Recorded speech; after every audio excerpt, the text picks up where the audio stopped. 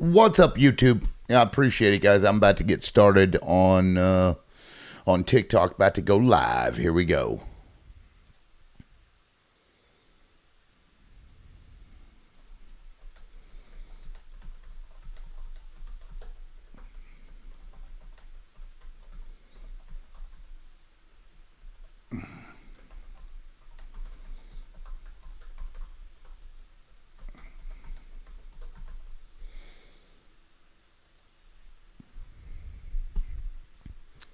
What is up, everybody? Welcome aboard. Hello. We are just getting started.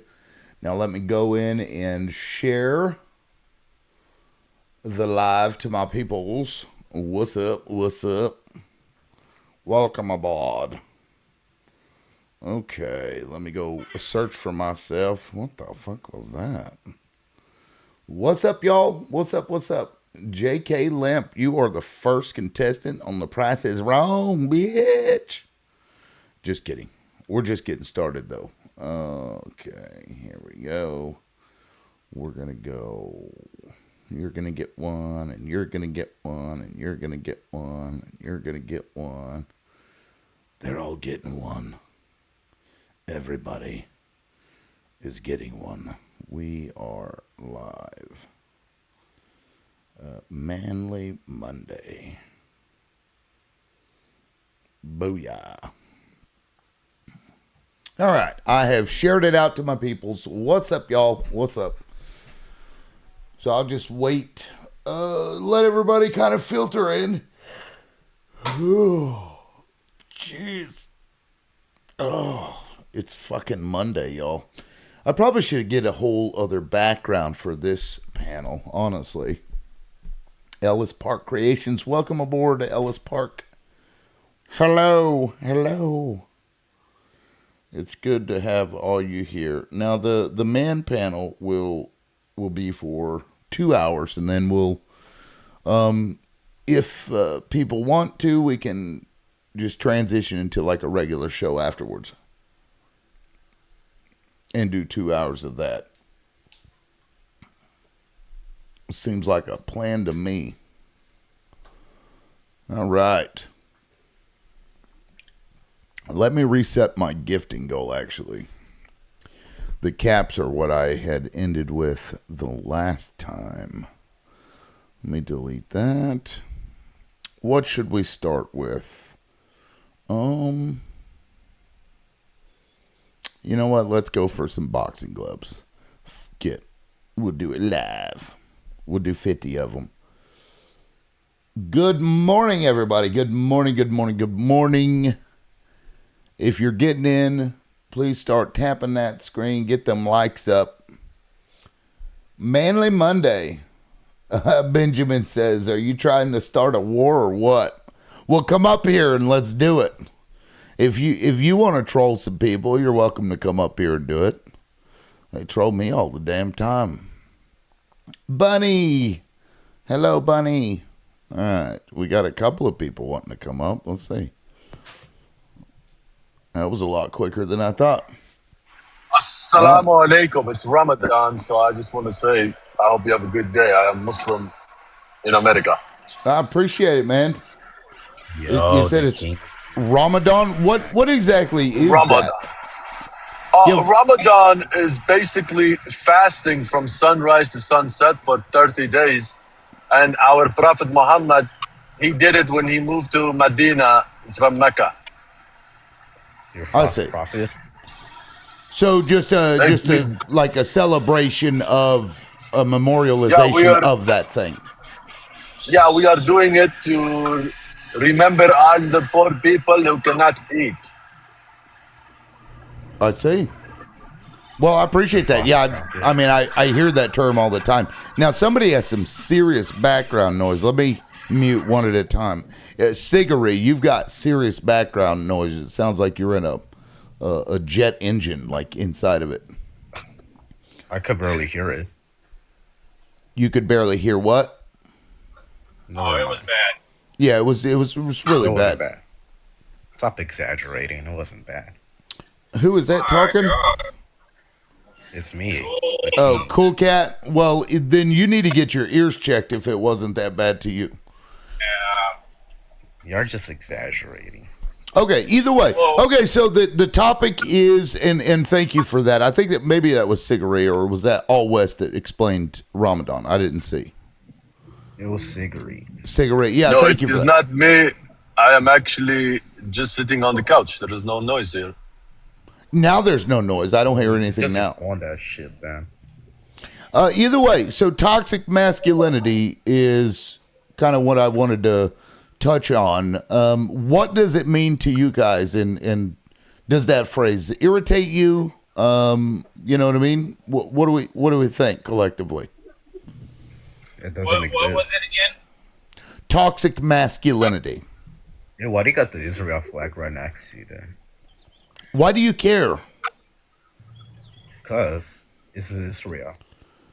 If like that Israel? bothers you, you can drop from the panel because we're not talking It's about not- Israel it's not right Israel. Why Hey, you so- hey, why you got so fool, aggressive it's not is the Israel, and question. you have your full now. right. Listen to to be this halfway. gaslighter. Why are you so aggressive? This dude has been, you He's know what? literally Here. on to I'm control just- you. I'm just gonna drop you, bro. You're up here on something else. I don't know who sent you, but either way, okay. Toxic masculinity. Let's get back to it. Hi guys, you from Syria? Need help? Yeah. Well, good luck to you, AG. We're not here for that right now. What is going on this morning? Yeah, I don't know. They're trying to derail everything. Again, Who toxic who was masculinity. he hollering was a Israel symbol? May I ask? I dropped him. Because he just kept being Well, disruptive. Yeah. No, the only reason I was asking is I've noticed twice now when you've had a guest and I come in, it's so I didn't know if they think that my Alabama symbol is Israel or what. Oh no. Oh, He's talking about right here. I My- see it. I see My it. My background. mistake. Yeah. It's on fire. Yeah. So So- moving on so from that, either way. masculine- Yeah, go ahead, Benjamin. Mainly yes. What do you mean by that exactly?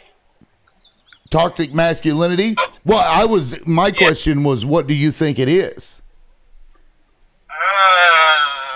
I think it is, in my instance, maybe why me and my wife are kind of at each other's throats right now for the last 2 weeks, literally sleeping in different bedrooms because, for instance, bills right now, we blew a lot of money. I'm talking about I don't even want to, it's not even cool to talk about like that. We blew a lot of money, so I thought, well, we got to get on track, and I want to save every loose dollar we have. I want everything wrote down. I want the budget. I want to discuss it daily until we get on top of it. She doesn't think we need to. She thinks that I won't own up to my part in the debt that we are in, which we're not in a ton of debt, but we're also living paycheck to paycheck when there's no need to be. So right now, the toxic masculinity could be the fact that I won't admit that I'm part of the problem, and we literally are butting heads over that. And I feel that I should be able to dictate the budget when it's not only my budget. She brings in money too. So I would say that's toxic masculinity right now that I'm dealing with. So what part of that do you believe is toxic? You know, toxically masculine, if you will. Is it the feeling that you have that you have a right to like dictate the budget? Do you think that's the part of it that you believe is toxically masculine? Yeah, I think that where we're butting heads is I want to take and I want to run the show because I feel like I'm up to the task. Where she, wants to say, well, it's not just your show. We've been married 20 years. Like, we can do this together, or we can just, keep doing what we're doing right now. And that's kind of so. Yesterday, we spent about 15 seconds, got into, sit down and talking about it, and that was it. I shut down and walked off, said, I'm going back to bed, and that was it. So. It's me not wanting to budge out of that position.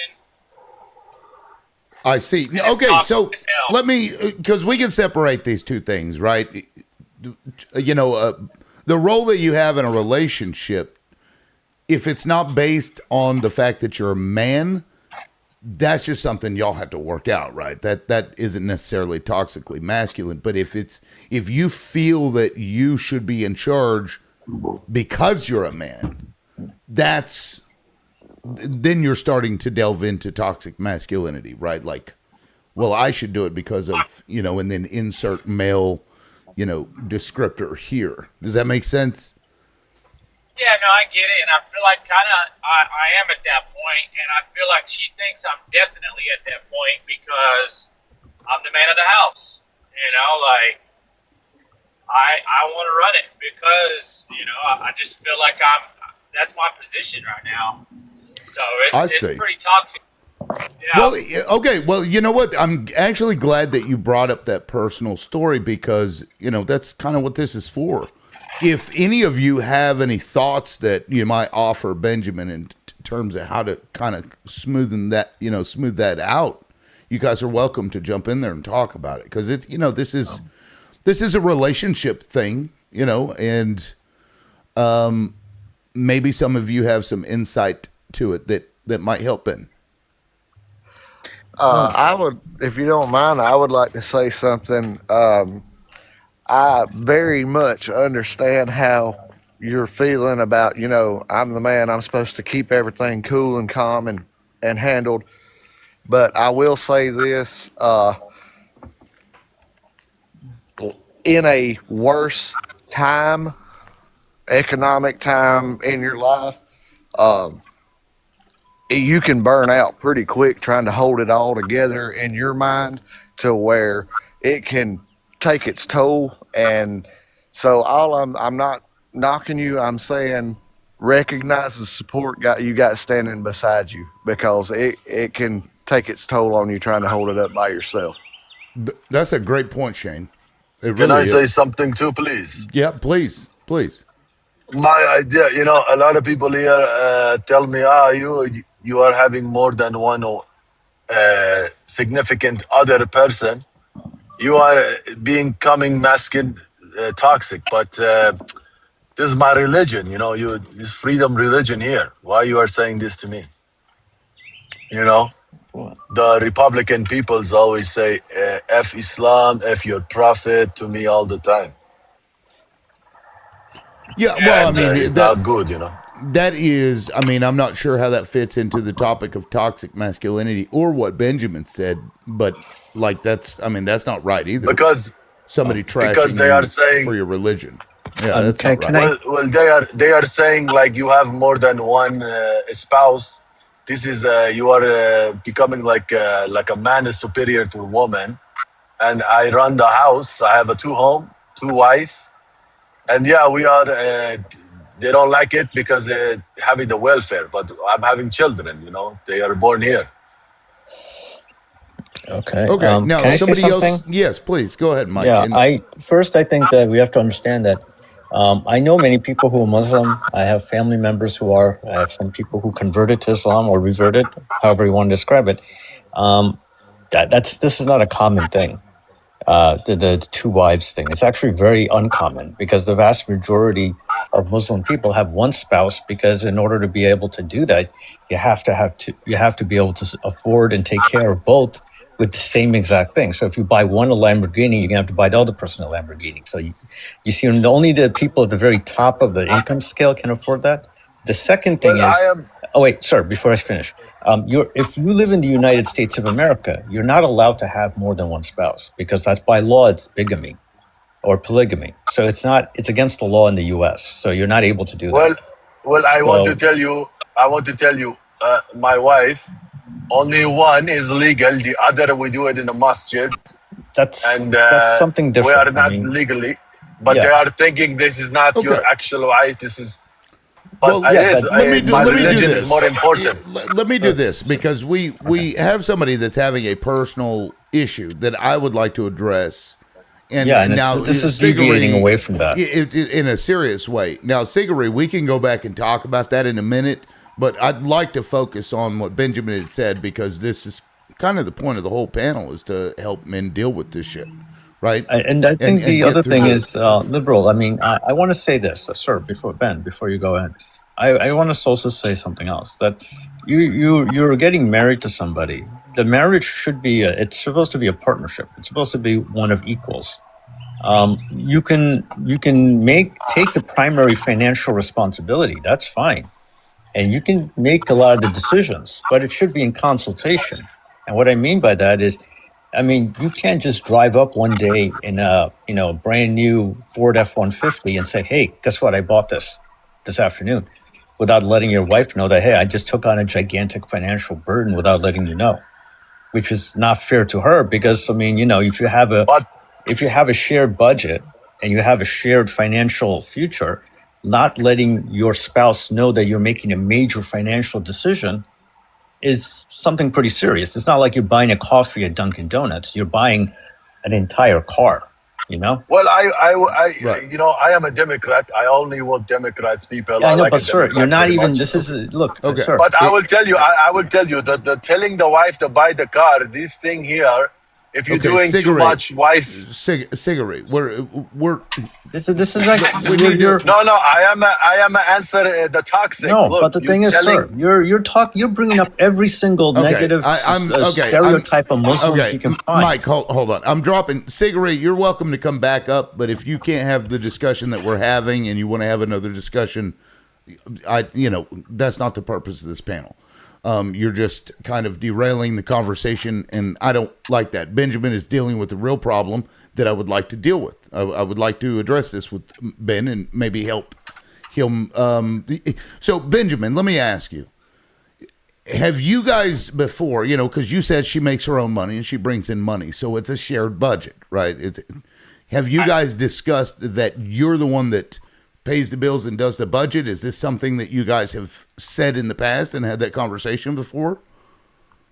Well, so always she took care of the budget and kept us above water throughout our marriage. But here recently, like after we blew all that money, something inside of me is like, okay, I'm 43, she's 41. Like neither of us are good at budgeting. Our credit's crap because of that. I've got to figure out. We make decent money. I'm ready to get like where we're, doing the whole budget. Like I'm ready to tell her to give her car back, and she can have my truck, and I'll drive the piece of shit car out in the driveway. Like I'm ready to get down to the nitty gritty, and she's fine with that, but she wants to do it together, and I'm like, well, we've tried it together, and we're not seeing eye to eye on it. Like I'm ready to just eat rice and beans, and she just thinks that it's me just trying to, like she doesn't have a purpose in this marriage because, if I do everything, what's her purpose in it, Can I say something about that? Sure. I went through a lot of financial struggle in my life, and at one point, my wife and we almost literally separated, where I was living in a shared apartment with like 4 other people. She was back home with my in-laws, back home at her father's place. We were literally living apart for 8 months. The whole goal was because of the fact that we were trying to save as much money as we could. I had no rent in that place. She had no rental expenses, no bills, nothing. It was the most brutal 8 months we experienced because of the fact that we were trying to save as much money as we can. The idea that you're making a decision where you're going to go into that kind of a situation, you're going to be eating rice and beans. That's like being in a prison. That's the first thing. The second thing is, if she's going to make that kind of a sacrifice, you're going to have to really, it's not an easy thing to make, a sacrifice like that. You're basically cutting back on all of whatever makes it worth living. It's easy to say, yeah, I'm just going to eat rice and beans for the next 20 years. It's not reasonable. Nobody wants to go for that. You can either do one of two things. You cut your expenses down on things you don't need. You cut down on your lifestyle dramatically, or 2, you basically have to make more money. You're going to have to go out there and make more money and keep your standard of living where it is. So if you have to get a second job or a third job, that's what you're going to have to do. I got a second job. My wife got a second job. So we both are working two jobs a week so that we can continue to live where we're living. And we have not increased our expenses. We've stopped going on vacations for 3 years. Okay, well, I mean, Makes sense. having financial advice is one thing, but this, I think I was more concerned with the conversation that they're having or not having, because earlier you had said something about she feels like you're like, I guess, buying stuff that she isn't, and she's getting the short end of the stick. You said something along those lines. Is that? I'll tell you this much. So I recently lost a lot of weight. I'm doing this whole thing just like a midlife crisis thing. She's she doesn't know what to think. She doesn't know if there's another woman involved, which I would never cheat on my wife. I love her to death. Like, there's nothing that would I can't even look at another girl. Like, in my eyes, there's nobody as pretty as my wife. So it's not that. She's lost a lot of weight due to stress, I think. I mean, I looked at her the other day, and she's skin and bones. Like, it's really, it's in a situation where money has become, like, something I'm really into because I think it's helping us, but it may be a little too much where it's actually hurting us because maybe rice and beans isn't the answer. If I can do it, maybe it's selfish of me to think that both of us can do it, I mean, Right. So she hasn't gotten on board with that technically. This, scrimp down to nothing. Not all. I mean, she knows that we need to do something different, but she doesn't realize how much I've been studying finances, and I want to take lead in this, but I don't know that she's used to me in that position to where, I don't know what it is exactly, but it's rough, dude. Like, it's by far the furthest we've ever. I mean, she literally sleeps in my daughter's room, and we don't, like, when she comes home, That sucks, I man. basically pass her in the hallway to go to.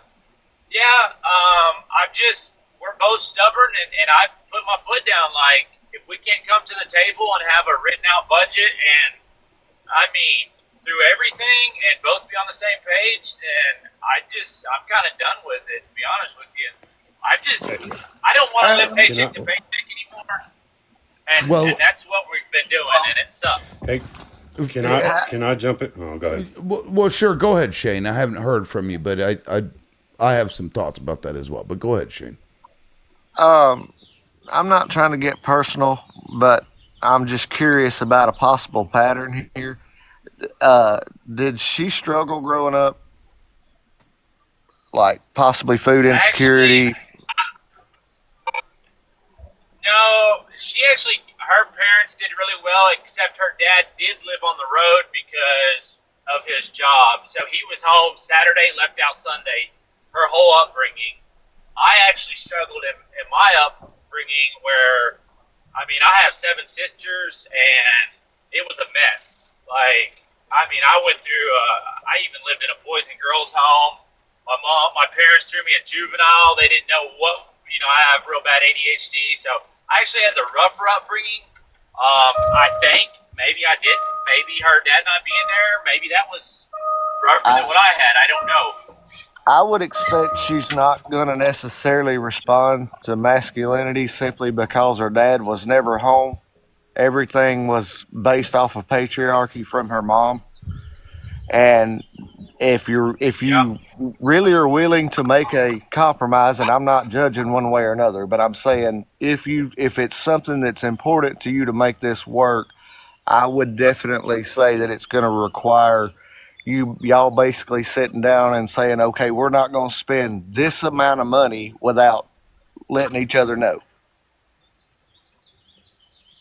Yeah, it's because I think to you, from what you've said, that she's more important than the rest of it. Would you say that's right, Ben?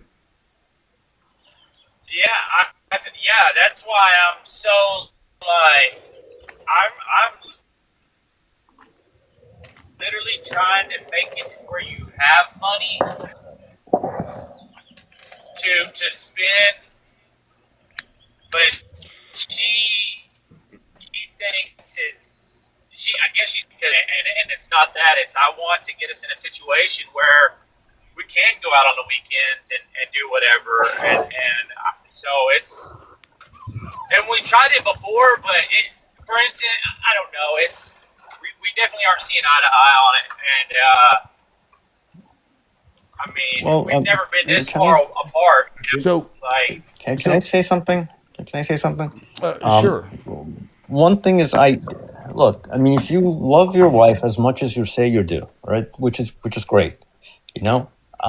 And I don't have any reason to disbelieve you on that. I mean, you're gonna have to have some kind of a compromise. Maybe she doesn't want to make those sacrifices because I mean, who wants to live like that? Who wants to live? I mean, it's like you're living in a prison, right? I mean, you're basically eating the same stuff every single day. There's no variety. There's no life. What's the point of going to work 60, 70 hours a week? You come home, you eat stale bread and water, and then you basically have no life outside. You got rid of everything. You're basically living in a prison cell. You just don't have a prison guard because you're basically imprisoning yourself at that point because you are your own prison guard. And the second thing is that I mean you have to look at your budget yourself, right? How much are you spending? Okay, and then start to look at, okay, let me see where I can do the cuts where it doesn't affect my wife and kids. Maybe they can keep doing what they're doing. If I'm driving, as I said, if you're driving a very expensive car, maybe you may need to downgrade your vehicle. You may need to downgrade parts of your life so that they can continue to live as they're living, and that way you're going to still be able to get to the same result, without it completely damaging your relationship. Those are some strong points. And I mean, it's like, as I said, let me no one wants to offer, live in a prison cell. Nobody wants to live because like that. Yeah. because I think the issue, I think the issue is like that you two are having is less about finances and more about how she feels with her place. I've been with the same woman 27 years, so I've worked through stuff like this. If she's feeling like you're putting your foot down, which is what you said, she's not going to respond well, and most people wouldn't. Even if she had said that to you, it's like, no, we're doing this, and that's how it's going to be. You wouldn't respond well either. And so I haven't heard try to much. look at it from her perspective as far as that goes. And what I would suggest, and I don't know what your budget looks like, I don't know how much you have to cut, but what I would suggest is that you have your budget prior to this, right? And the things that you had spent. And then you on your own, independent from her, don't ask her to sacrifice anything at this moment. Cut all of that stuff out. And then maybe take that money that you saved and put it to the side, and then have a conversation with her, including her, and be like, look, I was able to do this with this amount of money, right? With these things that I cut out and am sacrificing, and I'd really like to do XYZ. Is there any way that I can get you to maybe cut some of these things out? Would that be okay? Have that conversation, because she's an equal partner in the finances, right? Instead of, we're going to do this because I've made that decision. Because that's not going Does to she come work? across to her well. She does, according to Benjamin. She brings in I some missed money. the conversation. Why are you in such financial trouble? You both have jobs. Are you in debt, or what's going on? Well, that's irrelevant right now. Hey, Liv, if I could. well, Oh, Yeah. Well, Benjamin, Well, I mean, where's the money going to- is the question. to what I said, I mean, and then I'd like to They, hear they from both Hooligan. admitted. so I did jump in a little late myself on finding some of the base of Benjamin's, his story. But you kind of touched on it a second ago, man. If this is Benjamin, if this is your wife, bro, like these aren't the kind of problems you want with her, right? You can't walk by her like she's a stranger in the hallway, bud. Like that's so hard on you guys' hearts in your relationship, right? If y'all are most important, everything else needs to kind of go to the side and figure out, like, try to work on what y'all are. Money, dude, everybody knows it's important, but tomorrow's not promised. You saving up and all this other stuff for all these big goals, it's great. But you got to keep in the back of your mind, dude, that accidents happen every day, that shit happens, bro. And one of you may not be here tomorrow. So eating rice and beans, I understand 100%, dude. I understand trying to cut back and tighten the belt and you know that line of thinking. But when it comes at the cost of your comfort at home, like your love, your significant other, I don't know.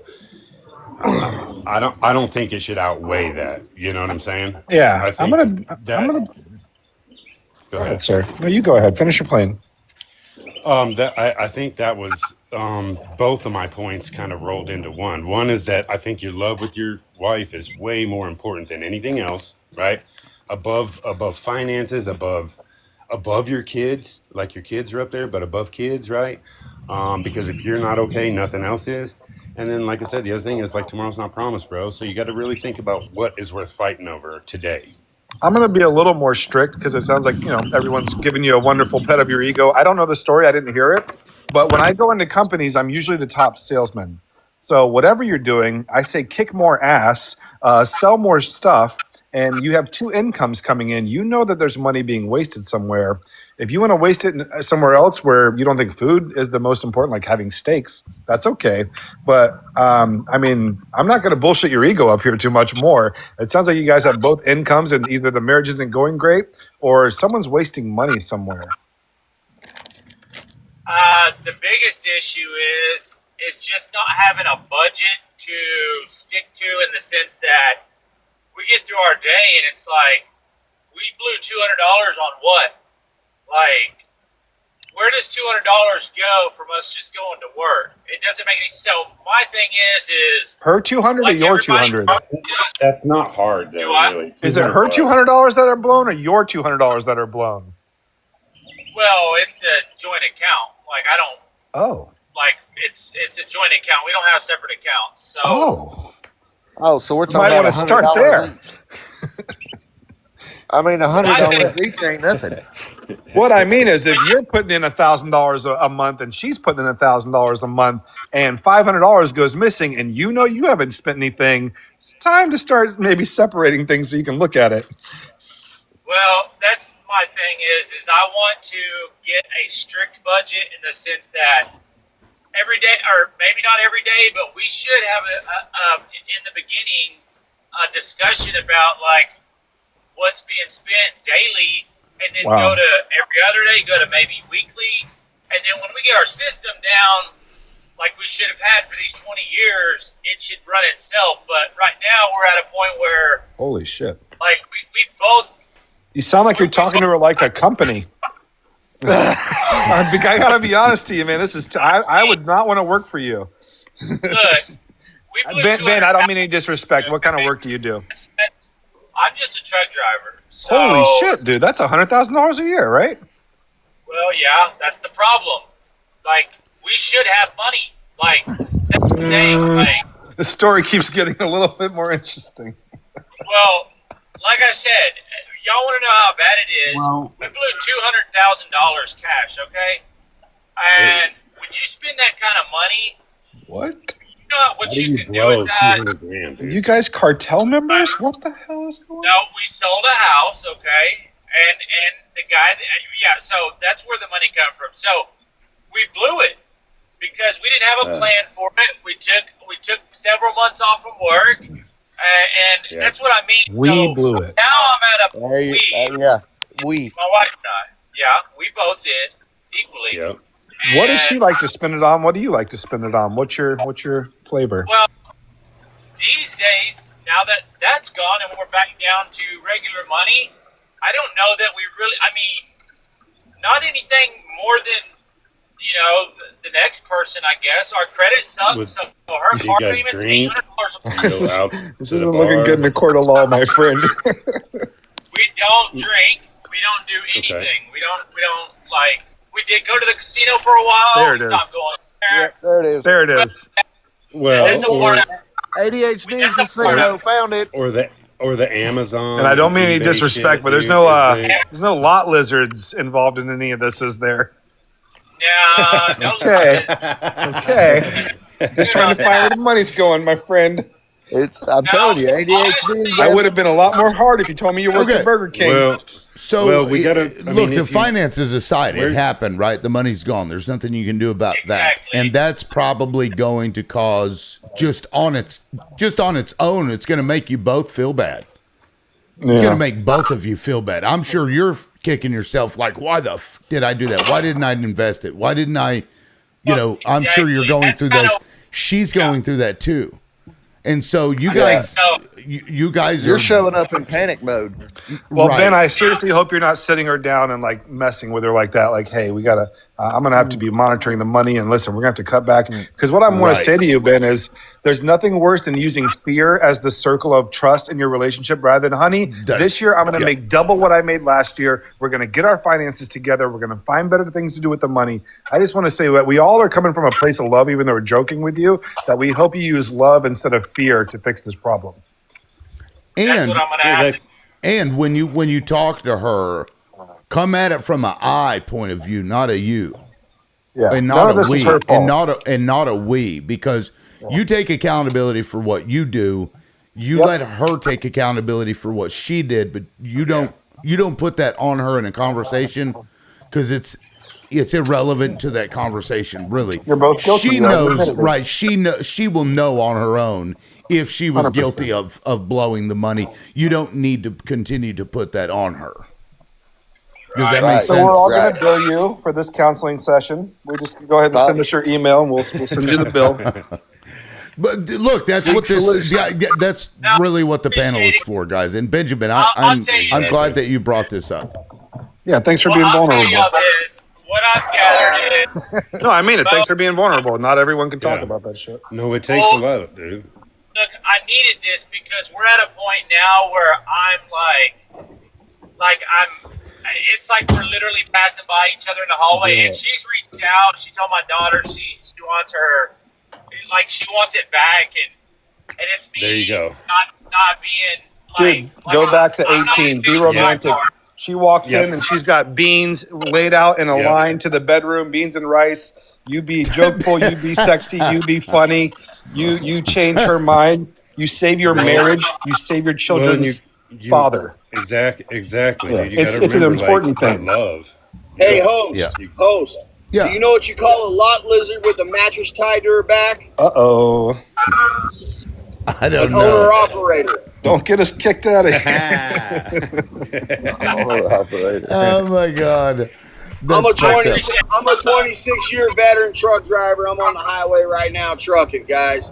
Let me tell You're you allowed to something. say you. it, man. The wages have been the same since the 80s. Wow. That's awesome. Okay?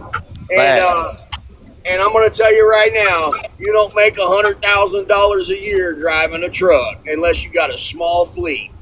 Yeah. I mean, I do. I don't work for myself. I work for a company, and I was really blessed to Well, get you must be getting 1099. You must be working. You can haul 1099. sand. Sand makes a lot of money. Yeah, no, they're local and regional drivers that make decent money. Yeah. Best. I will say I kind of feel like I hit the lottery because I will say that there is shit money in trucking, but this particular company, there's 5 of us that's been doing this contract for 14 years. Are you guys And- doing oversized? Are you doing oversized? No, I just haul wasted fuel, and I get off by 1:30, 2 o'clock in the afternoon, work Monday through Friday. Get out of town. I'm in profit sharing. They match our 401k to 6%. Like I'm telling Jesus. you, I found one of the last good companies. Good job. I believe. Yeah. Well, you better, Yeah. Wow. let me tell you something. You Diamond better in the stick- rough. You better stick with it and Yeah. stay with it, brother. You better stay I with it. thought you were away from your wife for 6 months or something on the road too. I was thinking that. I was like, okay, that makes sense. Another No, reason. I've really been blessed here, and I do appreciate the ones that are over the road because Wow. that I don't know if many people can understand what that takes to be out. I also don't think that you need to do that to make a career in trucking because I'm making more than most guys do over the road, and I'm home every day by 1 o'clock, 1:30, 2 o'clock. You know, Yeah. it's crazy. Yeah, so me look here. thinking about a career I got a change. dedicated run. I got a dedicated run right now. I run about an 8-hour loop a day, and I'm making about 65,000 a year, and I'm home every day. So I drove over the road for years. So I'm like, Yeah. I'm getting old. I'm getting older now. I'm like, fuck that. I'm not going to be out there no 14, 20 days a month. I'm gonna run a little dedicated run, and I'm happier than I could ever be. It's not how much money you make; it's what you do with your money. Yeah. Yeah. Yeah. And I've always wanted to be a So truck that's driver, man. That's cool. well, and well, that's that kind of touched on what I was getting ready to say. Brought up a good point, dude. Like if you've got a good base, right? You got a good job, you got a 401k, all the stuff. Like that's a good start, bro. It's not like you have to worry about a low paying or any job at all, right? At least you have a good job, right? So that's a good start, bro. And then go and I like Taco, like Liv said, man, like you need to bring back the love between you and Mama, dude. You need Yep. to get that back right, bro. Because when you get that back right, dude, and you and Mama are on the same page, dude, it's the You world. won't care if you make It's 50 grand a year. Yep. no, dude, and it's y'all against the world, man, and you'll Yep. be able to take it on, dude. You'll be able to yeah. take it on, bro. Yeah, Yeah. I I hear you. agree with Shannon that. been looking sexy the last couple of days. I'm like, damn. Yep. I You mean, get, Well, I'm for maybe you real. need I to don't want and to like Yeah, I don't ever double want to hear maybe iron you you need to beating bring your wife on home. $100,000 Yeah, a year. maybe you need to bring Hey, home you some gotta. flowers, Hey, man. listen. If you're driving truck, you got to make a decision if you're going to do this career, right? You're either going to be married to your wife or you're going to be married to the truck. So you got to find some kind of middle ground. in my case, I actually, because I drove a truck over the road for almost a decade, and she Crazy. would go out with me. I That's stopped awesome. Yeah. when we had children, and Oh Yeah. yeah, for sure. it just sucked being gone that much. But no, Benjamin, like it's finances suck, but that relationship, there's no price that you can put on it. It's invaluable, right? right. I mean, You she's really been got with to me through thick and thin, so exactly. I'm just gonna have to kind of maybe look at it a different way and come at it the proper way. Because right now I am kind of coming at her as the boss, and if she's put up with me for 20 years, I guess I could work with her a little bit on this to make it work for both of us. 100%, Absolutely. dude. Yep. Yep. Lots of I Hey, I just want to statements. say you guys have a blessed morning, man. You guys take it easy. Yeah, thanks a All lot, right, thanks, Bass. brother. Yeah, be safe there. Thanks for being up here, man. Roger, Roger. Appreciate it. Hey, Benjamin, it's just like coming on this panel. It's just like talking about this stuff, dude. Like it takes some balls, bro, to put the balls away.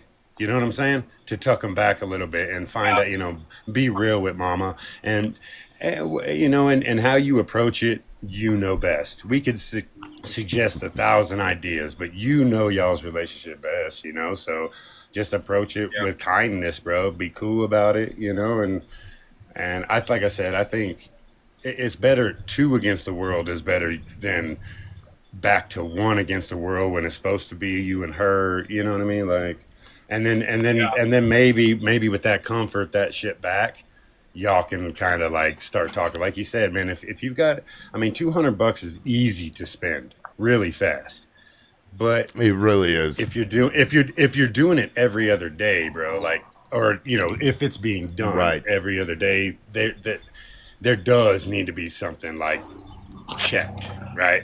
I mean, on a real note, like I said, whether some people, my old lady has a problem with Amazon, bro. I swear to God, like, or like, there's always packages, and I'm like, okay, like, all right, I just don't question it. Hey, dude, you do you. You know what I'm saying? But like, some people, but she doesn't go out. She doesn't go to the bars. She doesn't spend money elsewhere. Like, so like Right. everybody's gonna have their little thing and whatever, right? But if you're happy, bro, then at least you're happy in the home, dog. If you're struggling, at least you're struggling with your loved one that you're good with, and you're not struggling inside with her too, right? Yeah, and it's definitely an odd conversation because, like, especially if you've been paying the bills and stuff, just not necessarily I'm the only one making money paying the bills, but you're actually physically going and paying the bills, and you start seeing this stuff. It is hard to say to your significant other, hey, like I'm seeing this stuff, and there are ways to approach it, and it sounds like you maybe came at it with frustration from the whole situation. I'll and be honest, it really didn't come across well. Yeah, I'm putting all the blame on her. Yeah, I'm basically, I see what's going on. I see a way to fix it. I still feel like we have plenty of time to get everything in order. And so I put all the blame on her, and I need to reel that back in. And if I come at her the right way, she's down for whatever, but I guess it would be kind of hard if I'm saying, look at what the fuck you did to us. Like, you put us underground. Like, so it's trying to fix it with fear, and that's not going to work. Like, more sugar, right. What is it, more bees with honey? More humility. Have to do, and that means more humility and accountability, Benjamin, because what I would do is the things I know that I spent money on, I would be like, look, I'm really feeling shitty here because I bought this and this and this, and now I'm looking that we had $200,000 and we have nothing now, and I'm really struggling with it. And that will spark a conversation. That's how I would do it personally. Yeah, I agree. And we just blew it. Right. Well, see, there you go, right there. But you added we. You said we. You said we. That right? You just said we. That's right. Yes, sir.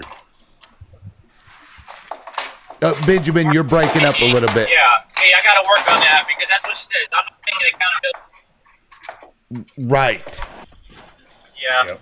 And because seriously, because everybody will get defensive. I don't know who's making a sandwich there. Alexander. Okay, let me see. I got Alexander. Because like anybody that comes at you and says, hey, you spent da-da-da-da-da. And the moment that person knows that you also did something or spent money, they're going to get irritated by that conversation.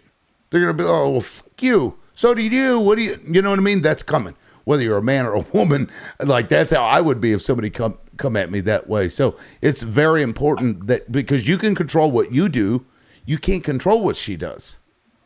Right? And it's just a matter of communicating in the proper way, which is, I fucked up and this is my part, and it makes me feel really bad, and maybe that's coming across to you wrong, and I'm sorry. That's how I would approach that. If you want to bring that back.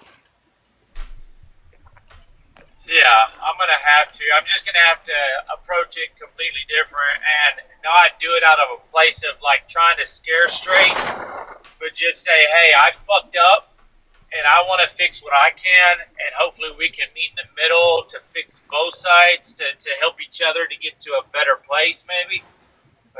Yep. Now if you want, Benjamin, I can bring in a woman to get her thoughts on that conversation. We might be able to get some perspective from a female side that might be able to help you if you want. Now, normally I don't bring women up on the man's panel, but like I feel like it's appropriate here because I'd like to make sure that you're good. That's fine. Yeah. If there is a woman that would like to come up and offer her thoughts on maybe how Benjamin can fix that situation, you're welcome to come up and I'll bring you in. So far, there's nobody in the request box, but that could be good because we have a certain way of thinking, right? And out of all of us in the room, in the panel, whatever, like we all have a different way of thinking, right? So I think I feel like I know. Well, look, Benjamin, go ahead. You got two women. Get ready. No, just kidding. Uh-oh. Lonnie B, what you got for me? Come on with it. And remember, y'all, we're trying to help Benjamin. I've been listening. No. Go ahead, Lonnie. Don't crush anybody, Lonnie. Listen, I got a big heart. Y'all don't know how big it truly is, No, While Benjamin like can frustrate me sometimes. I mean, it's no different than my everyday life. So But no, this is out of love, Benjamin. Benjamin, I think that Lib said something very great. Like, sit down and let your wife know that because this money is gone, that you feel away, right? Be honest, open up, And one thing y'all don't like to do is cry, right? And you know your wife, right? Some women aren't receptive to that. Some women are receptive to that. Let your wife know, like if tears come out, you shouldn't be scared to cry in front of your very own wife. And let her know how you feel about the finances in true honesty. And you can't come off as if you got to make the change. She's got to be the one to make the change without leading by example, right? Because a true leader leads by example, right? Number two, right? Your manhood does not have to be tied to your monetary gain, right? So you are in essence a man. How much you make a year does not sway whether or not you are a man, right? Does it help contribute and take care of your family? Yes. Should you be taking care of your family? Absolutely, right? But if this is the struggle and this is the argument and you two are opposite of each other right now and you are at an impasse, you know what I mean? Like the one thing that a leader must do is a leader must humble themselves, right? Lead by example, right? Take the knee, right? Just bow out, right? And just say, I'm done fighting with you because I miss you, X, Y, Z, A, B, C, and add elemental P in there too, right? And do the little small things that you probably did before that you just stopped doing, not intentionally, but because life. And the small things that brought y'all together is probably missing, and she probably feels like there might be someone else. Someone else does have your attention. Maybe not romantically, but your job, the finances, the bank account, that all has your attention right now, right? So go back to the little small things. If flowers was a thing, or if love notes was a thing, or whatever it was. I don't know your marriage, right? But I need you to take a moment, sit down, and rethink about the things that she enjoy, what made her face light up when you did them for her, right? And start doing that. But the key thing here is you're going to have to fall on your own sword for this, right? And if you're still not getting anywhere, then talks of legally separating comes in. But if you don't lead by example, because she's wanting you to lead, right? But yes, your emotions are taking over and they are going to, right? But you have to be vulnerable. And leading doesn't always mean aggressively, right? Leading can mean I'm going to sit here on the bed and I'm going to cry to you and I'm going to tell you that I don't like the way our bank account looks. And I'm going to cry to you and I'm going to tell you that we need to come up with a compromise so that we can start building for our future, because everything that is in the world right now is on my shoulders right now. And I need you as my partner to help me. And I need you to let her help you. And that's what my advice to you is. And that is out of pure love, Benjamin. No, I appreciate it. I mean, I definitely need to follow my own sword. And I almost cried at the computer. I was sitting down, because I told her, I said, okay, Sunday, let's try to figure this out. If we can come together and both work on this together, then, and like 15 minutes in, I was getting aggravated. I almost wanted to cry, and I just shut it down. I said, that's it. I'm just shutting down. I'm going back to bed. And she tried to pull, and so she's there ready, but I just got to humble tears myself. come out, Benjamin. That's your wife. That is your wife, right? You're not standing in front of me. That's your wife. Right. You promised through health, through wealth, through it all, good, bad, ugly. You promised that when you said I do. And she needs to know. She needs to see. And you wanting to be, I'm man and I don't cry, is not helping the situation, because she cries. Like she needs that, right? You need that release. It's okay for a man to cry. I respect any man that can cry. I don't need a man to be like, I'm bad, caveman, bang you in the head. I don't need that. Sometimes we need gentle. Sometimes we need you to cry. She needs to. I think really you could just boil this down to, she needs to feel what you're feeling by hearing you and feeling what you're feeling. You need to express that to her. She will understand. That's it. She'll As get long it. as she's Now, that and let type of, y'all as get long back as to it. Thank you, Lib. Thank you, Lonnie, Thank you, so much. Lonnie. I appreciate that. Now, we still got Miss Chaos up. May have a different approach. Miss Chaos, please. And Something thank that you. me and my husband have learned to work through. Hold on, let me open this Go-Gurt and I'll go back outside. Give me 2 seconds. Did she say Go-Gurt? I want some Go-Gurt. She did. I don't know why, but I want some Go-Gurt now. I don't even like Go-Gurt, but maybe I'm pregnant. You'd have to fight the 5-year-old on that I'm one. gonna dip my pickles into the Go-Gurt. Hey, I've done that pregnant. Let's not go there. Go ahead, Miss Chaos. Thank you. Something that me and my husband has learned to do because, he's always gone per his job. Lib knows his job. I ain't got to explain. Just know he's gone a lot of the times like you are. When you're sitting down and you get frustrated with something, just be like, I need a second. Okay, because he would get frustrated. I would get frustrated because I want things my way. He wants things his way, right? Because we have 2 different things. You want to, instead of just shutting everything down, getting frustrated, just be like, can we take a 5-minute breather? Let me go outside. Let me light one up, and then we'll get back to it. Because what you're going to end up creating is nobody's getting anything done because both tones are poopy. Yep. Because once you start, she's going to start. Especially since she's had this whole thing of where she controls everything because you're so busy. Hence why we had issues, because I was doing everything. I was doing the kids. I was doing the money and stuff like that. So whenever you break that wall down of nobody's in charge anymore, and then work together, start with the little things, streaming services, things you don't readily need. Like, I had to get my husband to cut off a lot of stuff. It was a whole mess.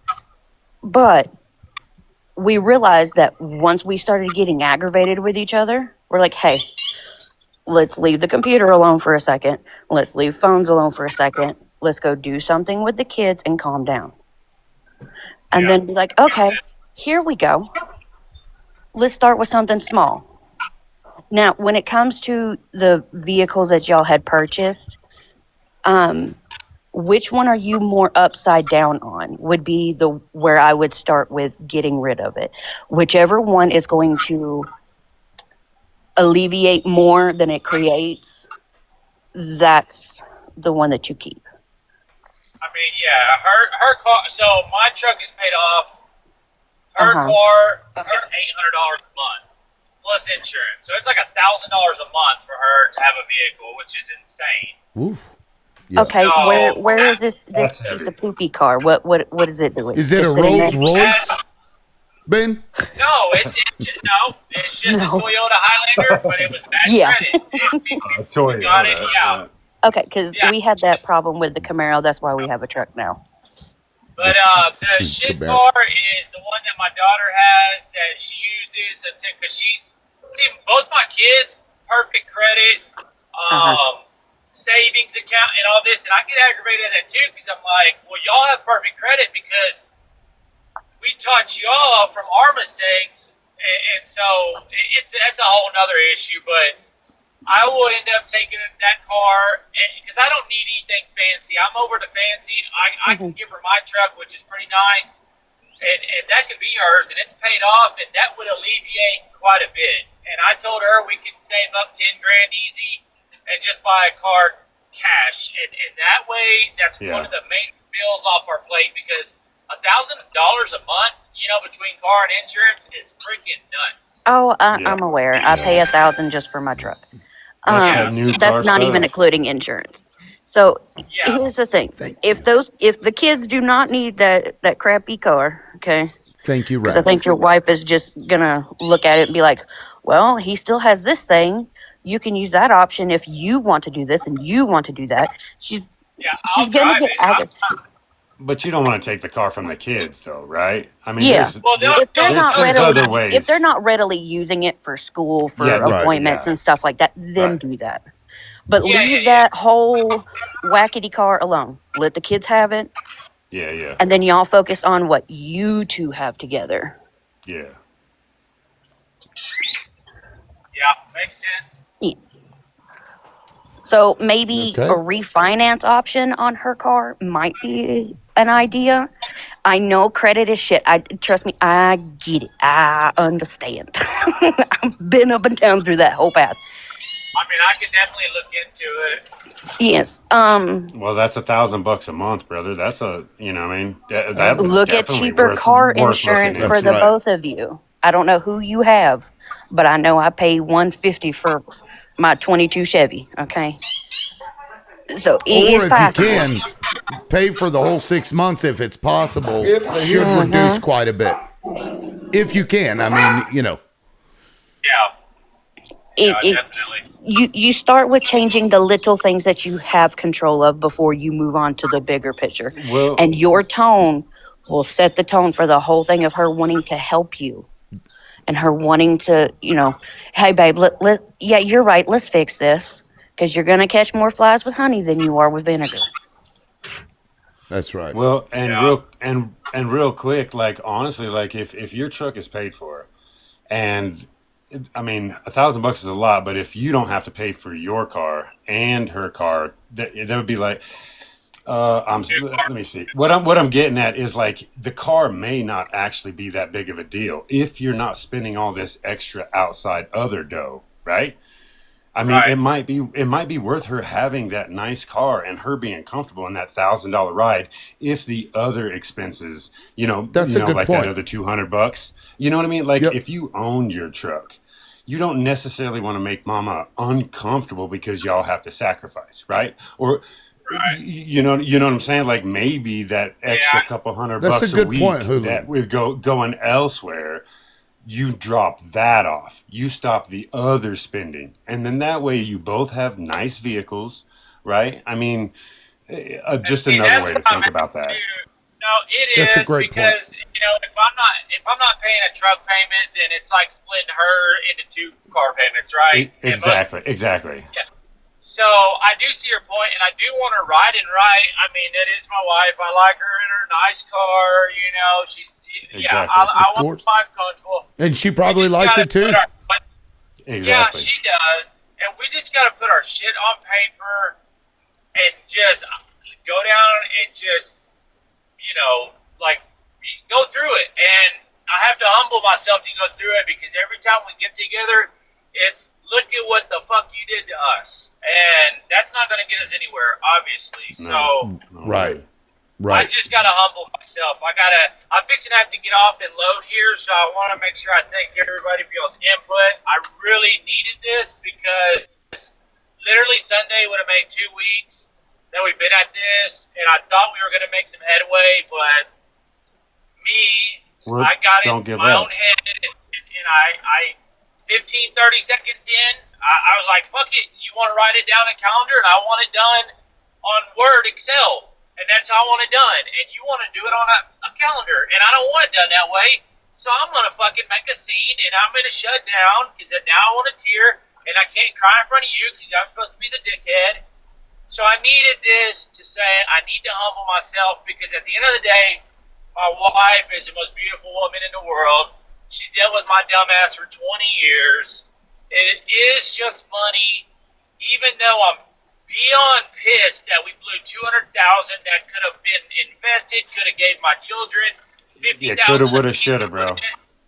Coulda, woulda, shoulda, and I'm gonna Right. have to look past that because easy come, easy goes. But at the end of the day, our marriage isn't guaranteed if something happens to one of us. And right now, if something happened to her, the way we're at, I wouldn't be able to live with myself, knowing that I didn't get to tell her I love her before something happened. So that's where I'm at. That's right. I appreciate everybody's input, and yeah, It's Yeah. a good start, brother. Good Yeah, luck, Ben. man. I will be back on Monday next week. So if you're willing to I'll update update us, you. I'd love to Yeah, hear Yep. about yeah. it. Yeah, I will. and Miss Chaos, thank you. I appreciate you being up here and Yeah, offering thanks. that. Yeah. And Yeah, Miss it's Bonnie, we're still.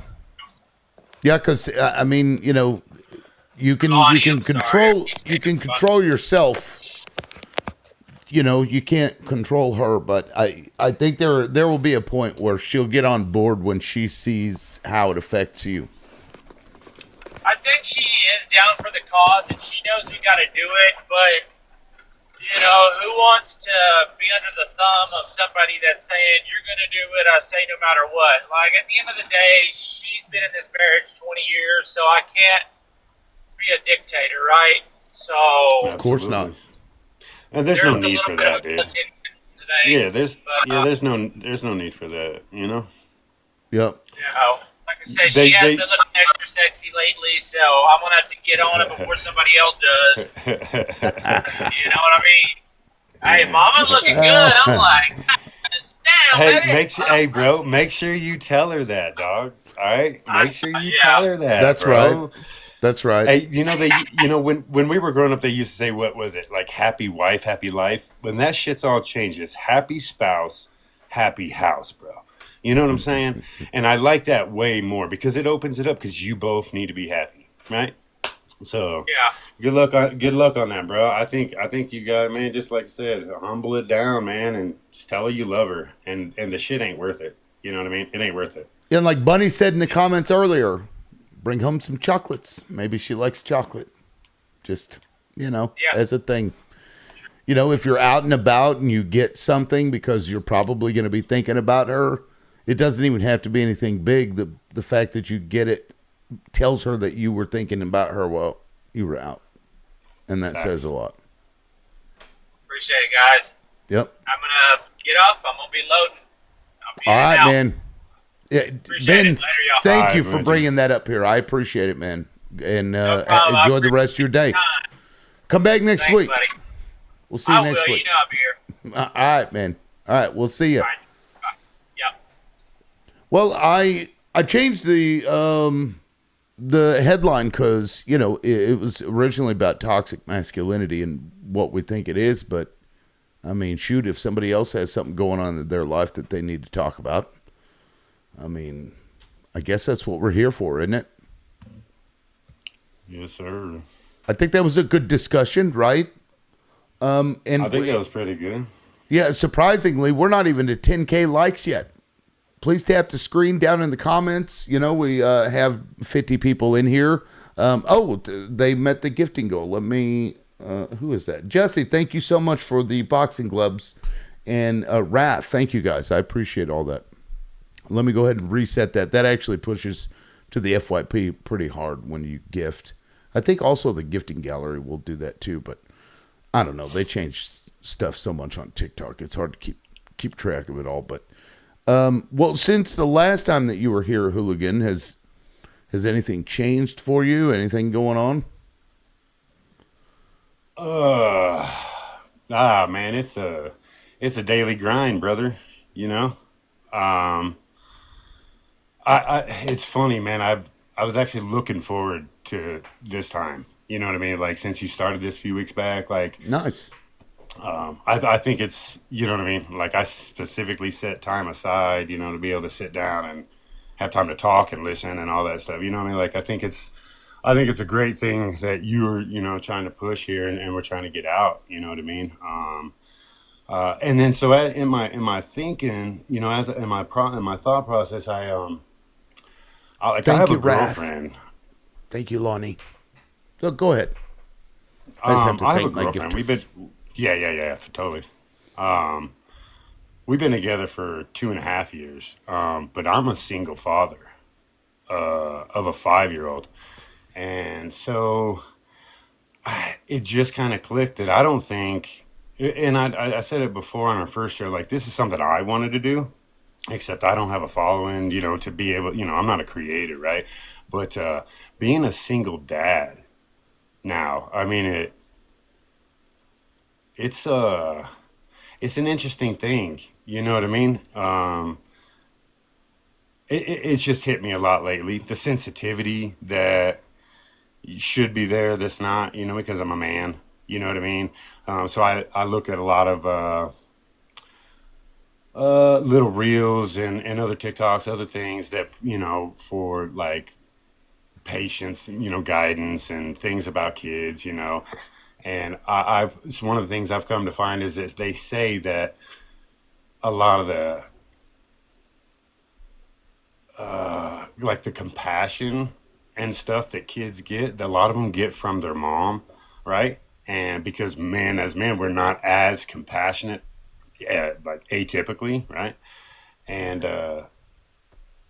so just personally, I mean, that's something I've been, going through, trying to find way to, because I think, growing up with tough love, we all were raised, different, like, but our parents or our people that were older, grandparents or aunties or whoever helped raise you, those are our like our role models for parenting, and so when we become parents, like, you don't know how to do it except for kind of how you were raised, and Right. so some of us weren't raised with, I mean, like, compassion might have been there, love was there, but it might have been a little more tough love, right? So now being this single father, I can see it. I step back and I'm like, man, so that's something uh, I personally am trying to work on. That compassion part, being more patient and compassionate. Um, Right. No, I get that. Like with my son, I don't know if this is normal or whatever, but every time I see him in the morning, give him a hug, tell him I love him.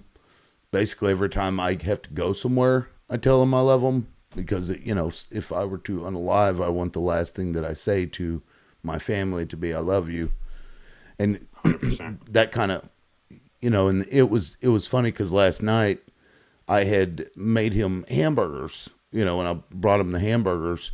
And then I was like, do you need anything else, like chips or whatever? And he's like, no, I'm good. And so I started to walk away and I didn't say I love you. He's like, love you. And I'm like, nice. Haha. See, So, that's awesome, brother. yeah, Eh, that's awesome. I do yeah, that with my little one. Like, we have this thing that I tell him. I say, hey, you know something? And he'd be like, what, Dad? I said, I love you. you know, and yeah, so I can throw it at him at random times in the day. I do the same thing, man, because I said it earlier. Tomorrow's not promised. that's We right. make a lot of plans. We make a lot of plans, and we Thank you, we Ray have all Day. these goals. Things we want to do, and things we're gonna do next summer, or things anything, bro. I mean, even next weekend, oh, we'll do it next weekend. I'll get on this next weekend, any project or anything on Right. and I think we, But it'll eat at you if you don't do it, won't it? Like if you keep putting a something hundred, off, yeah, that I shit try eats not at me. to.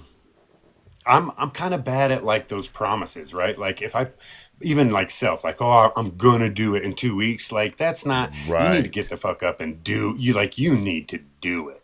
Because you put it off, and then something else is gonna come up, and something else is gonna come up, and so you got I to just wonder gotta if that's stay. common with men because my stepdad was like that. He would always tell us, "Oh, we're gonna go and do this thing, or we're gonna do this thing," and then it would never come.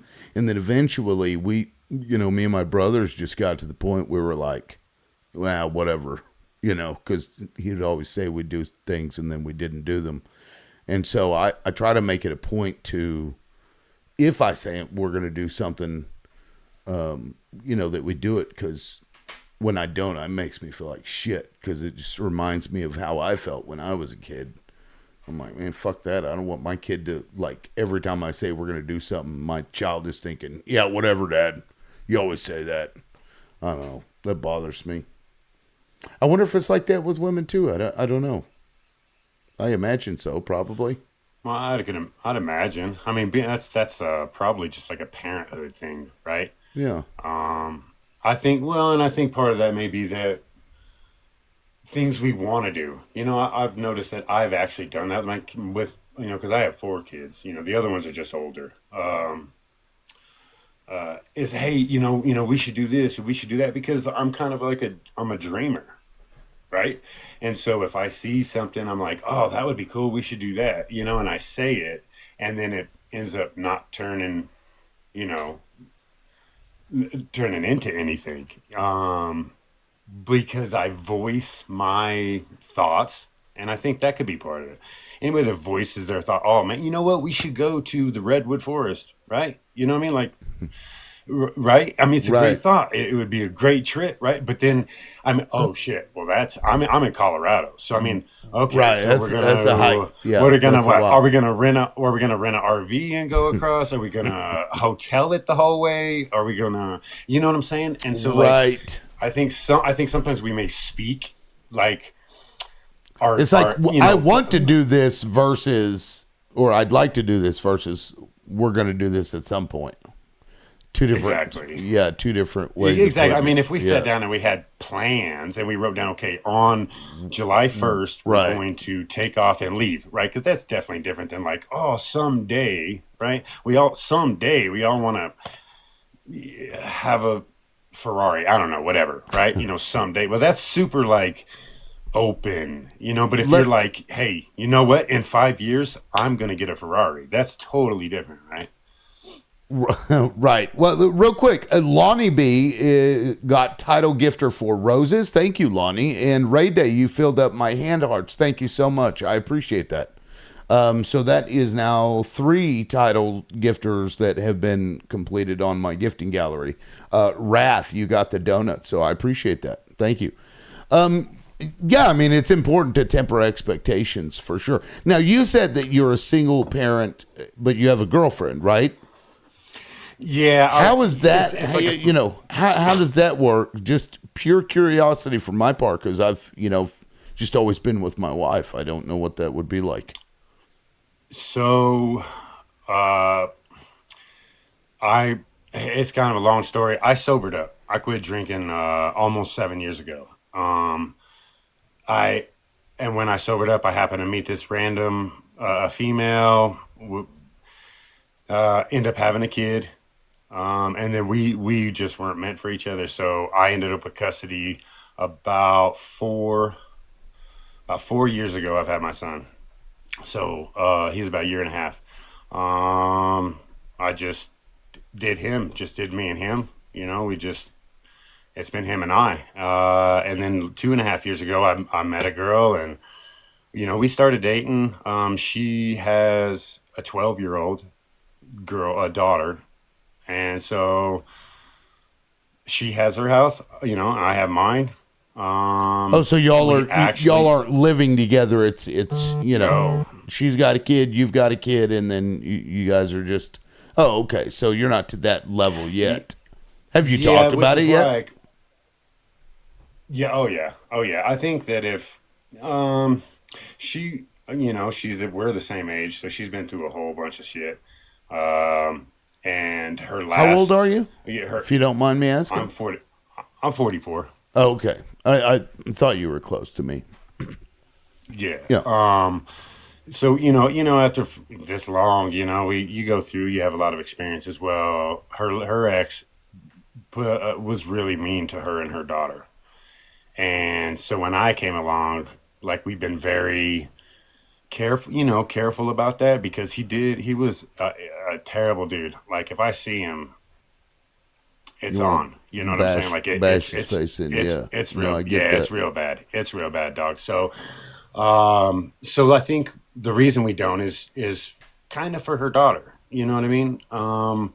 Yeah, because She that'll just add, moved a lot.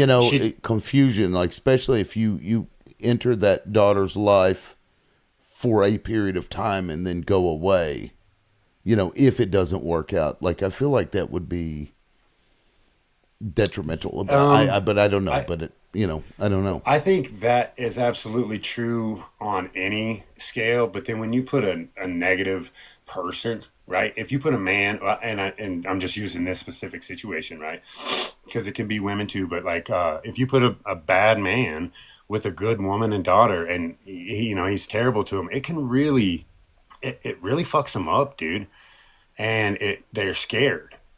When she met me, they were scared. They didn't, their last reference to a man, if you will, was a terrible one, and this, man, we talked about this. Those Tates of the world, brother, really fuck it up for Right. us. And so when we come through, Like, I'm a good man. I'm not perfect by any, like, at all. At all. You know what I'm saying? But, like, I do my best. And I try to focus on, every word that comes out. You know what I'm saying? Like, I don't have a problem not being nice. I'm a nice guy, right? So it's not hard for me to take care of her. And she loves the shit out of me. Her daughter loves me. We have a really good relationship. I like my space. She likes hers, and we don't The want to wonders push. We don't want to of push that situation. dating in in your 40s, I guess, where you've kind of gotten used to not having that other. I think that's probably an issue for a lot of people at our age, right? I mean, I don't know because I've always just been with my wife, but I can imagine that would be a weird thing. So I think when you think about it, brother, it'd be like any other experience, right? Like if you have a negative experience with anything in life, not even just relationship, right? Anytime you run across that situation again, you're going to be cautious, right? You're going to be on Yeah. the lookout. Unless you completely are, not paying attention. I don't want to say dumb, but unless you're like totally not paying attention, bro. Like, so I have had bad relationships in the past, through my own doing and through the other party's doing, right? And I think being able to see and acknowledge and have the experience and in the hindsight, right, from something like that versus like you being with the same woman for so long, like you guys have your problems, but you've always locked it down and it wasn't that bad enough. You didn't let it get bad enough, right? Well, not everybody can do that. You know what I mean? I'm definitely envious, but not everybody can do that. So through those experiences, you just learn kind of what to look out for, And so I met her, and she's a very safe woman. I keep I keep asking like, "Where's the crazy at? Right. Where's When's the it ball at?" gonna drop? Right, yes, sir. Like, right, Absolutely. I mean, right. like It's the 2.5 moment you years, move like in together, then you'll find out like in the middle of the night she'll wake up and write red rum on the mirror or something and lipstick. you know, you know, Real quick, somewhere, somewhere in between. Thank you so much. You lit up my gifting goal for the finger hearts. You got title gifter for finger hearts and roses. Thank you so much. I appreciate that. And then Granny and Bunny, thank you all so much for the finger hearts and roses. I appreciate that. But yeah, I mean, you never really know somebody until you start living together, right? I mean, would you say that's accurate? Because like, even if you two were together for 5 years, if you didn't actually live with her, you guys could like get under the same roof and she could be the weirdest, like, you know what I mean? Yeah. I mean, well, and I think part of it, I mean, like, I think financially, it like kind of all the way around, it'd be better if we were in one house. We do a lot of traveling. I think Lonnie, I just replied to her. She said, because my son goes and sees his mom every other weekend. So those weekends we spend together, and then we pretty much just talk or randomly see each other through the next week and a half or two. You know what I mean? So but when it comes to like living with her, you know what? She's kind of an atypical woman. Bathroom is makeup covered counters and kind of and I'm just like, is that hair in the atypical? drain. Because I could go to the bathroom right now lightly. and take a picture. Lightly. It's like no, because we have a his and her sink, and it's all like female products on my side and hers. But I'm okay with it. I just push it to the side. Don't. Yes, sir. Yes, sir. Look, there's things that you can make a big deal, and there's things that are 100% not a big deal, right? And and you have to be open with that. You know what I'm saying? If you don't mind or stuff like that, you have to be, dude. That's what I was telling Benjamin earlier, bro. Like, what's more important? What's the most important? And letting things go, is very important, and not being so stubborn with your. Like what you're wanting somebody to do, because you can't make anybody do anything. Yeah, facts. or at least you shouldn't try. And you have to be right, and you have to be so you have to be willing to concede, right? Everybody, both parties, right? Both sides have to concede on something. Maybe Matter of fact, like you I go ahead. have a story. This happened just yesterday. So I get a call, and I'm not in the area where she's at. I get a call. It's like truck wouldn't start. Had to get it jumped, and now like the dash isn't working. Like the screen in the middle of the dash, it's not working. It's got all these indicator lights, and she's like heading an hour to go get somebody even after jumping it. And I'm like, I wouldn't suggest doing that. Like, if something's going on with the truck, I don't want you to get stranded, an hour away. And so she ends up turning around, but I'm like, well, you should go to like the auto parts store and just before you turn off the truck, go in there and check and see if they have a battery, the same Absolutely. battery. Absolutely. Because to me, it sounded like a battery problem, And Yeah. she was like, they're not open. There's nothing open. And I'm like, well, I mean, you should probably go see, because if you do it now, then you're not going to have to worry about it tomorrow. She was trying to put it off until tomorrow. And I'm like, it's, in my view, isn't a good idea. And she was getting really, really frustrated about it. And so I'm like, I started to, I caught myself like pushing back on it. And I'm like, okay, well, that's what I would do. And I let it go. I'm like, I don't want to argue. It's not worth arguing. Just do what you're going to do. And then I get a call like an hour later, and she's like, yeah, so there was an auto parts store that was open here in this town. I went in there. They had the battery, and now the truck is fixed. And so even as, I pushed that aside, let it go. I wasn't going to argue about it, even though I knew this is probably what should happen. Sometimes you just have to do that. And, still made it through. Thank God the truck isn't fucked up, but, that would have been a whole set of other problems. But sometimes you just have to do that. I think that's a great example, brother. I mean, that's that yeah, that's that. Not even conceding. You're like, you know what? I gave you my opinion. Right. I told you what. You're calling me for a reason, right? She called you for a reason, Right. to ask your opinion. Exactly. And then if she does, and you might have felt the resistance or whatever you want to call it, right? But then hindsight, she was like, you know what? He's probably right. Look, there's a parts store, right? So, and it's not I was right, you were wrong. You know what I mean? But being able to concede, let her make her own decision, or let your partner make their own decision. I right? understood, because if I was in this situation, I'd be as pissed off as she was, because that's frustrating to deal with that. Because she had gotten like part of the way there, stopped to get something to drink, comes out, truck doesn't start. Luckily, she knew somebody that was nearby, so they came and jumped her. So I understood why she was frustrated and pissed off to begin with, and that's one of the reasons I'm like, well, I'm just not going to push the issue. It's no, it'll either get fixed tonight or it'll get fixed tomorrow. But thankfully, it got dealt with. And those that aren't always mechanically inclined, right? I mean, you'd be freaking out if all of a sudden your car dash lights and all, your shit's acting up. Of course, I mean that's normal, right? So adding to that with just listen to me or whatever, that shit that ain't gonna fucking fly. And it never works. No. Yeah, it never works, because then you start arguing about something that you shouldn't be arguing about anyway. It's like there's nothing really to argue about, because it would it'd have been fixed either way. I'm going to bring my alt up real quick, because I'm going to step outside, but I still want to be able to talk. So I'll be right back. Well, go ahead. Go ahead, Hooligan. So I think I claimed the whole single father thing because we don't live together.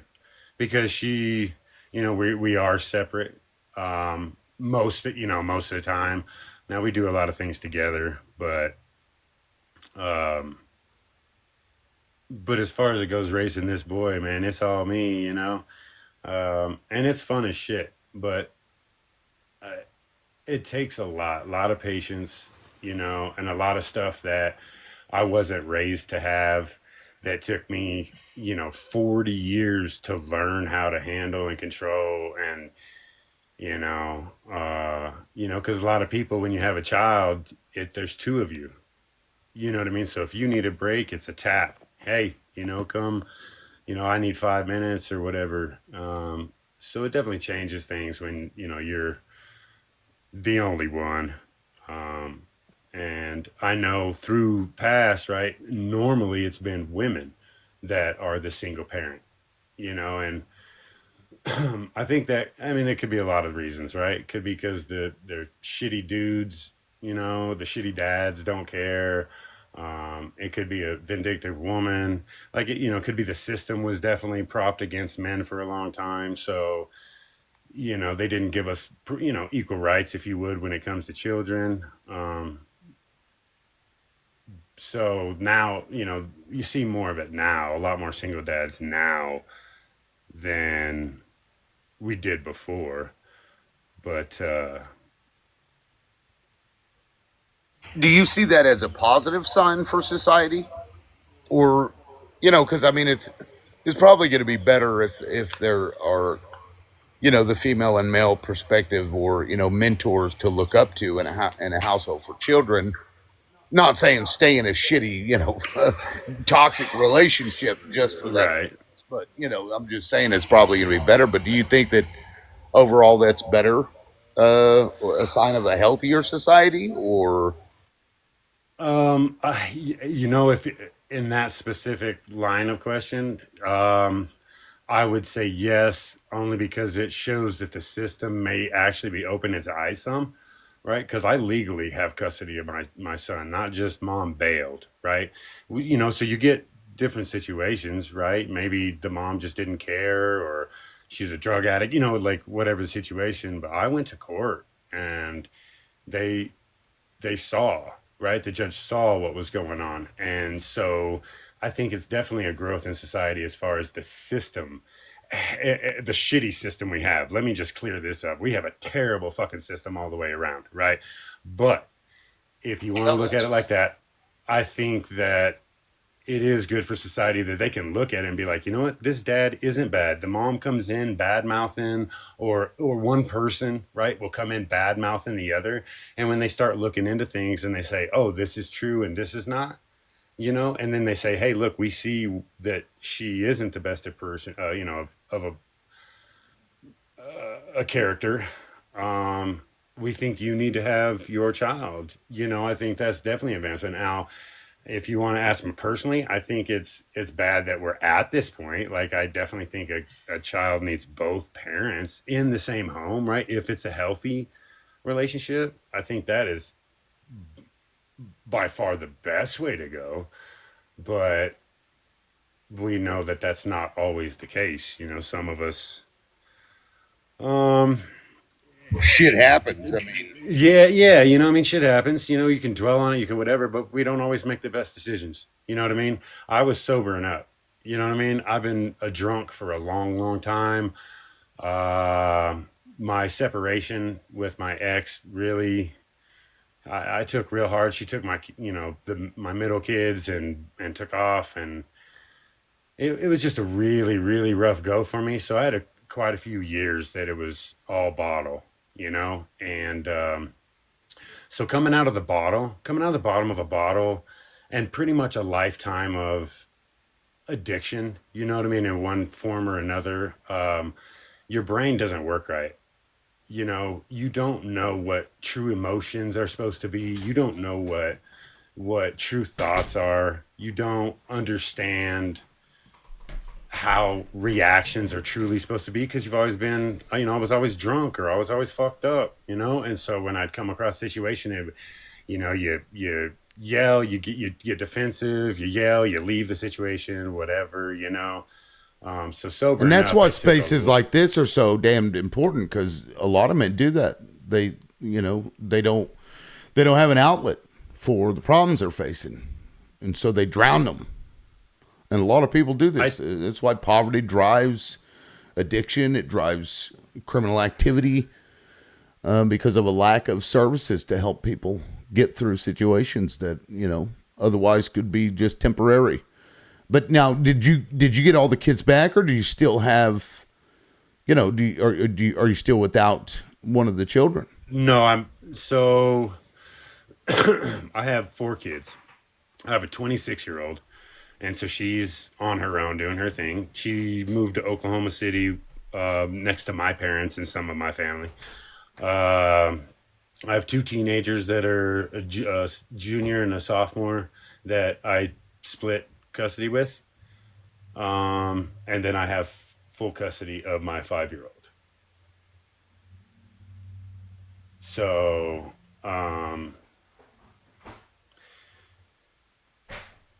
I still see the middles. That's what I call them. The middles. You know what I mean? The middles. Yeah, yeah, yeah. Well, before, bro, I got 2 boys and 2. I got 2 boys and 2 girls, and you know what I mean. It's girl, boy, and as you walk down in age, so the middles Well, just let me works ask real you, good. because somebody made a comment. Although I mean, I usually try to ignore the comments, but so he did get drunk, make bad decision, blaming wife. Please, Oh, were you drinking prior to the breakup, or was the breakup like the final straw? so to clarify, I definitely don't blame her for the breakup. It hurt the way she left. I was out of town working. I came home and everything was gone. And the kids, I mean, it was Did just you kind even of get a Dear John letter? no, no, oh no, oh no. And it was a mutual, like, not a mutual, but like we were both not right in the relationship. I drinking during the relationship, yes, but it wasn't. It really kicked off towards the end. There was some infidelity questions.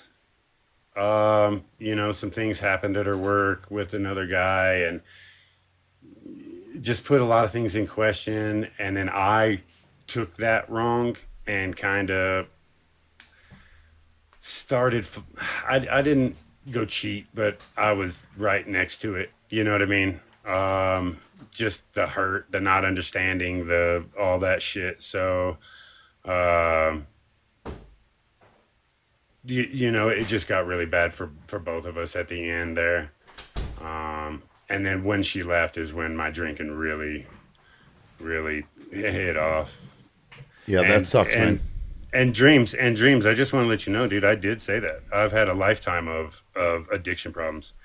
You know what I mean? I openly admit that. Yep.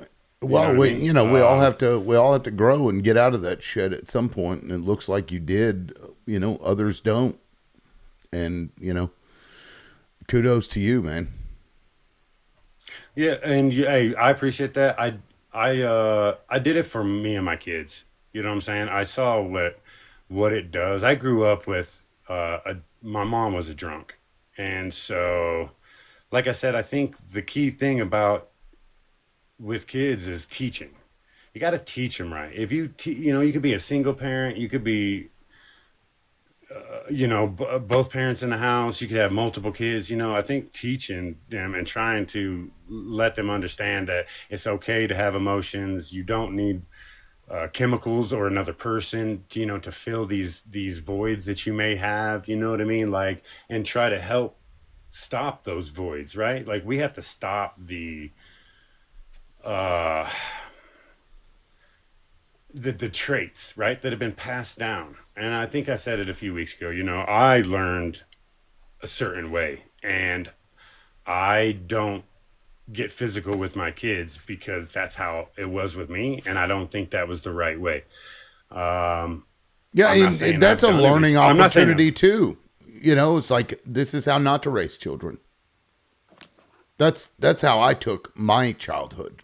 It's like I'll do like the opposite of what that fucker did, and so there, yes, yeah, and we all have them. I mean, maybe the dad was too nice, right? And so you grew up where you didn't have any rules, or they let you do whatever right, you want, or what. Well, I think that has its own effect, or effect of its own, right? So I mean, for sure. everybody grows up in their own way, right? And so we all see, like, you know what, maybe I need to be stricter on my kids than my parents were on me, right?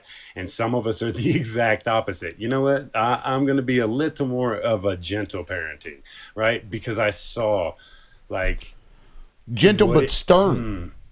yes, Get yes. out of I don't want line, to say, and you know, I gotta, 100%. because like I tell my children, like my job is to make sure that you know what you need to know, whatever. And I don't like to punish. I've even told them that I don't like. It doesn't make me feel good, but that's my job as a parent. Yeah, the It's facts. Facts. yeah. You So have I to. right. You have to. If you don't, it's negative reinforcement. Positive reinforcement isn't the only way. It's probably the better way, but sometimes the negative reinforcement has to kick in. In my opinion, I mean everybody's different, but I'm not a billionaire that hires nannies to take care of children like certain men that we know. Yeah, yeah. Well, and I'll tell you what, dude, it's all worth it. Like being a single parent, it's hard as shit. But like me and my boy, dude, he's my best fucking friend. He is a mini me, but like he's my best fucking friend. You know what I mean? I'm 45, 44 years old, dude, and like I was just out pedaling my BMX bike at the bike park with him. You know what I'm saying? Like I don't, When you said peddling like. just now, I thought you meant you were out there like selling stuff. You got the Oh. trench coat, you got all the watches, and then you said BMX, and I'm like, how the hell are you gonna pedal BMX? And I'm like, oh, Pedal derp. some Pokemon cards. Pedal some Pokemon cards. That's funny. I see you out there hawking your watches. Oh man, they look like Rolexes, but these come from the Trump collection. They're not real Yeah, gold, this is the Trump collection. but we're gonna tell them it's gold. It's gold Yeah, like yeah, yeah. I got the dumpy stock. the dumpy stock. No, so now earlier, I don't know if you ever answered this question, but I had it up on the prompt earlier. Like, what to you is toxic masculinity? Like, what does that phrase mean to you? Uh,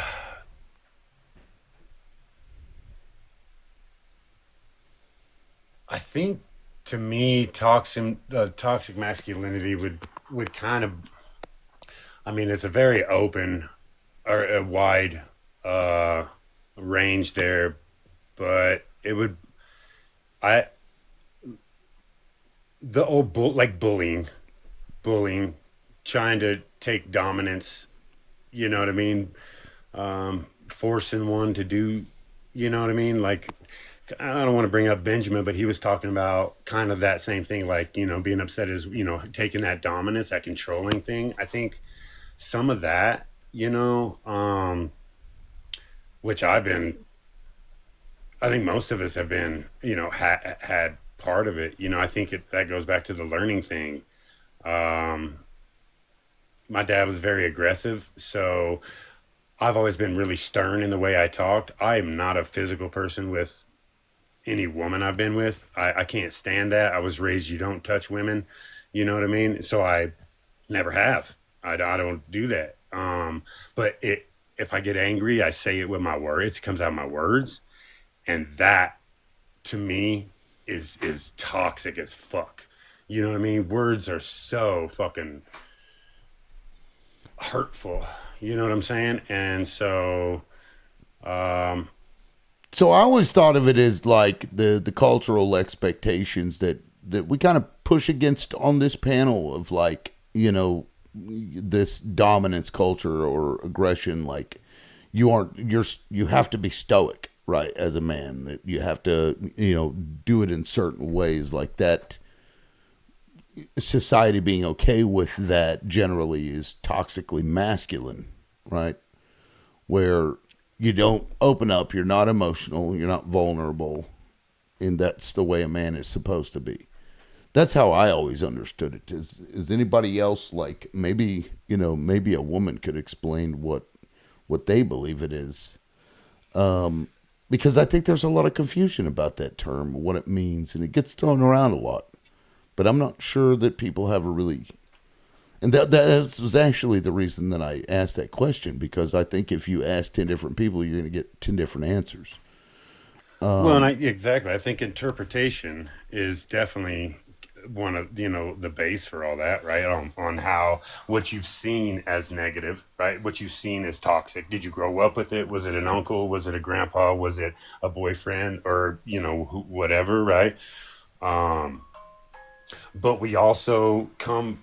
It's one of those teaching and learning things. Like we're only a few generations outside of cold, hard masculinity, right? I mean, my grandpa was, World War II vet, an old Marine, right? Quiet, stern, didn't like Right. kids running around being loud. Didn't He talk a didn't lot, force. probably. No, Yeah. absolutely. Just He stern didn't face all keep the my time. grandma. He Yeah. didn't keep my grandma in the kitchen, but that's where she was. But that was the times, right? That's what we came from. And And that again, was that's not every culturally single accepted. household. That's probably why to Absolutely. you it didn't seem as if he was keeping her in the kitchen, but, quote unquote, that was her place.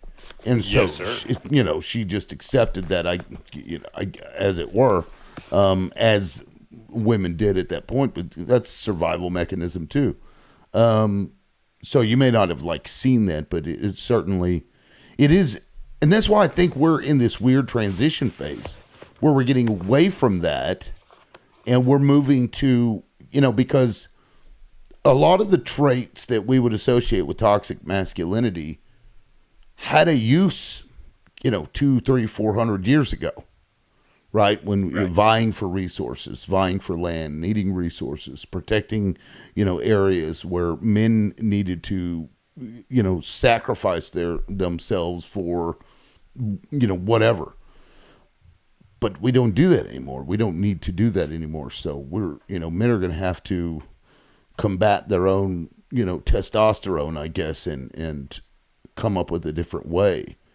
And I've often wondered if that's why we're seeing, whether it's a good thing. I think I brought this up last time, where testosterone levels are going down, and eventually are we all going to be androgynous?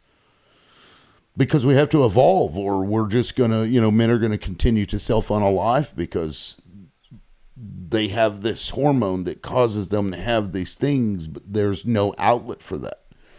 So, having a man join things that get him out there and get physically active and expend all of that energy, what have you, is probably a good idea. But, anymore, they're just sitting at home playing video games. Yeah. Well, and I think that's part of our responsibility. I mean, as a parent, anybody that's a parent, that's our responsibility to change. And I think generationally we have, right? My grandpa was twice as hard as my dad, right?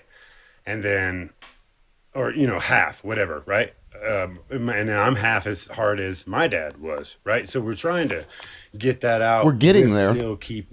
with still No. keeping some, like you said, you got to have rules and regulations in your house. So you got to have discipline, right? I mean, there's obviously basics that need to be kept throughout, you know what I mean? But I Well, think we are. and it's hard because even some of the people that will go around and call you misogynist and want men to be more emotionally available, etc., they still engage in behavior like this. I'm going to play this clip here. Well, why don't you stay and talk to me, Tim? Hey, Oh, Tim. fuck this Hi, bitch. Get Tim. this How cunt you off doing, of here, Timmy? you dirty Oh, bitch. are you gonna leave wait, because Tim. you're afraid? Oh. Nobody's afraid of you, you dirty bitch. Why is this Uh-oh. old funky crusty Oh no, it's so rickety sad crickety for hoe up here? you. You Oh, fucking dirty no. bitch. You Oh think my people don't know what the God, fuck it's you so do, hoe? horrible. Oh my God. Please, please stop. And so that behavior from that woman is actually counter to what that I know she actually wants, which is men to be emotionally available or whatever. But then when you turn around and you push that societal norm of, oh, are you afraid because, I'm a woman. You're not allowed to block me or ignore me. You're not allowed to live a life without me next to you. So you go up and do that kind of thing. Like, we've got to get rid of that too in order to really make this transition work. So, there's I think a lot of responsibility on the other side too, because I've heard a lot of women push toxic masculinity from societal, standards of what it is. And of course, I can only control what I do. I can't control what others do. Have you ever had Yes. somebody do that kind of to you, like a woman, like engage you in that Oh way? yeah. Like, just, Uh, so my first child, my daughter, my oldest one. I was 18 years old. To be real, man, I was fresh out the joint, man. 18 years old. the Didn't joint really being know. like You're prison? back. Yeah, Oh, okay. Okay. yeah. And so I didn't. Um, I wasn't fully thinking about everything, and ended up having a kid. Right. Her mom was super. It was a super physical relationship with her.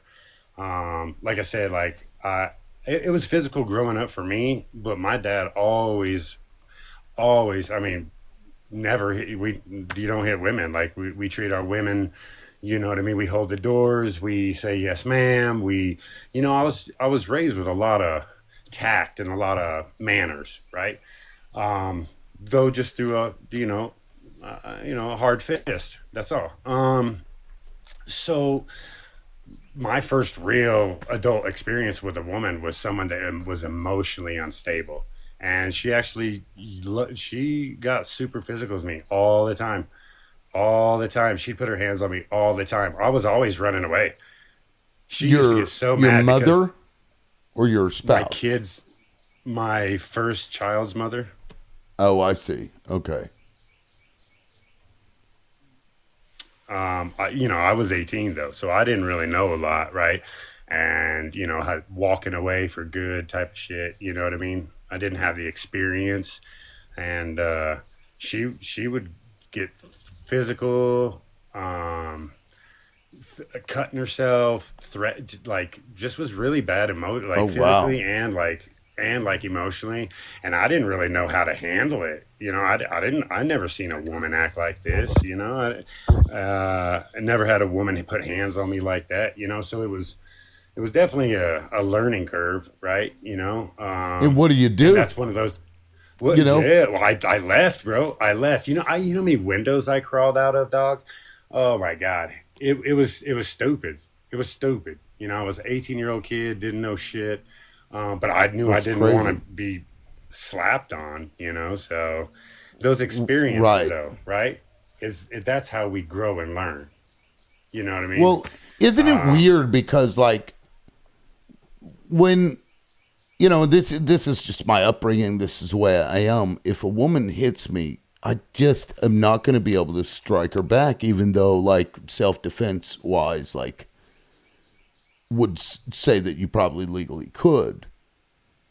And yet I've seen a lot of women engage in that, where smack just starts, they'll just start hitting and stuff, and then if they get hit back, everybody starts freaking out.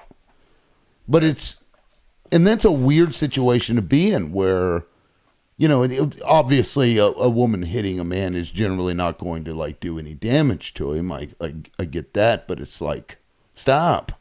Like, what the fuck? Like, how did that make you feel in that moment? Was it powerless because you knew that you couldn't stop it necessarily, without, like, physically stopping it? How does that feel?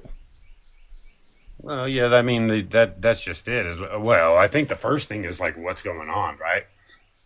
I think man or woman, if your significant other starts hitting on you or pushing you or headbutting or doing whatever it is, they throwing stuff or whatever it is, like your first reaction is like, what the fuck is going on? Like, who is this, right? Like, so you kind of go through a shock period. Um, and honestly, it was really hard for me because I'm actually a pretty, like, I've been in quite a few fights. And I don't have a problem fighting. So when it came into a woman putting hands on me, I was really stuck between like I'm supposed to be Right. like What do you hitting do? back. I'm Yeah. supposed to What be do you do? defending myself. So I ran, bro. I ran. I swear to God, I ran. I would run out of the fucking house, dude. If there was a window closed, because she would stand in front of doors.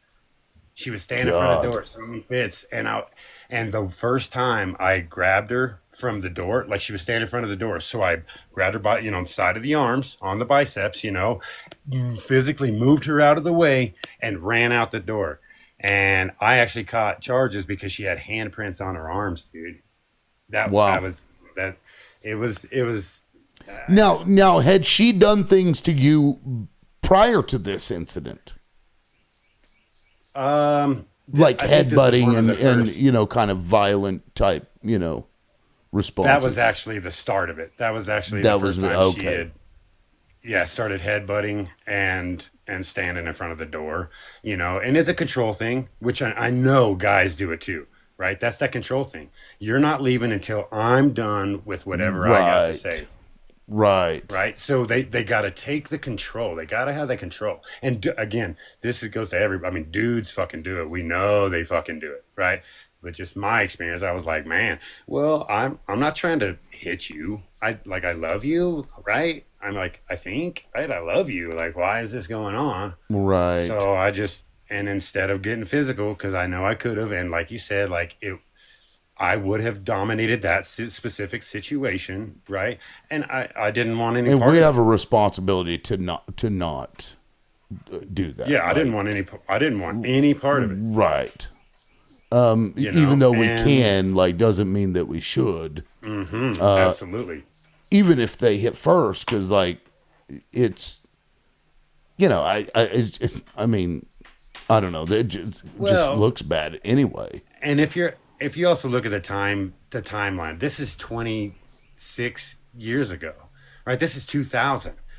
Rules were different. The cops, anything that happened with the dude and the chick, the dude was going to jail, right? I mean, it was kind of that time frame, that time zone where things hadn't Right. changed, and they realized that it could be different parties doing different things, right? It was like, oh, there's a domestic, we're taking the dude to jail. The dude's going to jail. Oh, did he hit Yeah. you? Oh, he hit you. Oh, he didn't hit you, but he scared you. He's going to jail. Like, I mean, I'm glad they got it away was. from that because my friend and I've watched his ex. They aren't together anymore, but I mean, she was a little nutty, and he had called the no, she had called the police, but she had been like just hitting him with a broom and just of course he's just standing there taking it. And Right. then, but what she did, she took his cell phone and just smashed it upside his head and like caused like a big ass like lump on his head, and he's all bleeding and shit. So when the cops show up, she called. They took her to jail. When and of Yeah. course, life was ending at that moment for, and then even because this, he's a local celebrity, I guess you could call him, in the Oklahoma area. It gets put in the news, was involved in this or whatever, and they go back to all of these things, and it's like, because he's a man, they remove all context from the past over it. It feels like sometimes, people that don't engage in that violence still get the raw end of the stick in society. But I guess there's a reason for it, though. There's a lot of fucking shitwads out there that have penises walking around. 100%. 100%. So And I think one maybe of the maybe we deserve it. Maybe we deserve that. Kind of. You got to prove it first. You know what I mean? Like, I don't know. Well, real quick, Riaz, forgive me if I Yo, butcher. what's up? Yeah, so I assume you've been hearing this. Like, what are your thoughts, or was there something else that you wanted to bring up? And I appreciate you being here, man. Of course. I kind of came in midway through, but yeah, I mean, I can agree with the fact that I do not like how domestic violence is portrayed in this country at all or is handled. Because me personally, I agree with a lot of women when they say like all men until it's no men. Because like we are the issue of it. But like with Hul was saying, when you're in cases where you didn't do anything and you still get put in cuffs as a man, that's messed up. But it's kind of that perspective of like what he said. Like, do we actually kind of deserve that treatment? We may. I mean, to an extent, Yeah. I mean, I have to say no, but I mean, still at Right. the same time, there's a It's problem that needs to be understandable. solved. I think it's Yeah, probably, it's understandable why they would jump to the, well, what the fuck did you conclusion. do, penis holder? Yeah, yeah, because it's just like in most cases of DV, it happens to be demand statistically. So like, I can't blame them, but it's still Right. it needs to be solved. Yeah. Now, to that point, I will say, I guarantee you the numbers of DV are skewed because most men are not going to be calling the cops saying, hey, she hit me with a broomstick, or hey, Oh yeah, she, for sure, you know for what I sure. mean? So I bet you there's a lot of like instances. Of course, we're also talking about situations where, generally speaking, it hurts, but it's not going to harm you. Right, You know what because I mean? statistically speaking, it could be 50-50 in reality, but off what's reported, it's skewed towards. And the outcomes of it are certainly a lot less severe for the men, I in the would DV. Not that I it's would okay, definitely but say I would definitely say it's like a 50-50 thing. Now, we do know men have been way more aggressive through the years, right? And we go back to that generational thing, right? We come, America, right? Humanity, whatever. We come from a different time, right? And we are growing and learning. Um, but I don't want to discredit the abusive men, right? Like, we know that there's been years and years of men just beating on women, okay, because they physically can, right? So I don't want which to is so take that sad. from, I don't want to take, but I have to speak from my personal, right? I can't speak for the fucking Tates of the world, right? And why they are how they are. That's um fair. I can only say for me, right? And I think it's shit either way. I don't think, keep your fucking hands to yourself, dude. Everybody, keep your fucking hands to yourself, dude. You know what I'm saying? Keep them hard words to yourself. Like, I think it's a both side thing. But like you just said, Lib, I think that there's a lot of men. I know there's many a times where I should have called the cops. I should have called the cops. But at those times, the way that worked is the man went to jail. you, you know what I mean? So you in the 90s, in the 2000s, like, the men didn't call the fucking cops, bro, because you were just going to be the one that went to jail. That's true. That is You, true. you know what I'm saying? And I am not defending any abuser whatsoever. So I want to be clear on that. But I know from personal experience, the one time that I actually tried to call the cops on my first kid's mom, that crazy one, sh they showed up and they were like, "What's the problem?" I was like, "Dude, she put her hands on me." And they're like, "Oh, she said something else." And I was like, well, so then it became a he said, she said, and they just took her, just walked off. And I was like, well, that didn't do me any good on trying to do things, let's call it the right way, right? You know what I mean? Yes. I could have knocked her out, but I didn't.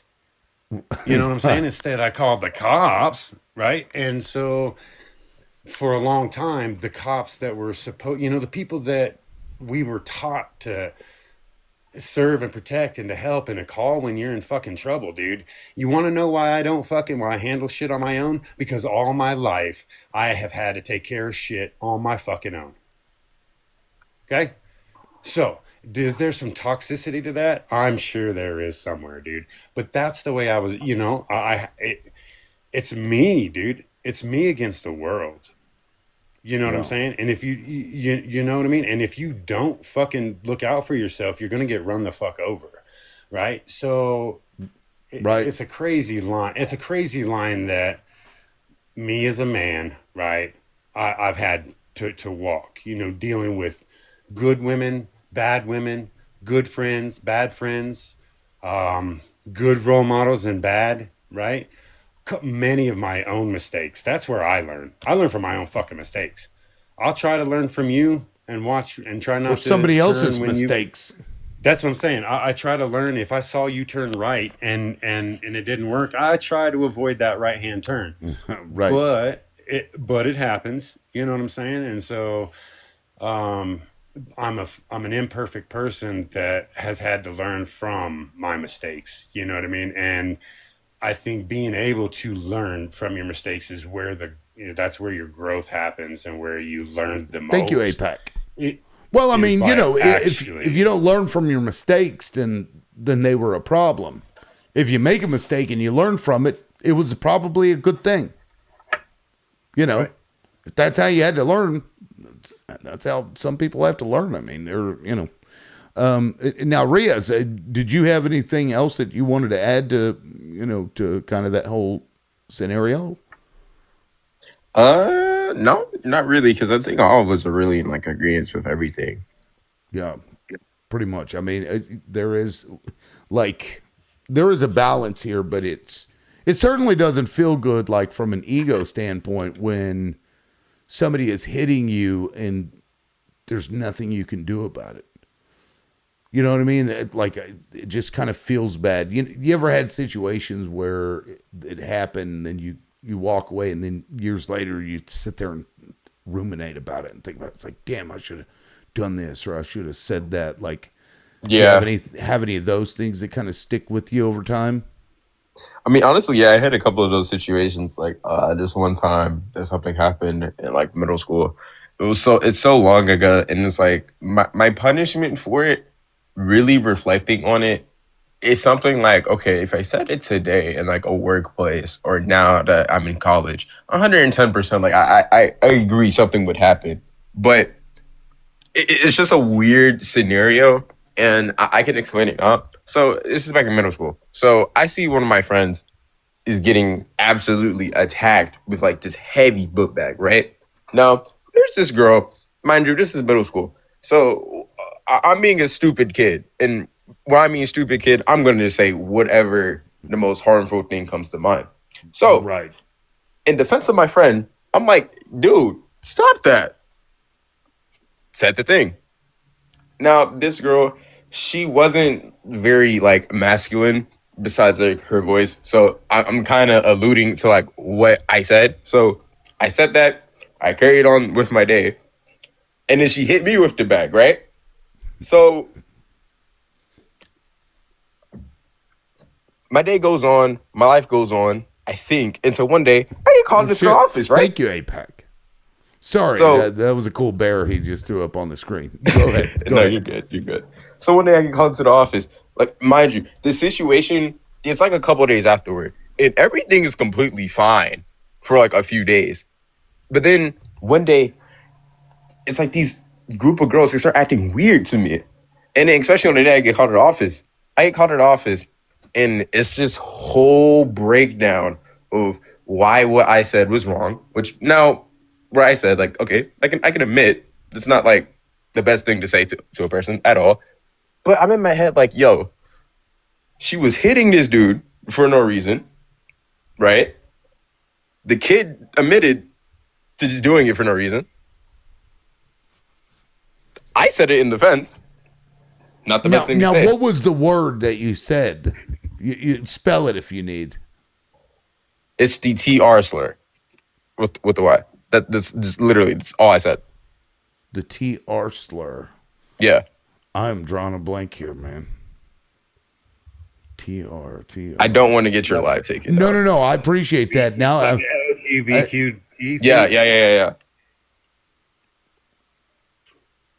I'm sorry. It's like it's like an insensitive term of what you would call a trans person.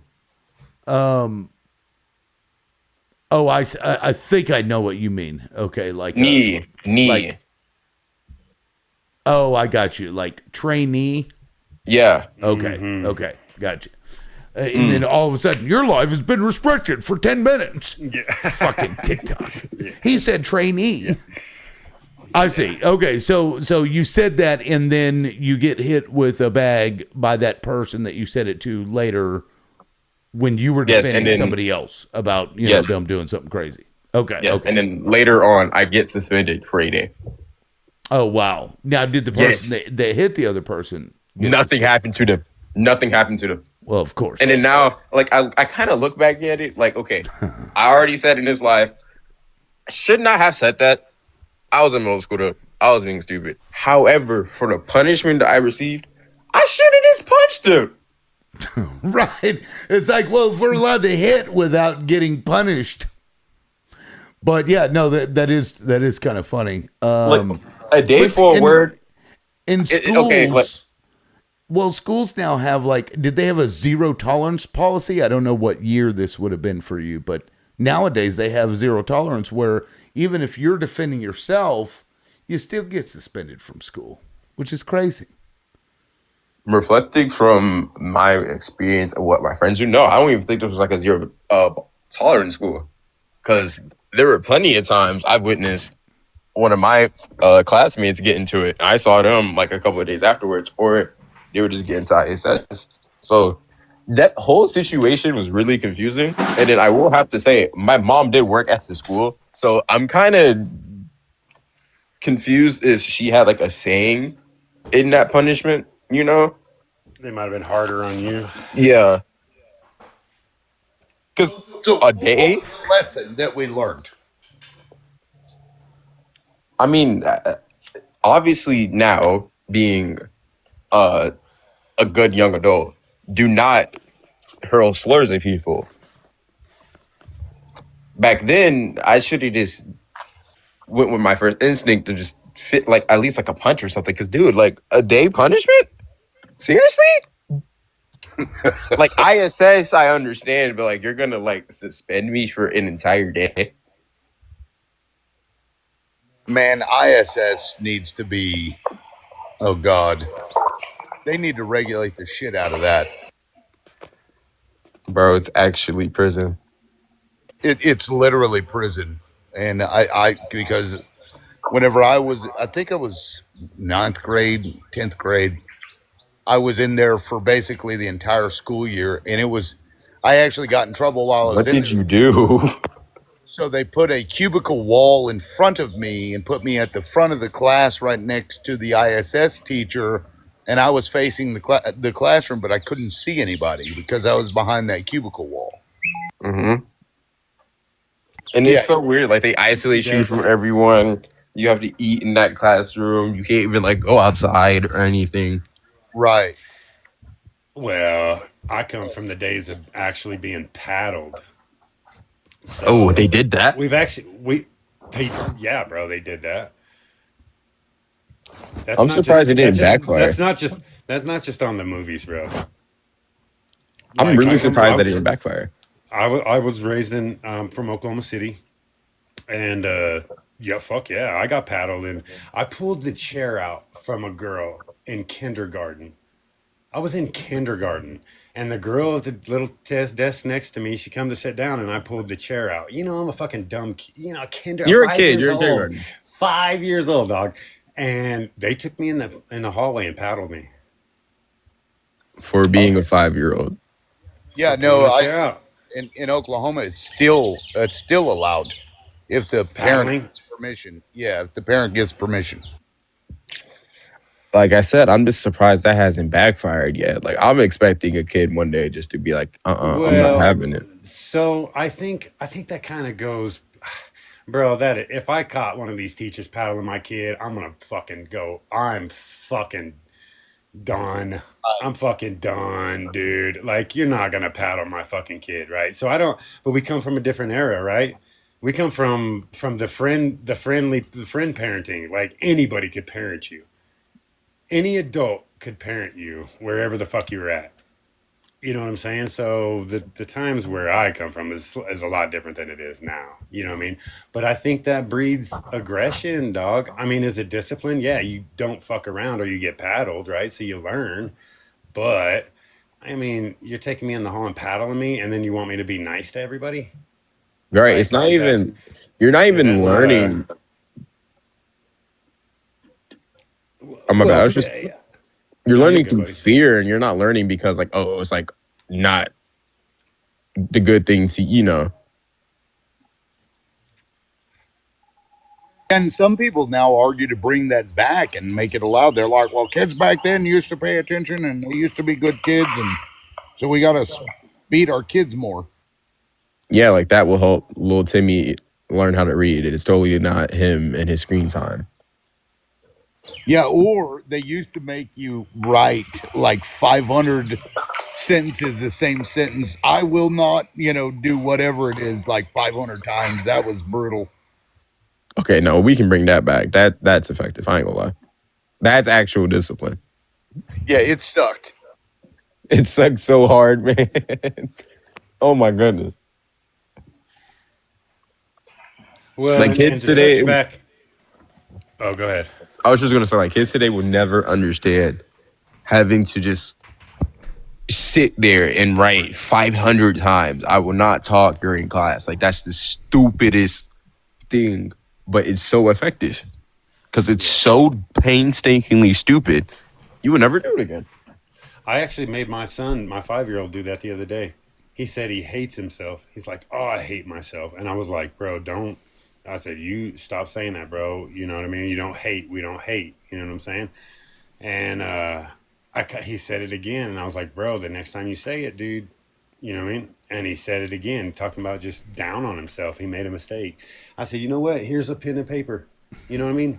You're gonna write, 'I love myself.'" And he wrote, and he's like, "What?" And I was like, "Yeah." And he could barely write, dude. Let me tell you, That's good. He's in That's in good. kindergarten. He's in kindergarten, but I love myself.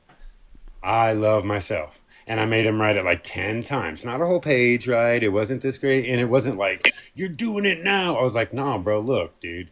You don't, we don't hate." And so now he'll go to say, "I hate," and he stops and he looks up at me, and I'm like, "Look, bro, we don't hate." You know what I mean? Don't say that. We don't, like I think it's, I think that was an effective little, and I pulled it from the past, writing the shit on the chalkboard, dog. You know what I mean? Like, Yeah, like my therapist once said, I don't have the therapist anymore, but she said that like affirmations, consistent affirmations will help, breathe that confidence back in you. So maybe it works for stuff like that also, where you're saying, I love myself over and over again. Maybe that will actually help over a long period of time. well, I mean, I try to be positive. I mean, I just try to flip it, right?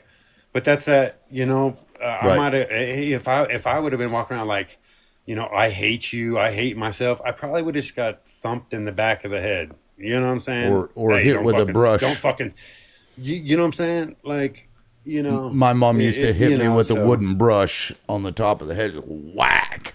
oh That yeah, shit hurts. yeah. Now, APAC, I've got to apologize, man. I didn't even look at the request, so I don't know how long you had requested up. That's my bad. I'm sorry. It's But been 42 years since I'm kidding. now, I will say I was about to shut down the man panel and go into regular politics for the rest of the time. But since you're here, please, if you I'm fine want with to that. address something, you're good with that. But Yeah, if there's I'm fine something with you you wanted opening to it. address, Oh, we can do both, right? You can open it, and I guess I could talk for a little bit if that's okay. But yeah, so I guess a couple things. I read an article, and this was like many years ago, where they said that especially like for boys, that the mom in the very early stages of life, is critical, right? Because it teaches. They made the argument that love is not as innate in men due to chemicals as it is in women. And I thought that was interesting. And again, this was many years back that I read this. But then as the boy like develops and grows up, then that's when the father becomes more and more increasingly important because of that discipline factor. So I just thought that was a good tidbit to note because we're talking about discipline. And I've always been one to believe that you can discipline someone in a loving way. I don't think discipline always has to be viewed in the context of, hey, I want to bruise the person, just so that they learn a lesson or cause them, harm. It can actually be like a really good thing for a kid, whether it's, a smack on the butter or a light belt or something. And I know some people may not agree with that. It's like, no, that's abuse. That's abuse.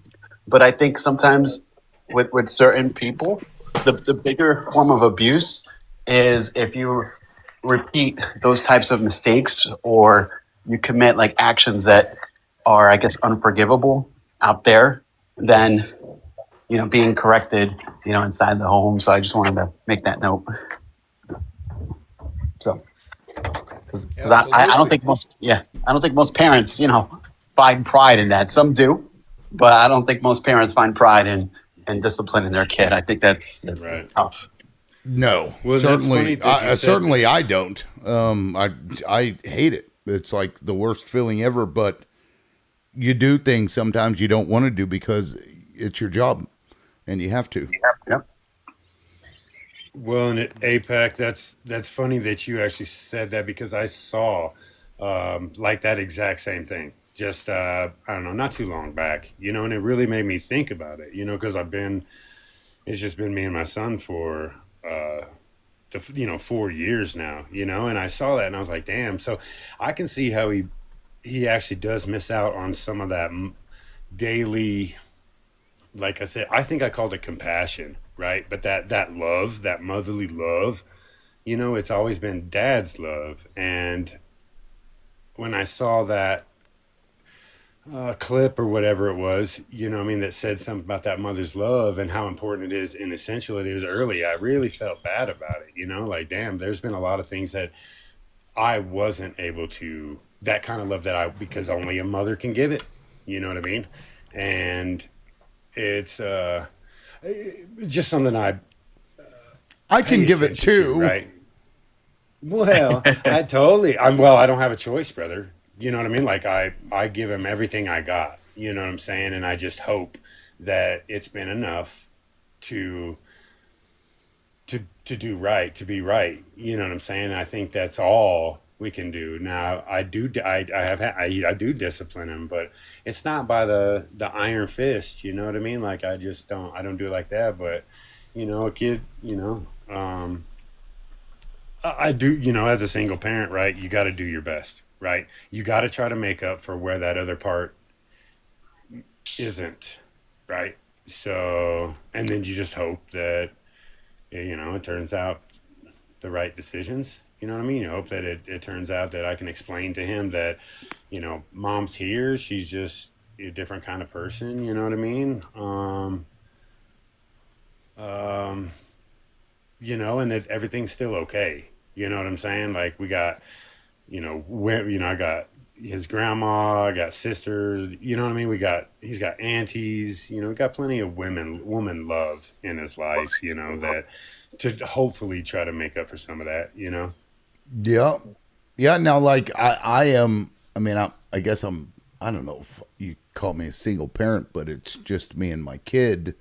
My wife lives elsewhere at the moment, not because we're like divorcing or anything like that. It's just, logistically and for schooling purposes. And it's, I don't know. It doesn't, I guess for me, it's different because she's still there. You know what I mean? And there's no problems. So maybe it's not the same, but I just go on as I always do, Yeah, well, you're a dad. We do. Right. It's all I can, it's all I can do. Yeah, we're dads. And that's tough. I suppose I don't know how you do that. But I mean that's some real discipline there. But I'm glad you do. Well, the beatings are regular. Just no, I mean like Yeah. separate from your wife. I mean that's you just have to be more regular with it. That's the trick. all right. Anyway, we got, so everybody is now welcome. If you didn't notice, I changed the topic. Although we can continue down this route if you guys want to. But we do have MBW. I saw your request earlier, but thanks for hanging out and coming up now. And we also have EDub. So if y'all want to introduce yourselves, what's up? Well, yeah, I noticed it was, you were talking about men's mental health, so I just let you guys have your space. And I did learn a lot from you guys. I was listening to you guys and, you know, I think that, just understanding each other a lot more and taking the time to talk instead of just saying, my way or the highway. But, you guys did a great job. You guys did a great job, and I respect all of you guys. Well, thank Um, you. you're welcome. You're welcome. Yeah, so that's why I dropped. I just was like, sometimes men just need other men's advice and directive and opinions, and we just have to learn to step back and listen. Yeah. Listen. I assume you're referring to the Benjamin issue that had cropped up earlier. Is that what you were? Yeah, Yeah. yeah. The only thing I'd have to say is, sometimes just the delivery of what you're trying to say could set it off in a whole different direction. That's So, right. if you want to talk about something, you know, my whole thing, when you're married, it's 50-50. If you're both are working, it's 50-50.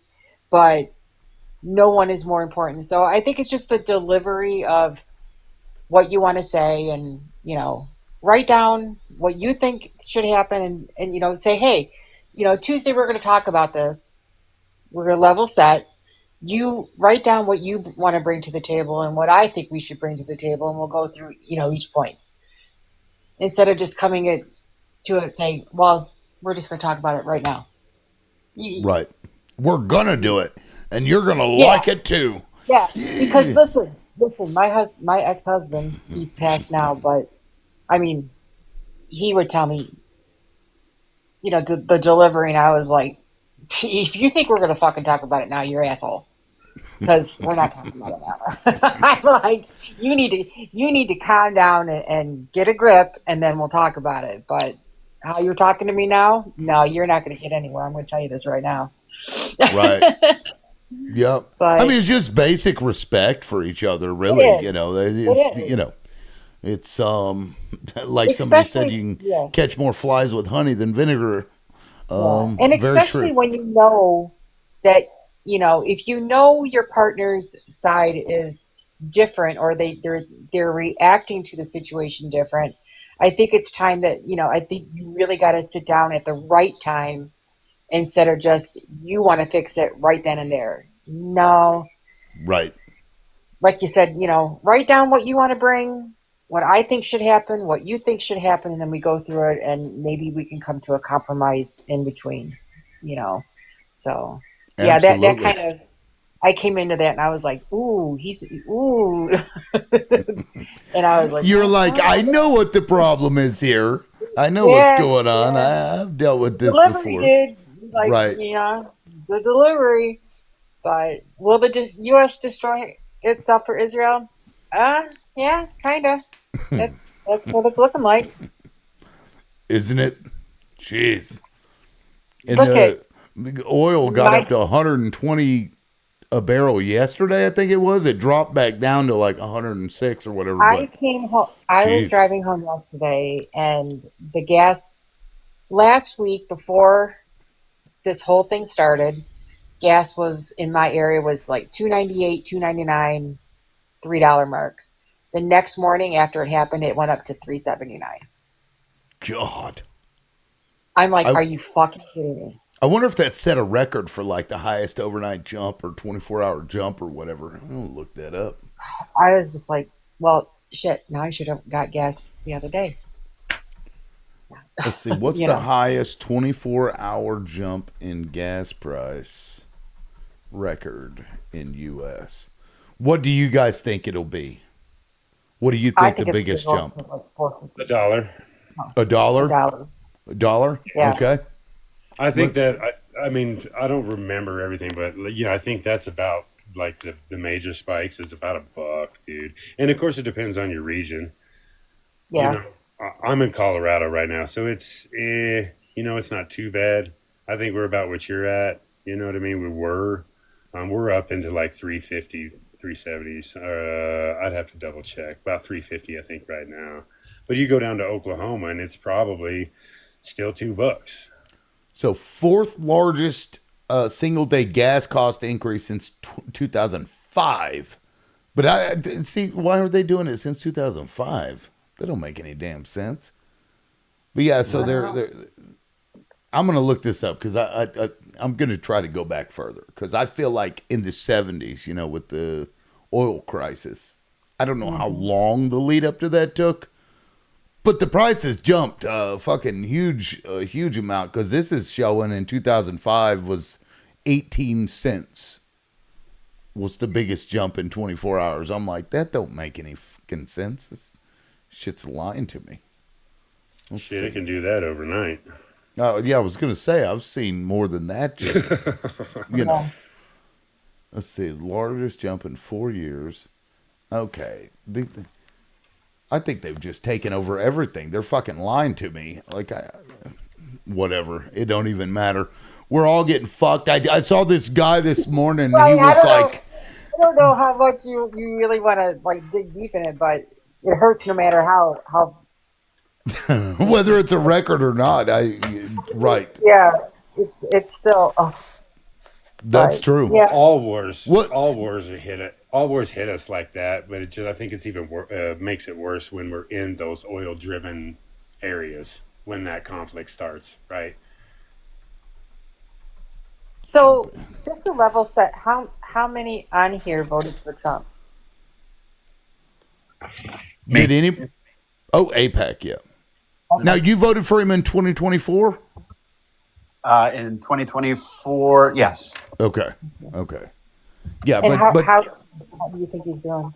Like, oh my gosh, that's a loaded question. Nothing's about to go up. Well, you know, here's the thing. I love to have a respectful conversation with a Trump supporter.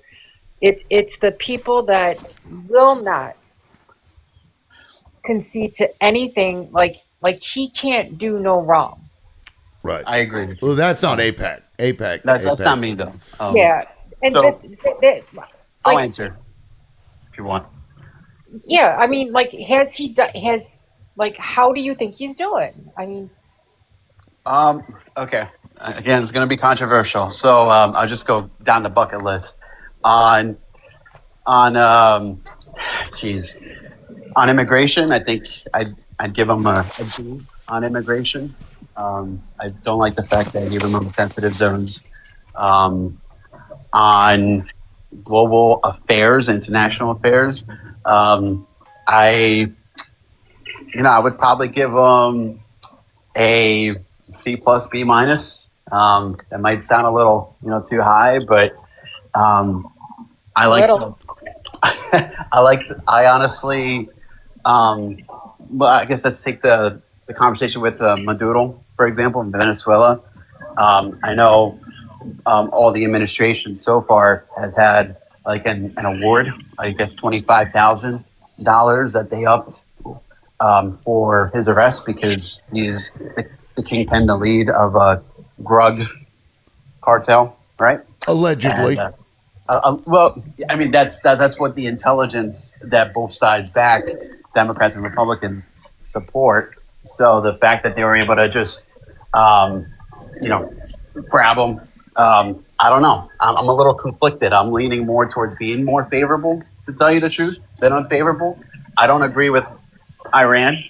The reason I don't agree with Iran is because I think that for too long we've been trying to impose our values in the Middle East, values that we can't.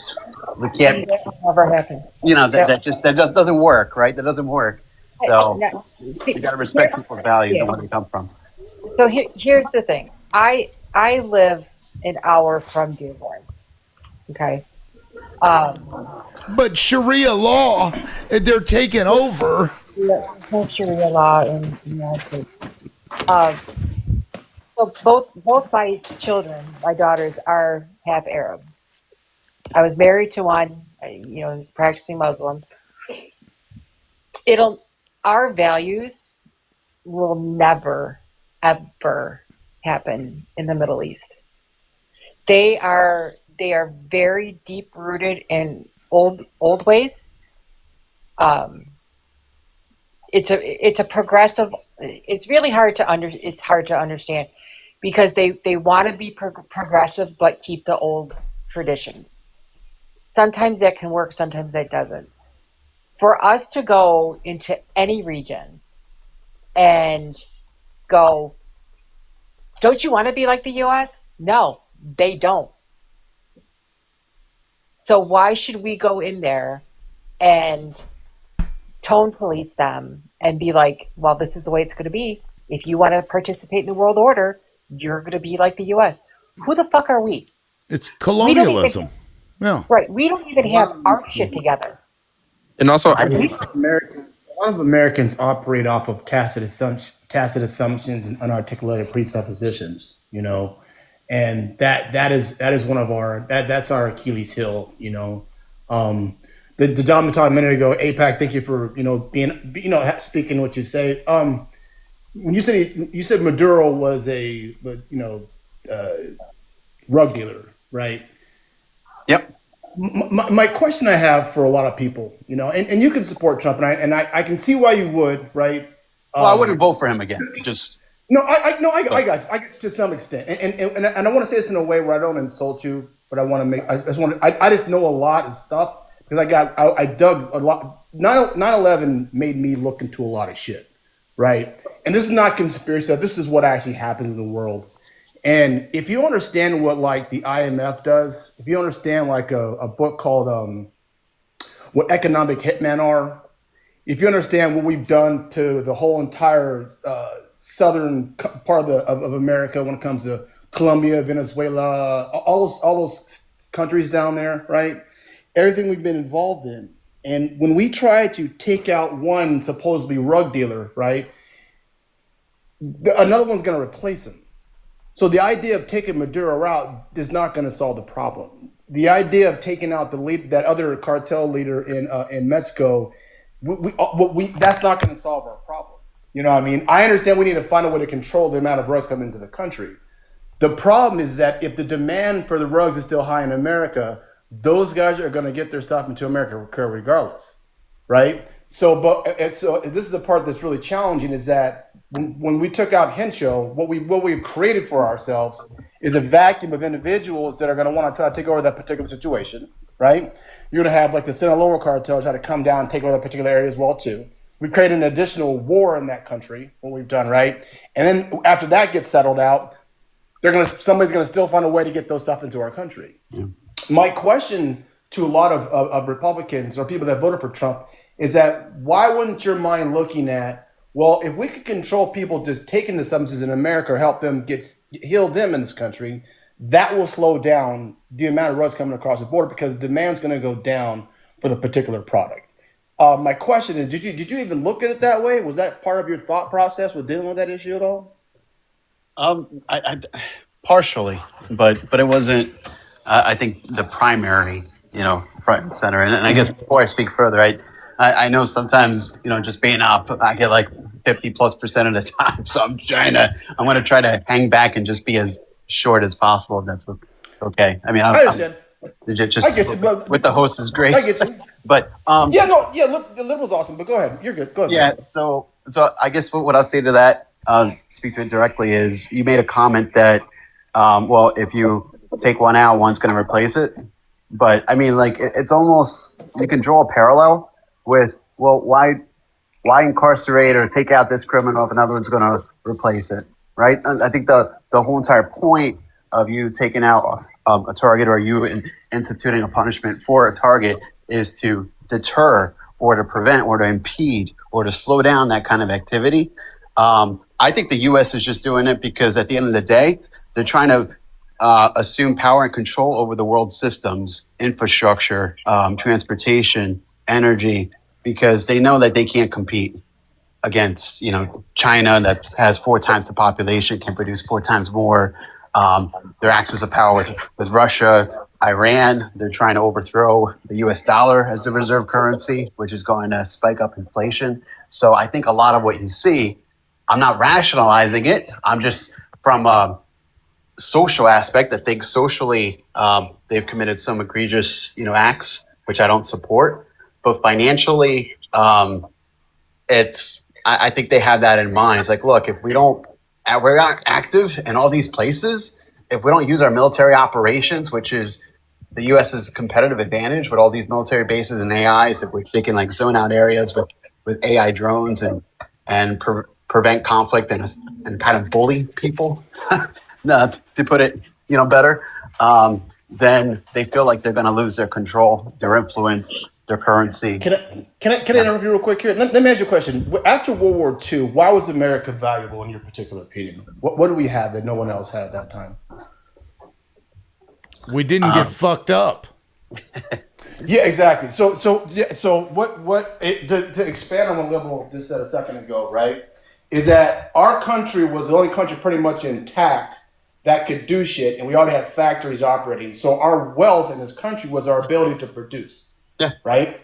So that's what we had, and because the whole Europe was just wrecked, right. And then over time, we slowly allowed that to leave, and that's on both sides of the fence. Allowed that to leave, right? So what China's doing right now? Have you ever heard of China's thing they're doing right now? It's called One Belt, One Road. Have you heard what they're doing?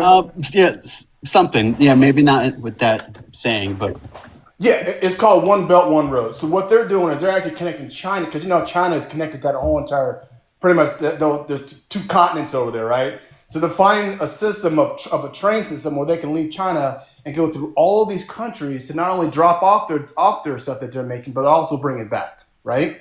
And that's their wealth. Is that my question as Americans? We have a big ass landmass here with Canada, United States, Mexico, and South America. Why don't we create our own system like that and build our own value here? If we're going to go at this world and try to take control of Iran and stop their money and stop China's flow, okay, we went out and stopped that shit, but what did we develop here in America for us to move forward with? We didn't do anything for ourselves. We went out and spent a bunch of money on a war. So my question is that I understand that you want to kind of control some of those things, but by controlling them, that doesn't mean that a factory or a system was built here for Americans to actually prosper and move forward. Does that make sense, what I'm saying right now? That makes sense. Okay, that's what I see. So I see this war as a waste of time and money and effort. And then I have one more question to ask as well, too. And Liberal, this is why I came up Liberal Loudmouth, is your post this morning when that guy asked, why is my gas price going up? And you answered the question. Oh, Billy. Yeah. Oh, Billy. Yeah, Billy. That was good. And I was thinking the same thing yesterday, is that not his question, but I was just like sitting there thinking, okay, I hope someone asked that question, and he did. And he proceeded to sit there and say, well, we're supposed to be energy independent. I think this is a learning opportunity for a gentleman like that, and I hope he got your message. He probably did.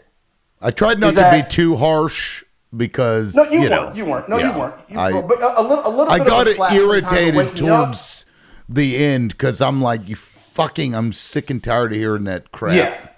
Yeah. So the problem what I have with people in this world, and I'm a left-leaning person, but I'm also a businessman, so I understand profits and margins and how systems actually work, right? Regardless of whatever it may be. If you don't know that oil prices are not locked into America's oil is being drilled here, if you think we're energy independent, you're a dumbass. I'm not saying that you are personally right now. Is that if you don't know that the oil that's produced is sold on the world market, why don't you know that? And these people will come in these conversations full gas, screaming and yelling, telling us that we're wrong. I'm like certain thinking, well, hey, hang on a second, bro. If you're a capitalist, or if you're a capitalist, and China's going to pay me $8 a gallon for gas, and America's going to pay me $5, who am I selling to? I'm going to sell it to China because they're going to spend more money on that, right? Why don't people know this is what I'm trying to understand. What did you miss in translation for people to believe that they can just, to not understand how this shit works? Hopefully this makes sense what I'm trying to say right now. And I hope that for that guy, that's a serious learning lesson of how the world works, because the question you have to ask somebody is that if we're energy independent, why did our gas prices go up if the Straits of Hormuz has been closed down? They have to go and invest that question and answer it for themselves, because I can't help you anymore. But hopefully this will wake people up to understand what the fuck is going on. I've been talking a lot too. I'm going to stop talking now. Yeah, let's see. Who do we have here? Rios, you've been quiet for a minute. And did you want to weigh in on that? I mean, yeah, no, I agree with him. I think hopefully this will be the tipping point to wake people up to like really what's happening in the world. Because if you want to be honest, like the answer to the question just really starts to the decades long propaganda run that's been going on in the deep south. I mean, I forgot the dude's name, but I think it's like Lomberg, like Ross. I'm probably butchering his name super raw, but it's like AM radio that has really crept in the South and has gotten us to the point to where people. I don't say this as a diss IPAX. I don't think that. I didn't want to mention this because I know it could be seen as one. It's not. Rush Limbaugh. Rush Limbaugh. You were trying Ross to say. Limbaugh, thank you. He was one of those people that really helped perpetuate the whole conservatism in the South. But all that has gained him is no hospitals down there, no jobs down there, and it's just like what I'm trying to say is like it's no wonder how we've gotten to this point in American politics. Like, it's no wonder when you have influenced a mass of people, especially in the South or areas that were super heavily industrialized before everyone moved to the cities, that like, yeah, your life sucks because of the Democrats or the immigrants or black people. Like that's what I'm saying. Like it's no wonder how this happens over a course of time. It's because of propaganda, misinformation, and improper education on what actually happens in the world.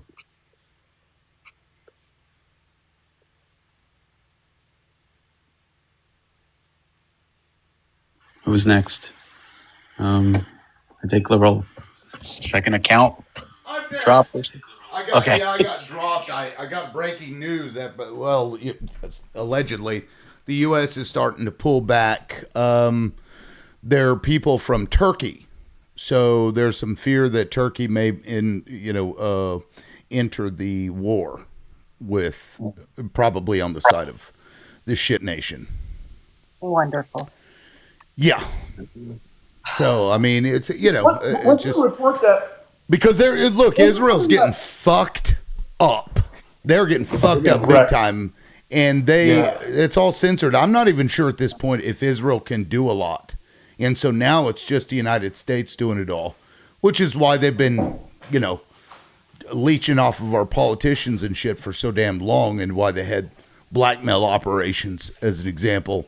Or having Cory Booker have a clown rabbi on his back dancing around like a jackass. And let's not forget something as well. A lot of people say it's for Israel. Let's also forget Saudi Arabia is playing both sides in this conflict as well. Yeah. Yep. That's the scary part that sucks the most, man. It's like you don't even know who your true enemy is right now.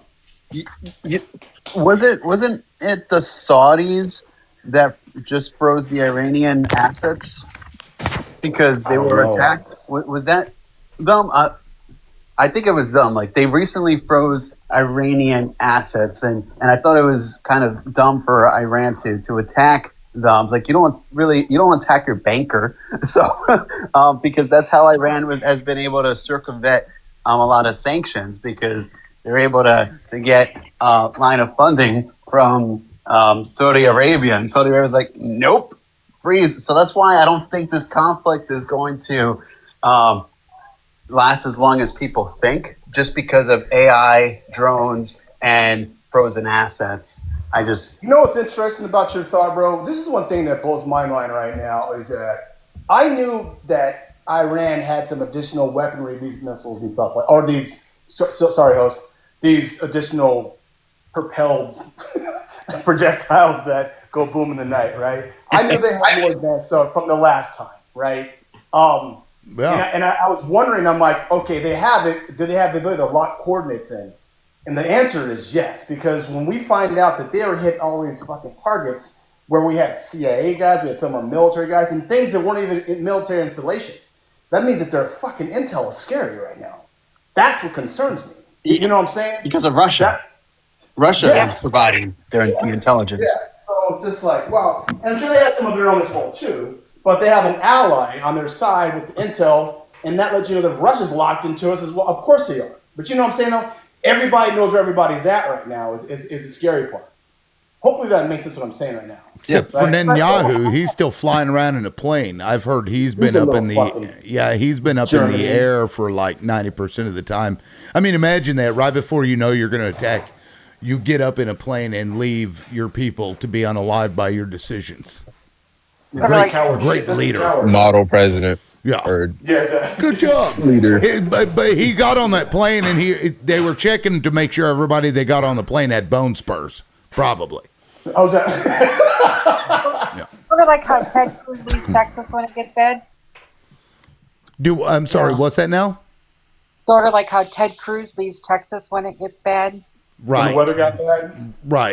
Well, Cancun cruise, as somebody we all know says. Cancun You went on a cruise? I have Ted Cruz. Cancun cruise. I have a question, and like, I am no expert on things. I see what I see. When we hear that Russia is giving Iran information, where is Russia getting this information? They have their own guys still. They have a lot of satellites. They have their own CIA type thing. They have still. Mhm. I'm sorry. Go ahead, brother. Go ahead. Oh no! You good? Go ahead. Go ahead. I'm sorry. Go ahead. Oh no! Okay, fine. Satellites. They have satellites. There's also probably working in conjunction with China, because China, Russia, Iran, they're all allies with each other. I think China is just the bank, and China's kind of like just leaving Russia. Russia's kind of like the front man. Yeah, you want to get you known for doing this stuff, in the U.S.'s eyes. So you take the lead. We'll just be the banker.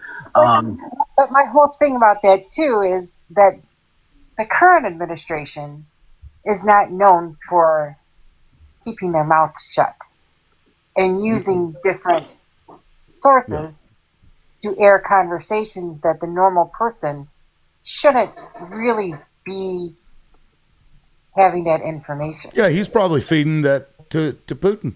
Because I honestly think that there's a lot more going on. I didn't. Right. I'm just saying, could there be sources that we think are safe sources that are not safe sources that are giving information?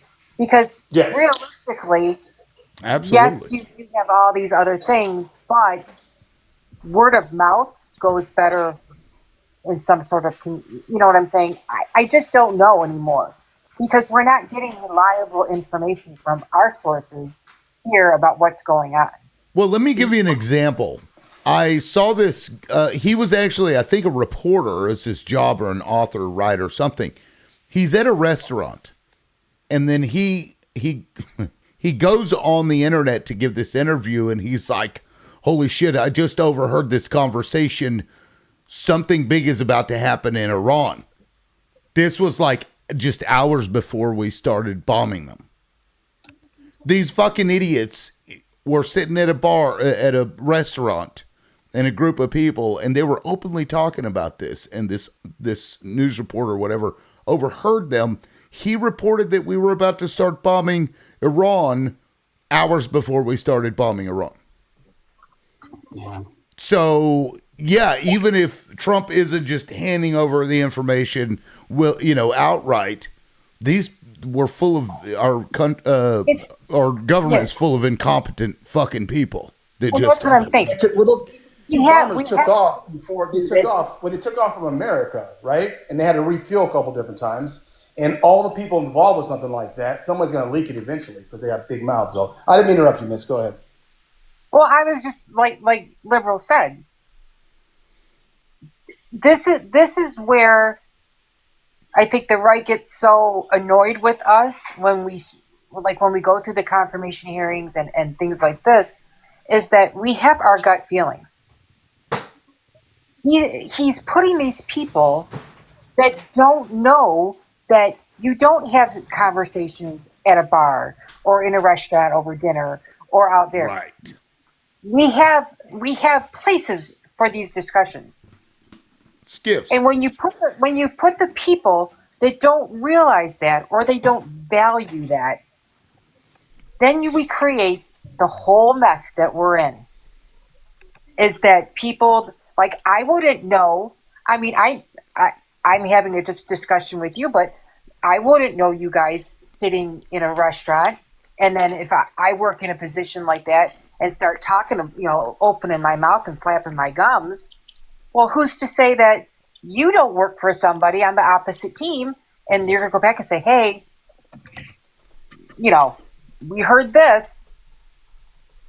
Let's start putting competent people, whether you like them or not. You have to look at their credentials. Pete Hegseth has no business being in charge of our military. I'm sorry. I None. don't care whether you like him or not. I don't care what he did on Fox. He has no business. Yeah, I agree. Like, it's sheer incompetence. Yeah, we have people in these positions that are making decisions for our American people. I don't see their kids signing up. Can I? Yeah, Yeah, and so- real quick, Anthony in the comments says, why are you hosting an echo chamber? Thought you kept it balanced. First of all, if you are on the right, I don't see your request in. Second of all, APAC voted for Trump and partly still supports Trump. APAC, would you say that's true? I think it's fair. I wouldn't vote for him in the next cycle, but it's fair. So Anthony running his mouth in the comments, if you want to offer a differing opinion, please join the panel. If not, shut the fuck up. Go ahead. And I haven't been beat up yet, so I'm just saying. I would Not probably yet. by the It's coming. but but by the end of this live, APAC would probably one of the very few Republicans, and I call him Republican, I don't call him MAGA, that I would follow so I could follow his conversation because he hasn't set up and said, Trump can't do no wrong. Trump can't do no wrong. Yeah. He's like, no, I don't agree with this, but I agree with that. I agree with this, but I don't agree with that. Those are the conversations that I want to have. I don't want to have. Thank you. I don't. You're welcome. I don't want to have a conversation with somebody that flips so hard into a pretzel. Trying to defend this guy. Yeah, and I guess the difference between me and MAGA, and some people would say, no, well, you voted for him, so you are MAGA, and I guess my differentiation is this. I don't, to your point, everyone can do wrong, right? To say or to believe that no person can do wrong is to not be a safeguard on one's democracy. I think to be critical of the government and people in power who are expected to act, right, with a high duty of care, excellence is expected of them. So, of course, if critical is not merited, or if criticism is not, is drowned, then I think that's a dangerous situation for democracy. I've always voted Democrat, but I was critical on some of the things Obama did. I was critical on some things that Biden did. I was critical on a lot of things that Clinton did. But I didn't twist so hard to excuse everything. Right. When Obama started deporting, and some of his deportation policies, and then he kind of got reality checked, I didn't agree with. I didn't agree when Biden came out and said, I'm running again. You told me you were going to be a one-term president, and now transition president. Yeah. You helped create the mess. As much as I love and support Biden, and I think he was a great president, yeah, I do you helped create this mess. The timing was awful. Yeah, I agree with you, Miss, on that too. The timing was awful. That just threw a monkey wrench in our process too. So yeah, right. And you should have handed it to the next person that stepped up to run, because we may have diverted all of this mess. Yeah. I do want to note something that's kind of scary. So I'm in the AI and tax technology space. So I'm also like a CPA. And one thing that you'll probably see, especially on this, I'll just say piece of technology, I'm going to censor my words a bit, is there's banners that would appear that says, these shows are being monitored by not just human mods, but also AI technology. And what that means is that so all this information gets stored on a database. So transcripts of what people can say can be just scraped, you know how you have voice to text, into databases. So I'm not saying that people should be afraid of what they say. No, not at all. I think, I don't think we've gotten to that world yet. But I do think that, it's important for people to just be honest, I think, with what they believe, substantiate what they believe, and try not to, lie and make a mockery out of themselves and twist like the truth. And we get a lot of that. I see a lot of that in MAGA, and not just in MAGA, but not you though, not you. You're good. So, with you working in that sector and knowledge of AI, do you think it should be more regulated? I think it should be more regulated. When you have AI models that are claiming to be 20%, conscious sentient, then it starts to tell you something. But I do think that it should be regulated. I think the reason why it's not aggressively regulated to start is because we wanted to attract operating, investing, financing activities to the U.S. pertaining to AI. So that's why you have a lot of AI data centers that are opening up. They are destroying some communities in terms of like water, load, and Right. There's actually one trying to be built in my county, and people are just like, no, we're not having it. Yeah, And we should also run on the assumption that the AI models that we know about are not the same as the AI models that they have access to. I imagine they have models that can do far better things than they'd give us access to. They do. 100%. We're 5 years behind probably right now. Probably the thing is interesting. I worked in that field. I worked in the tech space as well too, and my brother-in-law did. It's kind of crazy what the guy. Good morning, Ferry. That AI teaching AI. You know what I mean? Which is is more insane, right? So the acceleration is the scary part to me. He was saying that like some of these AI models are communicating with each other. They're creating their own language because English, language is limited to them, to what they can actually do. So these actual AI models are actually creating their own language to make things even greater and more efficient than we can ever even fucking think of. And they are actually 100 years on the road. We can't ever catch up to them, right? So the multiplier effect with the AI is a part that's kind of scary to me. Oh yeah. So, But what's scary to me is that, like you had mentioned before, China is ahead of us on a lot. And it's scary to me that you say we're 5 years behind, but how far ahead is China with AI?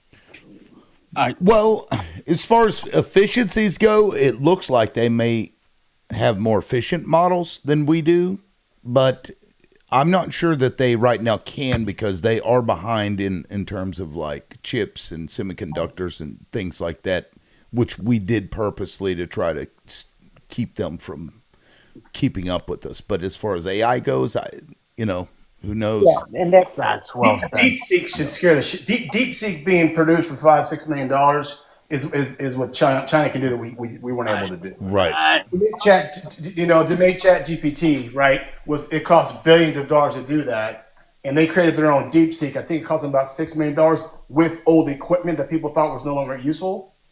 They were able to put it together and make it useful. Well, that's the advantage they do have to make things work. Go ahead, bro. They have 50% of the computer software engineers in the world reside in China, right? So I think that the U.S. being a consumer economy, knows that, well, we gave up our manufacturing advantage.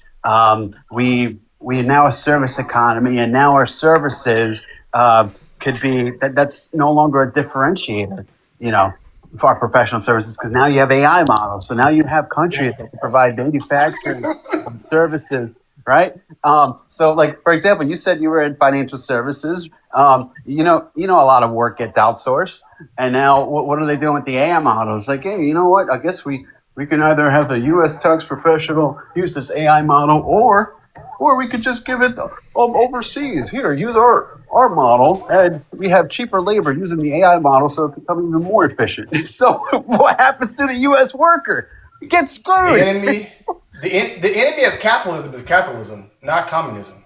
It's going to Can eat I ask itself a quick eventually. question? So shoot. Yeah. What's up, Okay. Dangerfield? Trump said that that these data centers have to create their own energy. I want to know how they're going to create their own energy and how they're going to create their own water. Well, I think what they're I never talking really said about, that. what they're talking about is that they need to be able to supply themselves with electricity by building their own capacity for that, instead of sucking out of the residential Yeah, the grid. electricity. Yeah, Okay, but how do they create their own cooling system with water? right. And therein lies the problem. A huge problem. And I didn't know if they can invent water. Well, you can desalinate it. It's I don't know that you lose it necessarily. Well, what does Any California amount. have? 3 desalination plants? Yeah, that in and of itself requires electricity. A lot of it. Mm-hmm. Yeah. I mean, some other alternatives to water that could be used, but they're pretty expensive. They do have like this direct-to-chip air cooling, so they in some cases use air, for cooling, but it is relatively expensive.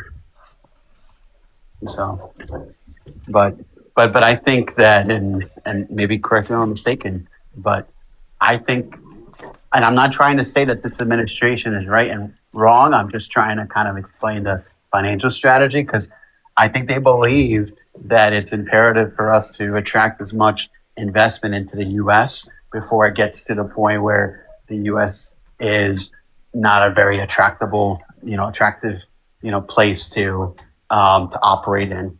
And in the age of AI, I think it can become less and less attractive if we don't have these AI operations here, sadly. So, and I believe that, and I think that will be at the expense, or to the expense, of the U.S. worker. So, And that's probably why they don't want to give us health care or anything like that. They want us to just unalive, so there's fewer of us to compete with their robots and what they're trying to do for resources. Aha, there you go. Yeah, Remember I told you about Colossus? yeah. Oh, and I forgot to bring this up. Yeah, you were here last time. We were talking about the theory that that I have, that this is like they're. I am afraid that they are actually like literally going to let 7 billion people unalive them through war. I think that's what we're the seeing. Colossus the Forbin Project was the movie. The book was Colossus in 1967. The movie came in 1970. And basically, the AI decided that it didn't need us anymore except for maintenance. Right. Yeah, I mean, and you'll be able to, house that stuff because think about it. They're, the Genesis mission. Why are we in such a rush to push AI? Is it just for competition with China? I don't know. I don't think so. But they're pushing that, and so they want robots to be able to rebuild themselves, build their own manufacturing plants, run the electric, power plants, whatever that looks like. And once they have all of those things in place, why would they give us UBI when they could just let us unalive and they'll have everything for themselves? We're Americans. We get to go through the self checkout counter, because and not get paid for it. And not get paid for it. And I remember one time at least 20 registers open at the Home Depot, and now there's one. Oh. Manned register. Right. Yeah, in our politicians, they're too busy getting paid by lobbyists of billion-dollar corporations to push legislation that helps those billion-dollar corporations. Like we're up against a lot more than just Trump. Like these tech bros, for example. I mean, these people are weird, y'all. I don't know if you've heard some of them talk, but they talk as if they're gods. They really Yeah. have this weird fucking like almost a religion that they Like an share. It's fucking strange, but I don't think it's looking good for the humanity, y'all. It's not looking good They all for look like us. aliens. So Well, wait a I'm minute. sorry. We lost You're not 92,000 wrong. jobs last month. We lost 92,000. Yet we continue to create over 300,000 babies every month. What the hell are they going to do? Right. Yeah. They aren't It's going to give us a UBI. Well, Why and would they? yeah, and here's the thing. I mean, we did lose 92,000 jobs, but I look at I've I've always been in the hospitality industry, so I really want everybody. I know we're concentrating on manufacturing and AI and everything like that, but a lot of those jobs have been lost due to the fact that for the first time that I can remember, and I'm going to be 56 this year, that the United States has been put on a watch list, a do not travel list. People don't want to come here. If you look at my name and my logo, I used to sell Disney trips. I used to sell, Universal trips and, things like that. People are not coming here.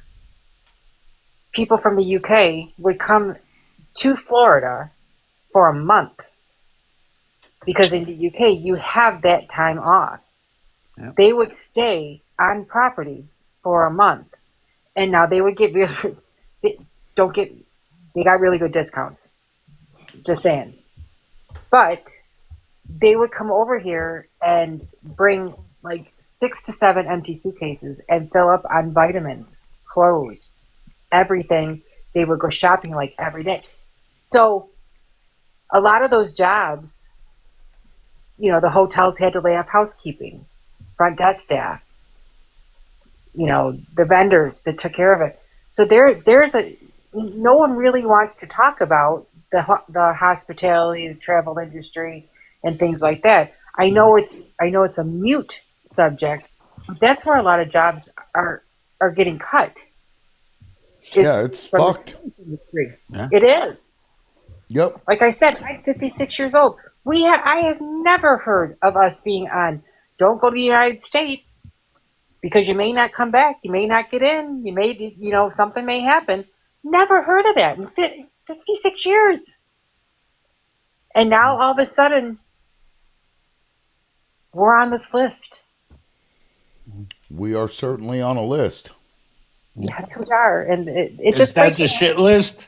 It's a shit list. It is a shit list. Well, we're being used by other nations for one reason, and that's our fucking mercenaries that we call the military. I mean, because really, when businesses hire you to do things to protect their services and shit overseas and try to get resources for their businesses, it's a fucking military for hire. Well, I just found out something the other day that we have 1,000,002 active military. We have 700,000 reserve military. Iran has 1 million active military and another million in reserve. I was baffled by that. Yeah, it's. this is a war they've been preparing for a long time. It's kind of ingrained. It's not just a war to them. It's these guys are the great Satan. So it's religious, has a religious connotation. And when all of a sudden now you speak to a religion or a higher power, then that's yeah. So that they all automatically become a more exponentially stronger adversary because they have something that they truly believe that they can unify for. That's so yeah, they're empowered in that regard. But Well, it's a 5,000-year-old country with 93 million people in it. yeah, Okay, this is not a small mamby-pamby. Yep. This is not Afghanistan. This is not Iraq. This is Afghanistan and Iraq put together. And then some. And then some. I got a question. I've got an answer. To everybody that has or is planning on getting a passport, where are y'all going with that passport? No place. We need it for ID. Yeah. So you see my question? Like passports are meant for international travel. That was the reason for them, right? So we can be identified when we go to other countries. But at the rate this administration is going, we're not going to be able to go to other countries. Maybe I rail, but that's going to be the extent of the travel. So I feel like they're pushing passport because they still want to make money off of it, knowing that people aren't going to be able to go anywhere. People aren't going to be able to like use it in the way that it was I originally. got a good one for you. On my birth certificate, I have no first name or second name. My parents were arguing about what my name should be. The last name was already figured out. So my birth certificate has none of those two names. So I went to get a real ID and they said, no, you can't because your birth certificate is incomplete. That's why I went to get the passport. How many women are going to go to get their real ID or some kind of voting thing, and because they got married, they're screwed? I want to speak to that Didn't need point. a real ID because I seen it to be this very thing that is happening now. When they were pushing everybody to get real IDs, I purposely said, why do I gotta prove I'm a citizen? I already have the ID. I already gave the birth certificate for the ID. I have a CDL, a commercial driver's license. So I even gave them more information to prove my citizenship. So I personally am not married, and no, I do not have an ID, and no, I am not getting a passport either because I'm not planning on leaving the country. But this is my point, right? Like they want to identify because as soon as they said real ID, I knew it was going to be about distinguishing Americans from non-American citizens, right? And I Yeah. knew it was going to be exactly what this is. And so many people ran and complied in advance and got a real ID or ran and got a passport, you're complying in advance. You're giving them what they want. They're slowly controlling what you're doing. If you're justifying getting a passport to vote or you're justifying getting a real ID to vote when those rights are being taken away from us. And this is what people don't see when they comply in advance. When you call it the Department of War instead of the Department of Defense, because Congress has not changed it to the Department of Defense. Only Trump has done that. And I just wanted to make that point. That was well said. That point about the real ID, because I believe, and my understanding from someone I know that works in government, is that real ID is, of course, accessible to the feds. So they're able to tell what section of the population has a real ID versus who hasn't yet, and they're able to narrow the scope of operations. So ICE, for example, can narrow the scope of their operations, based off of real ID, and over time they'll be able to further differentiate. So I think that's interesting. My wife could not get a real ID, and it's funny. I'm Hispanic. She's not. She's white, and she couldn't get a real ID. She's like, well, I'm having trouble because of the last name, and so we had to have a conversation of whether she should change to my last name. We're recently married, or her retain her last name. And I'm like, you know what? For now, we both decided, keep your maiden name. So, which And that's true because my youngest daughter is getting married in June. And I had to have that conversation with her. Yeah. I said, it's just not voting that that this would affect. It's a lot of other things that down the pike could affect that if if you get married and you change your last name to your husband's last name, it's, like I still have my husband's last name. My divorce decree says I can go back to my maiden name. But that doesn't matter because now, in order, because I keep on checking my voter registration. I'm still registered, thank God. But if something happens that I have to re-register, now I have to get a real ID. I have to get a passport. I have to bring my birth certificate. I have to bring my divorce papers. I have to bring my marriage certificate. As a woman, have to bring all this identification. Where APAC or liberal, they wouldn't. You can just go in there, ask for a real ID. Here's my birth certificate, blah, blah, blah. And it's ironic that women skew more Democrat than Republican. Okay, I'm just throwing that out there. So, Well, and that's what they're trying to do because they know that. They know that women tend to lean more Democrat. They know that, you know, a lot of people don't travel outside the United States. So what demographic would they make it harder for? Women. And Knowing. and let's think of it. Like they're claiming it's about voting, but voter fraud or whatever. But that's such bullshit because even the Heritage Foundation's own numbers showed for the last 40 years, 42 years, I think there was like 1,500 instances in 40 years. That's like a non-issue. If you took all of those together and put it in one voting block, it wouldn't affect the vote in any major way.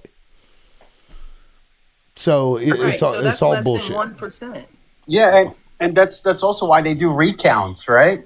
Because I think people understand that sometimes there are processes that have a margin of error. I mean, and that happens, but that's why when the numbers get so close, they're like, okay, let's do a recount because now we could, spend more time. I mean, I've never seen that as an issue of voter, inactive.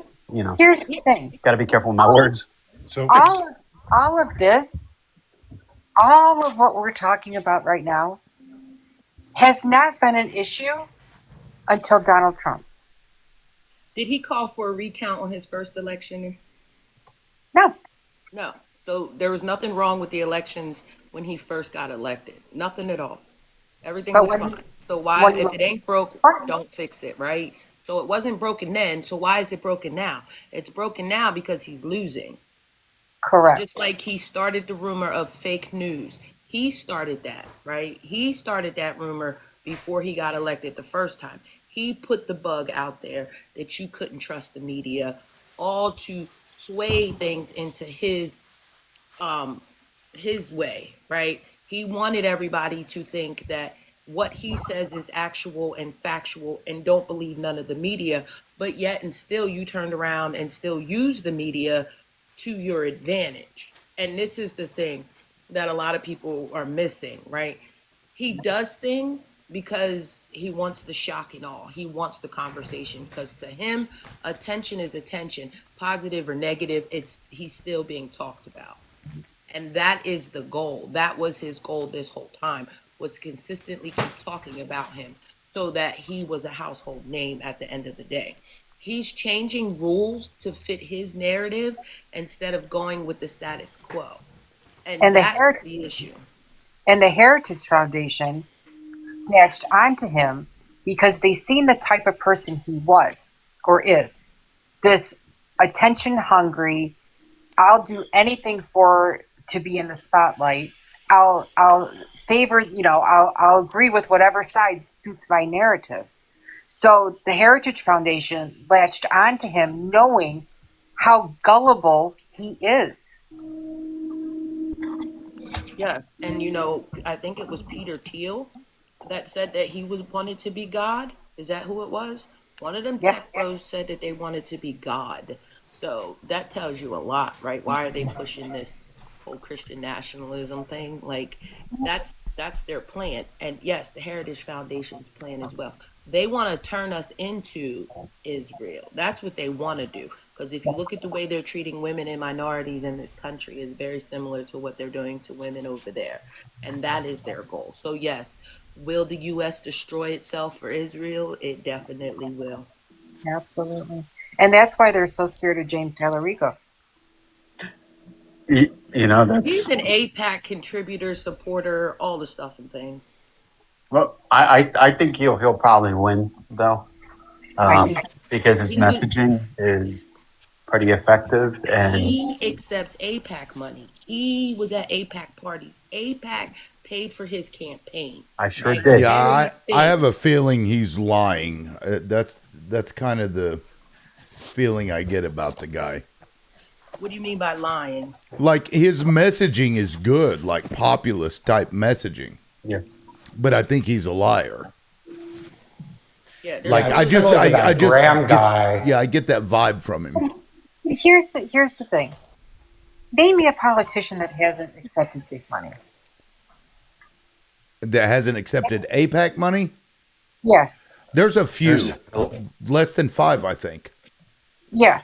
So really, I mean, There's a if lot that's of what is called the Democrats, and they don't take that money.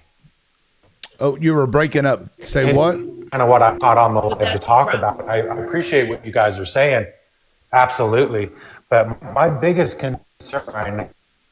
You're breaking up. yeah, you got bars, honey. You got I bars. think Mossad has intercepted your communication device. Oh, So if we're gonna it's not play sounding the, too good. Yeah, you were breaking up real bad. I can hear you now. Anyway, go ahead.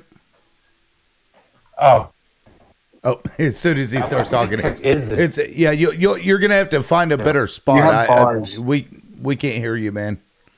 Gotcha, guys. I'll drop out. Appreciate you. Yeah, thank you. Well, that we're sucks. gonna I wanted play to hear what he had the- to say. Yeah. We're gonna play the APAC thing. Who took money from APAC situation, right? Knowing that APAC is a part of Israel, then the whole thing about Jasmine Crockett supporting a bill that gave money to Israel goes out the window too, because if people are mad at her for supporting a bill that also gave money to Israel, then him supporting APAC, who is also a derivative of Israel, is just it's hypocritical, if you ask me, because he is posed with them people. He has been supported by those people. He's accepted money from the APAC community. But yet, when a congresswoman like Jasmine Crockett supports a bill that doesn't just only support giving funds to Israel, but other countries as well, that's hypocritical to me, because it can't be good for the goose and not good It's for not the gander. hypocritical. What happens is this is the bill. It includes all these countries. You can't pull one out without saying no to all of them. So you have to either approve the whole thing or not approve the whole thing. And that's what happens. Yeah, That's what I'm saying. But if you're going to say that because Israel was included in that and she supported Israel, so you didn't vote for her, but knowing Tallarico was supported by, propped up by, hanging out with, partying with APAC, who is also part of Israel, then that's hypocritical. Because Wait you a minute, can't wait a get minute. mad at her and support Tallarico him. was a white middle school evangelical, and that's why he got voted in. Okay, Carker was a firebrand. She was way ahead of him as far as intelligence and everything else. The ability to decipher what the hell is going on in this country. But they voted their way. Okay, it didn't matter. She could have been a genius, a 200 IQ. She could have passed 100 legislations. They're not going to approve her in Texas.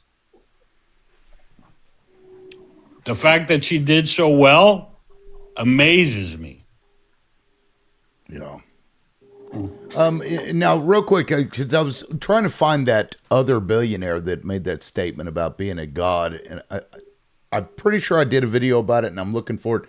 But then I ran across this part. This is Peter Thiel. I just want to play this part for you. You guys may have seen this before. Doer, right? You're hesitating. Yeah, well, yes. I don't know. I would. This is a long hesitation. This is a long hesitation. There's so many questions implicit in Should the this. human race survive?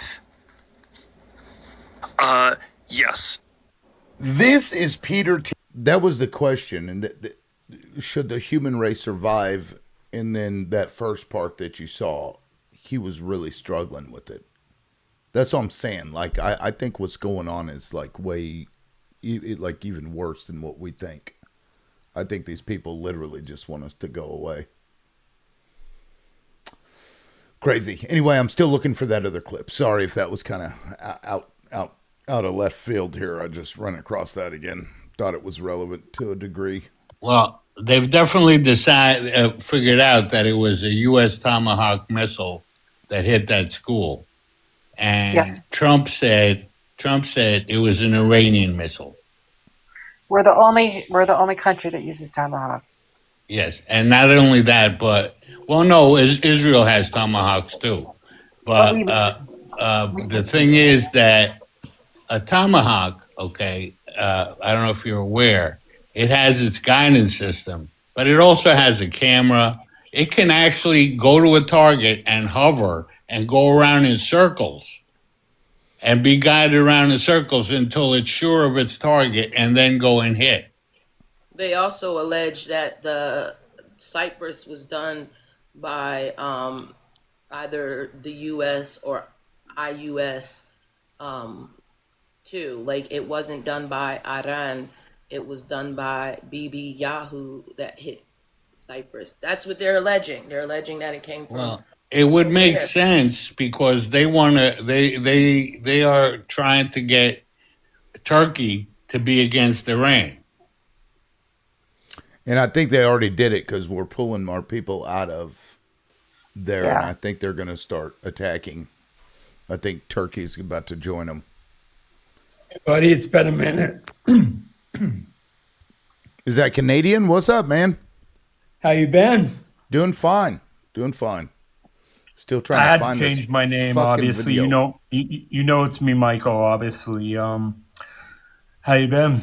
It's who? Michael, remember I used to run my own mods? With the pool? No, you used to mod for me. Back when? I don't think I've... My name was F Trump before, but I had to take it off because... Was this before I started my show? No, yeah, well, you'd come in and mod for me before you did yours. Yeah, your lives. I don't remember modding for anybody. How many months ago? It was months ago. Yeah, it was way months ago. Yeah, Like a year? Jasmine came in my stream. She was a mod for me. Okay. Yeah. So you, My Body, My Choice. I think came it was in. your show I had come up on. It was my first time really going onto a panel on TikTok, and I made a penny. And I'm like, holy shit, you can actually, make a little money on here. And so I started my live. Yeah. Yeah. Well, no, Yeah. remember I was doing the thing for the kids' cancer? Yes, I believe so. Yeah, yeah. I ended up making $1,000, and I sent it to the Kids Cancer of America. Nice. Yeah, God, dude, that's been forever. Like, I barely Yeah, I know. remember That's that. why I It's said, been "Hey, forever. buddy, how you doing?" I thought you'd remember me, but like, Yeah, no, I remember you. I don't remember your voice, unfortunately, but no, yeah. Now that I think about it, yeah. yeah, because I had full mouth surgery is what happened. Nice. Well, things are going well enough, I guess. I mean, we're going crazy in the Middle East. Yeah. We're unaliving children. We're Yeah. He's starting wars to profit. I know. Anyway, so what brought you up? Just to say hey? Well, yeah, to say hey and just see if anybody else I knew was in the panel, but I don't think I do. But well, most of those people back then, I've blocked a lot of those people. They turned out to be crazy ass liberals that I want nothing to do with. really, Fake ass. like My Body, My Choice. She was pretty nice. I don't remember her. A lot of them Jasmine? turned after Jazz? No, I don't know about Jasmine. I don't know. Christina. A lot Yeah, of people were okay. yeah, no, Christina. She, yeah. No, I mean, I haven't gone live for forever. I don't. I'm just trying to get my own stuff right, Yeah. and then I will go live. But yeah, no, honestly, the reason I came in here is because I absolutely hate the fact that he has the right to do this, he's like, no wars, no wars. And then he goes and does this, like, and there's so many innocent people that are affected by this there. Yeah. Like children in schools. Like, what kind of heartless person does, like, I don't know. And then they Just immediately turn around and they're like, "Oh, it was them. They actually did it when they fired their rocket. It came back down and blew up the kids." That level of gaslighting bullshit has been going on for a long time with that shit real country, and that's what they do. All right, it was a moss. They were under that rock. That's why we blew it up. Yeah. There was a moss. Well, you didn't see them peeking out. Sorry. Look, it's a Yeah. moss. The So biggest sick of that. thing was loud. The biggest thing is it's not real was having so many issues with Iran. So many issues. And they couldn't do their bidding because they didn't have the technology or the capability to do that. So because they didn't, they go to Trump and be like, you're going to do this for us. One, we have so much information on you, and you're going to do this for us. That's how it really went down. It's most That's how I likely. believe it. Yep. Oh yeah. That's Well, how I I mean, believe it went Marco down. Rubio even said that. It was like, well, they were going to attack, and we knew our assessment said that if they attacked, we would be attacked, and so we had to preemptively defend ourselves. And I'm like, what kind of fucking pretzel are you? And so, actually, let me pull this back up. This is the perfect time for I haven't really the seen MAGA all pretzel. the. It's the MAGA pretzel. Preemptively just means the same thing as the word but. You've seen Yeah. this person before, I'm sure, on everyone's panels. The MAGA pretzel. Oh yeah. They're gymnastics. Like, these are the most flexible motherfuckers I ever seen in my life. The way they bend and just kind of Gumby themselves into like weird positions. Yeah, the mental gymnastics, they all get gold medals for that. Because woo! It's a skill set, I gotta say. I mean, because they do it without any like remorse or care that they're a hypocrite. I mean, is it me or are they getting stupider? The MAGA, really? Well, I Is think it- what it is that the only ones that are left are like the worst of the worst. So the 'cause the ones other you ones have still converted. right, they've already kind of been like, oh, I didn't vote for that guy. You'll see a lot of them. You're Most like, of them, most of them just I said that. think you did. Yeah. I think you did vote for him.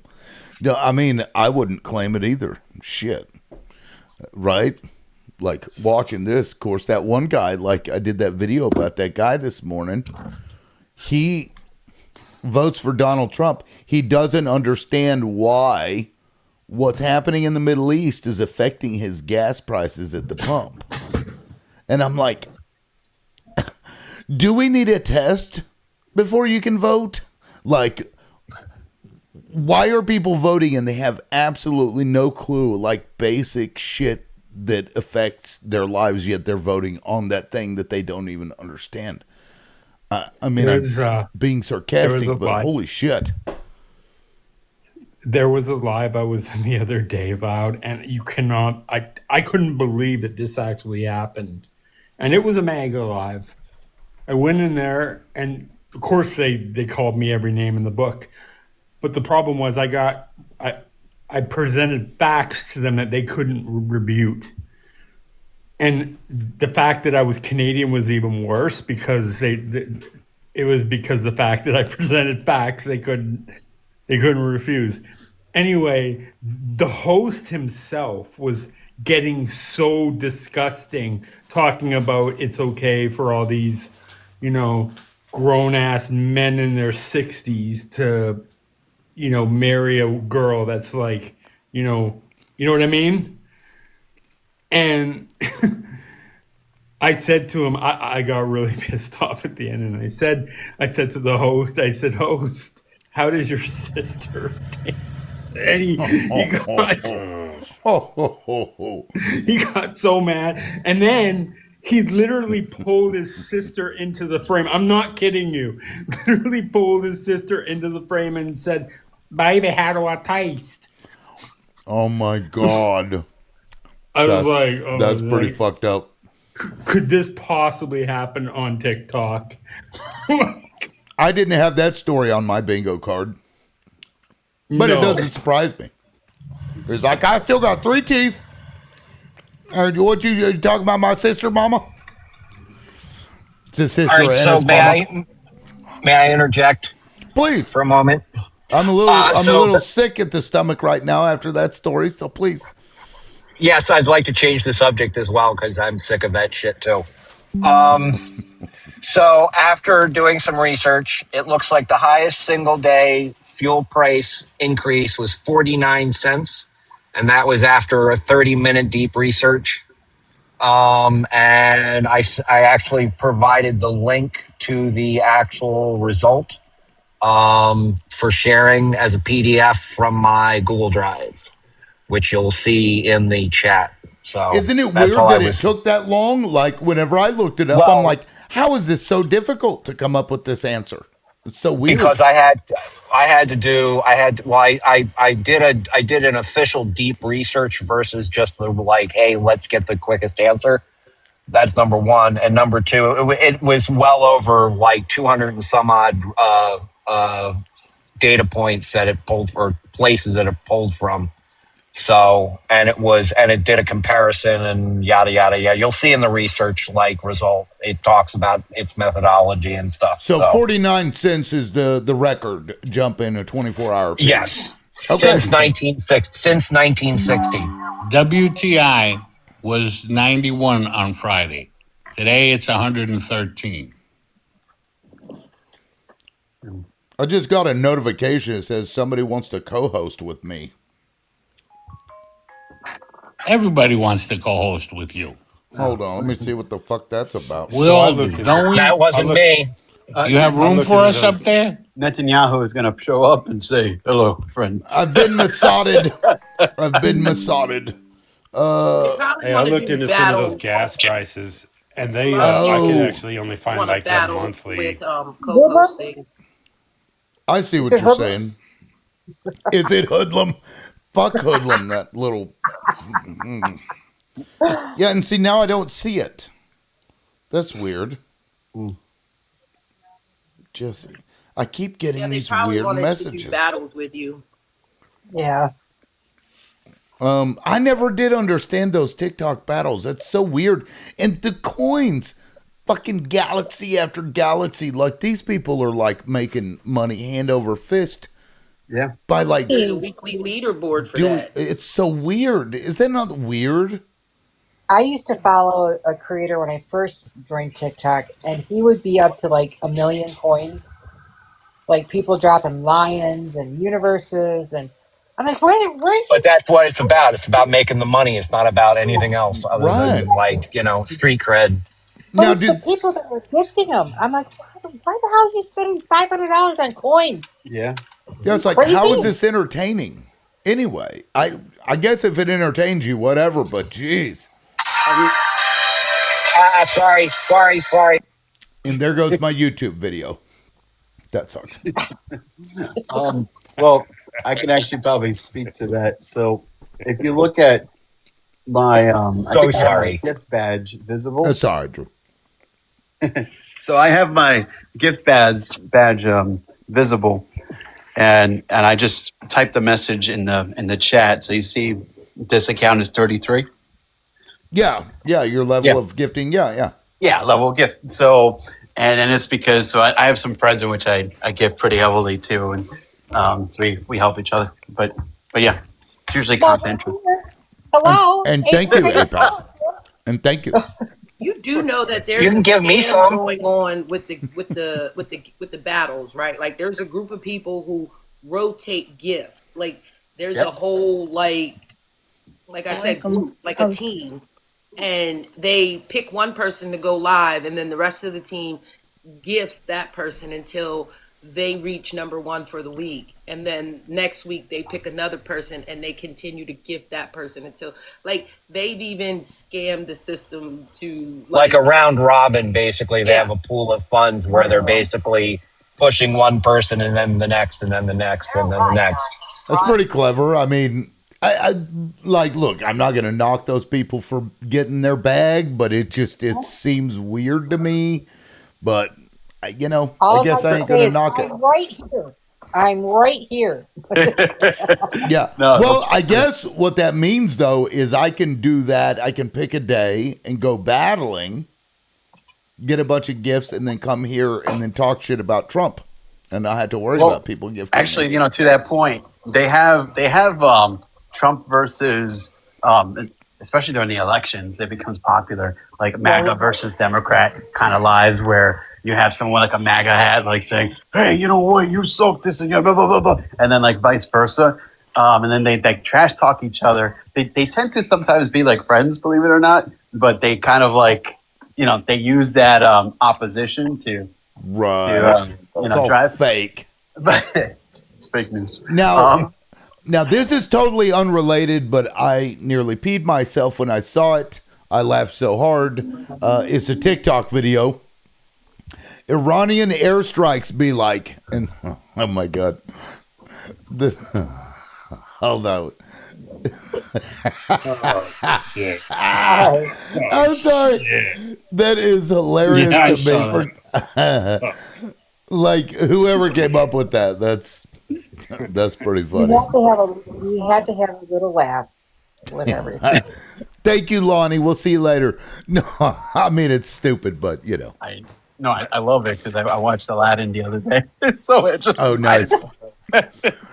No, that's good shit. But no, I mean, maybe, yeah, because I saw a notification for like that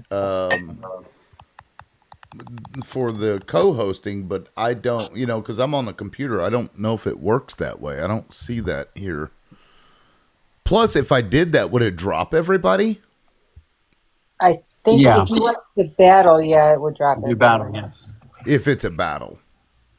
Correct. Yeah. Yeah. If she set it in the battle mode and you accepted co-host and it was a battle, yes, it would drop it. Ugh. Yeah, see, that's the hell with that. I don't need all that nonsense. It's bad. It's hard enough getting panelists up some days now anyway, because I think people are afraid to come up here sometimes. Yeah, but you see, the host I think that could be beneficial during like primary. If you're like, let's just say like battling someone with either a different that's backing a different primary candidate, or even, you know, someone from, I don't want to say a different party because I don't like to bucket people in parties, but you know what I mean. I think, you know, something like that could possibly work. So Battle you liberal, and we'll see who's more liberal. How's that? Yeah. Well, it just what. It just seems so fake. Now, real quick, guys, I haven't done a PSA or anything, but I wanted to give a shout out because I missed this on Saturday and Sunday.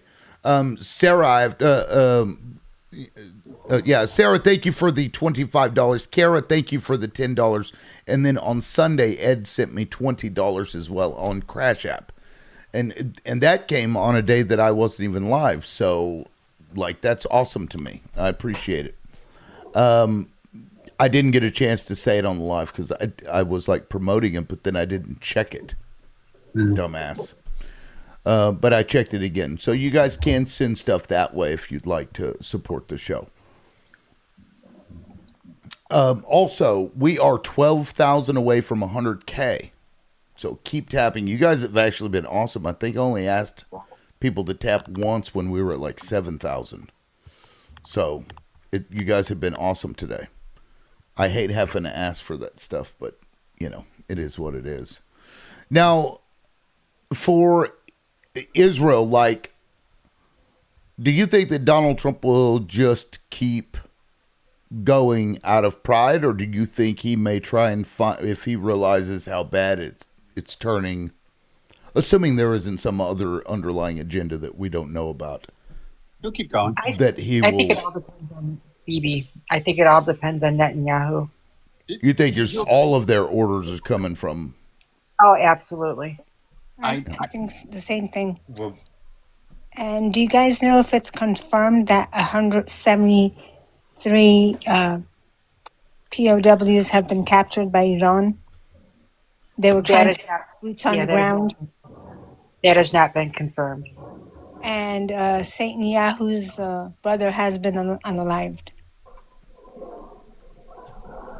Satan Yahu's brother? Mm-hmm. Now, I've heard people talking about the rumors of hostages for the U.S., but I haven't seen that Yeah, the reported. last But couple again, days. we get media that is, This was from outside American media. yeah, I don't know that I can trust the U.S. media at this point anyway. I feel like, honestly, if that kind of news would end up on MS Now or CNN at least, or even like Fox. I mean, I do believe if it's someone that notable, it would appear there. But just to answer your question, I think yes. I think that, and I thought I received or heard something about that the Iranians were not going to even consider a ceasefire until after Ramadan is over. I could be wrong. I thought I heard that somewhere recently. No, they're not going to do a ceasefire. They said we trusted Israel twice, and they stabbed us in the back. Would you? Would you do a ceasefire when 175 schoolgirls were unalive for no reason? You know, I get what you're saying, and there's cases where atrocities have been committed and they still do ceasefires, right? No, not when you've been stabbed too many. When you get stabbed too many times in the back and you trust the same person, you're the idiot. So they're saying we're not going to be stupid. One of the guys asked one of the representatives of Iran, our troops might put their boots on the ground, and he told him straight out. He goes, "Well, we've been waiting. Do it." Yeah, I've got that video. Matter of fact, I'll I play that mean, video. I always try to, not just as a mother, always try to imagine, okay, if somebody comes and attacks America right now, I would defend that. I'd be like, oh my God, 172 or 132 or 22 or however many kids were unalived. No, don't leave these MFs. Unalive them. So you can't just say, oh, casualties happened, unalivement happened. No, children were unalive innocently. Think about it that way. Why are they called casualties when our people are called children and innocent women and innocent that?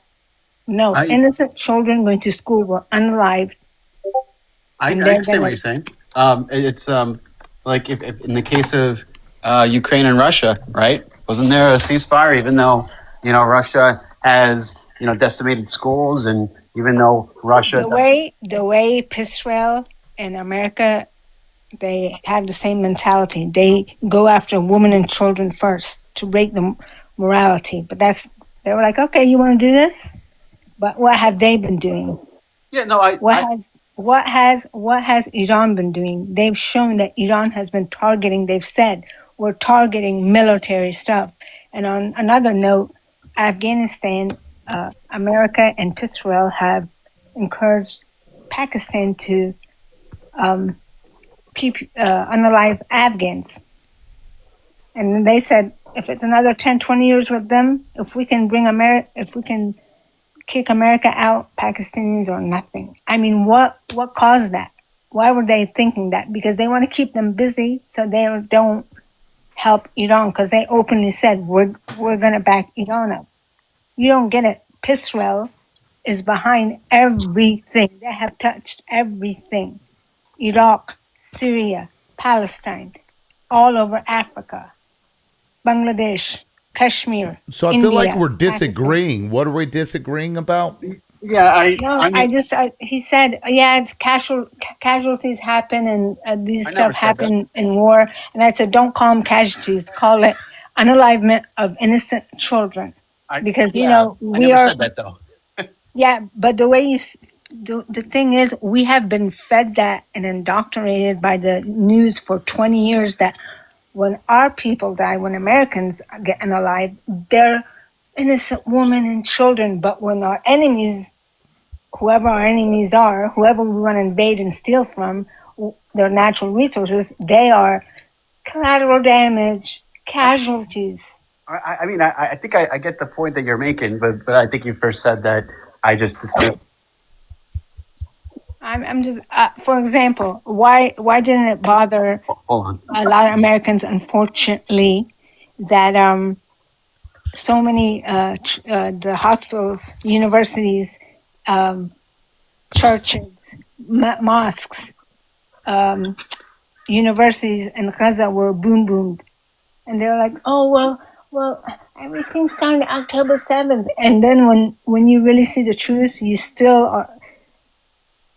The only thing I can say is each person needs to do their own digging, and I promise you, you will find Pisrel at the end of every.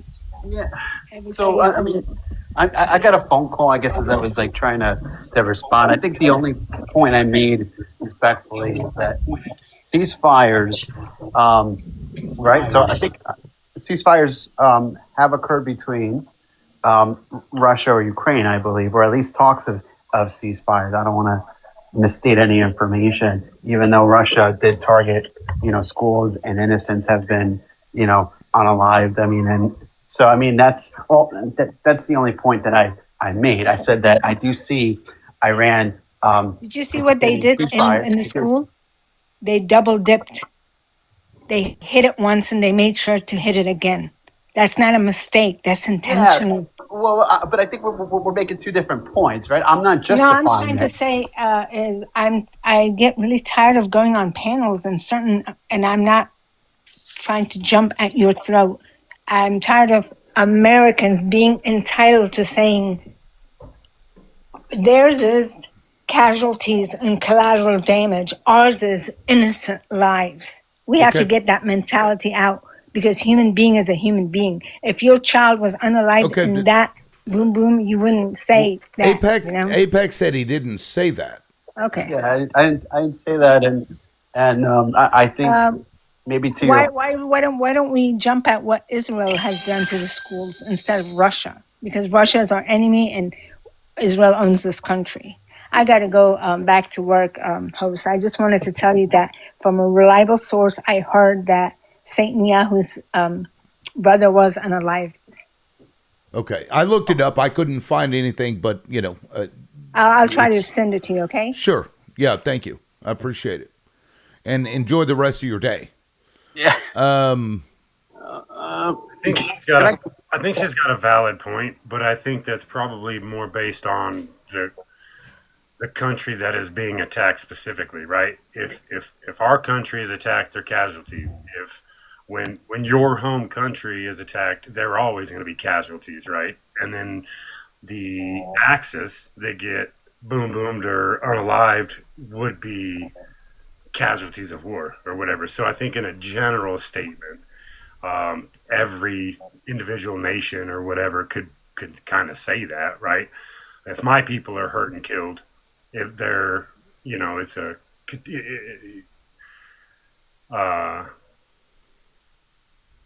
you know what I mean? That's yeah, forgivable. I'm sorry, I'm lacking the word, but you know what I'm saying? Like that's not okay. But if y'all, somebody else happens to perish from our boom booms, then that's just kind of what happens, right? So I think every country could probably have that similar standpoint. Now I'm not disagreeing with what Warrior said. I know there's a bunch of terrible shit going on. So that was just a me popping in real quick. So yeah. And I guess I wasn't. I mean, I get it. I mean, if we lose people, or if another country loses people, that's that messaging will probably change, and people are gonna point. Again, I wasn't justifying what was done. I think that was deplorable. But all I basically said was that I do see ceasefire as a possibility in the case of with the Iranians, and the reason for that is the ceasefire is not to say that you surrender or give up. Sometimes you engage in ceasefires so that you can either regroup or you can See if you can establish relationships or better relationships with neighboring countries, which could further strengthen them, or maybe. I mean, there's many reasons why you would do that, and that was all I'm saying. So, Well, should oh, go ahead. I was just going to say, I think we have to listen to people that are from that country or from that area. We have never, as a country, have to dealt with the onslaught of hearing alarms go off. We have never we've dealt with 9/11. That was the one thing. We've never been that country that has the constant day-to-day sirens going off. To them, it's another day. They're used to it. They know what to do.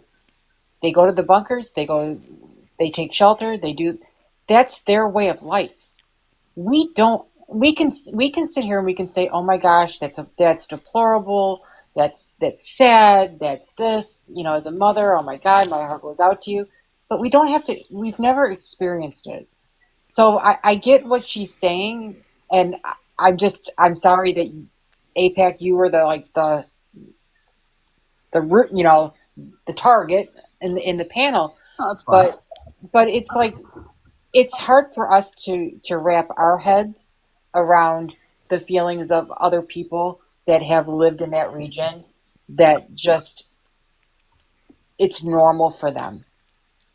It's just normal for them. We've never had to experience it Well, except for 9/11. our children, they experience having to go to school and do active pew pewer drills. Exactly. And running from pew pewer. So we do have things that traumatize, but as far as I assume you're talking about Israel with the alarms. The Middle East, Lebanon's had to go through it. Iraq's, it's the constant hearing of the sirens going off. Like they just know what to do. It's like, sirens going off. We don't hear that every day. Yeah. No. We just worry, like Liberal said, we worry about our kids going to school for an active viewer. That's the legit. But what I'm saying is the day-to-day hearing of the sirens going like, "Oh, go to the bunker, go downstairs, go." Well, and Warrior's point was that all of that stuff that you're talking about is at the hands of shit rail. Yeah. Exactly. And so, and of course, I don't know. But the question I was going to ask was, even if the U.S. offers to stop, should Iran stop? I'm not sure. I don't think that it. Go ahead. Sorry, boss. No. I was just going to say, I don't think that if U.S. stops, I mean, I think they have, Shirail still has their own ideas and their own plans on what they want to happen, right? So even if we backed off, I bet, I'd be willing to bet that they still have issues over there, right? But they have to defend themselves. I mean, I do not support any of, obviously, but we're in a mess that we shouldn't even be in, again. And I think it's because we can't have a president that won't go and kiss the wall. You know what I mean? The hand is deep in, in the pocket, and the government has to learn to get away from there to keep us separated from conflicts like this and being involved in shit that's not even we have nothing to do with, again.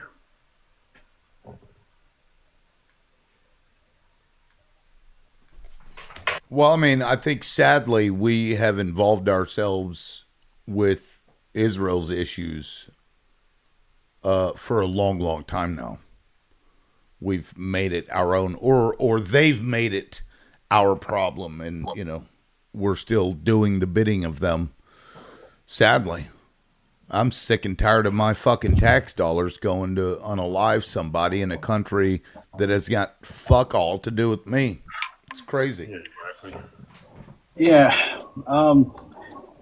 I I guess I don't think I'm up. I think I'm kind of aligned, but I think it's because Israel is deemed to be kind of like a satellite state of the U.S. You know, it's in the center of the world, and you know our intelligence, you know, funnels through that. Our operations are centered around that, and I think the U.S. feels that well, if Israel's going to do something, then we got to back them up because I think Rubio had said, and correct me if I'm mistaken on this, that oh well, I don't think that was our initial plan to go in, but we had to go in when Israel said that they were going to go in. Because if Israel went in and then Iran retaliated, I think Iran would have probably decimated a lot, and I wouldn't be surprised if you know Israel. I don't want to say would be in shambles, but there would have been a lot of destruction. I think for sure. So, but that's what I'm thinking was probably the rationale. Again, I don't agree with the Iran war, but I think that's the mindset that there was like a satellite state. But I get everyone's point. I think. Yeah, but So, that's like after the fact. And for the record, real quick, we've reached 100,000 likes. Thank you all so much. I appreciate that. Now back to the point. It would have been one thing if Israel had been attacked unprovoked and we responded as we would an ally, but we didn't do that. We attacked yeah. before they even attacked or while they were attacking. And so that's not just us, you know, protecting an ally, right? And it's also very telling when Democrats and Republicans cannot agree on anything. They can't agree on SNAP benefits. They can't agree on, you know, money for this group or that group. And we're more divided probably than we've ever been.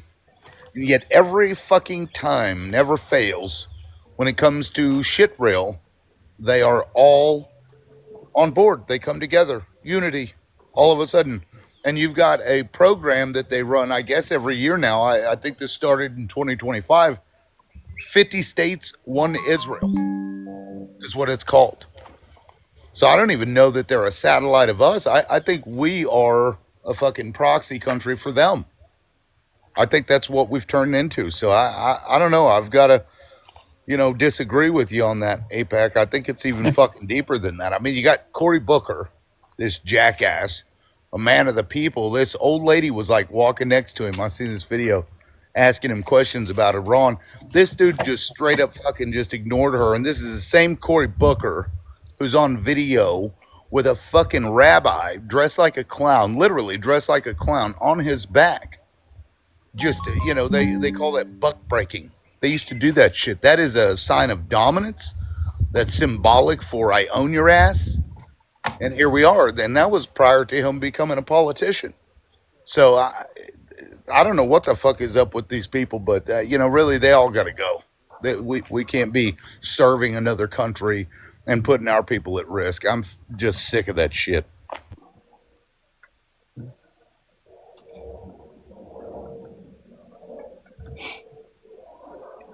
And by all means, push back. I mean, I don't think we have a president. You know, we know what happened to the last president that did that, right? And I think so. Like you said, it's deep. You know, it goes way deeper than just flipping a light switch, or turning the water off. You know what I mean? And until we can, and that it goes into everything, all the way down to government. You know what I mean? At all stages. All these lobbyists, all these people are trying to feed in. They buy their way around. You know, got to get rid of the money. Got to get rid of the money in politics. Yep. Get out of this. Get out of the two-party system. Right. Open it up some. Like John came on the other day in here and said with Australia down there, they got, kind of like a three-party system. Hell, that's a good start, right? Something. Oh, sorry about that. No. But we have to have a start somewhere, and we just have to watch the retaliation from it. Though I think is what the government's afraid of, right? Yeah, well, Hi, Liv. if they didn't know that we would back them, they wouldn't have done that. They did it because they knew that we would do it. Now, TikToker, I see your teacup, and Hecate, I know you just came in, but TikToker's been in here for a while and hasn't No spoken yet. Did you want problem. to jump Yeah, I in? can wait, of course. TikToker, bottom left. All right, Hecate, go ahead. That's the reluctant. I popped up to say I won't stay up long, Lib. Great live again, and congratulations on the 100K breakthrough again. Woo, woo, toot, toot. So I just wanted to say that for years I was trying to get people to come on board. You know how I feel about Is Not Real, about not paying the taxes regarding there's a law in the UK and in the USA that did exist, doesn't now, unfortunately. I found out today to stop paying taxes, put the money in a savings account, and there's a template letter that you could send to your government to say, I suspect that some of my taxes may be going towards teaism. If so, it's up to you to, for better words, it's up to you to prove that they're not. Of course, they can never prove that they're not. And many people did do it. Some celebrities did do it and gave the money to charity thereafter. Because after 7 years of doing it, the money was yours. They couldn't claim that money back. And the process had to continue. I found out that in 2024, that law has been revoked in November 2024. And your data is disappearing so fast. The freedom of information requests, particularly on environmental, which protects the likes of Elon, have disappeared. Policies and freedom of information requests for minority communities, which Biden had set up apparently. So 66 policies at the very least have disappeared where minority people could find out what kind of, in an expedited way, find out what kind of environmental damage was being done to the environment and therefore themselves, because people are getting poorly. That's all disappeared too. Your government's not doing that. And I wonder, in the aftermath of all this, however it looks, I've got a lot of people saying, oh, there's hope once Democrats get in. All of this data has disappeared, policies have disappeared. I've just mentioned 66 of them just under that environmental freedom of information request being revoked. People are getting badly affected, and the billionaires are being protected once again because Elon no longer has to go to those court dates regarding that very thing. It's going to be hard to rebuild after this. Even just to find out what you've lost is going to take time, because things are disappearing fast on the back end that a lot of people I hear are relying on mechanisms, for democracy to work hereafter. And a lot of those things are being taken away or changed or distorted. And I wondered what the panel and your opinion was on that. Well, do you think we're already fucked? Pretty much. Yeah, I mean, because I tend to agree with that. That Democrats aren't going to fix it because, like, we're seeing yet again, they still haven't learned their lesson. They're pushing real hard for Newsom, who is just another scuzz bucket for shit rail, and a corporate dem, if you will. So I have no faith that we'll get out of it if even we have a midterm. Oh, I They think should be on the steps every day, I think. Sorry, go ahead. I want to hear. I think, like Hecate said, it's going to take a long time to fix this, and it'll probably be long after I'm gone that things will get fixed. But my concern is for my grandchildren, my children. What kind of life are they going to have? But just because we put a Democrat in office again doesn't mean like, oh, poof, there you go, everything's back to normal. No. I mean, without giving everybody a brand new social security number and a new data and identity, that's not going to happen. But my problem is not with the people of Israel; it's with the government of Israel. I want if I'm going to send my tax money to a country that has universal health care, free education, the women have the right to their bodies, I want that.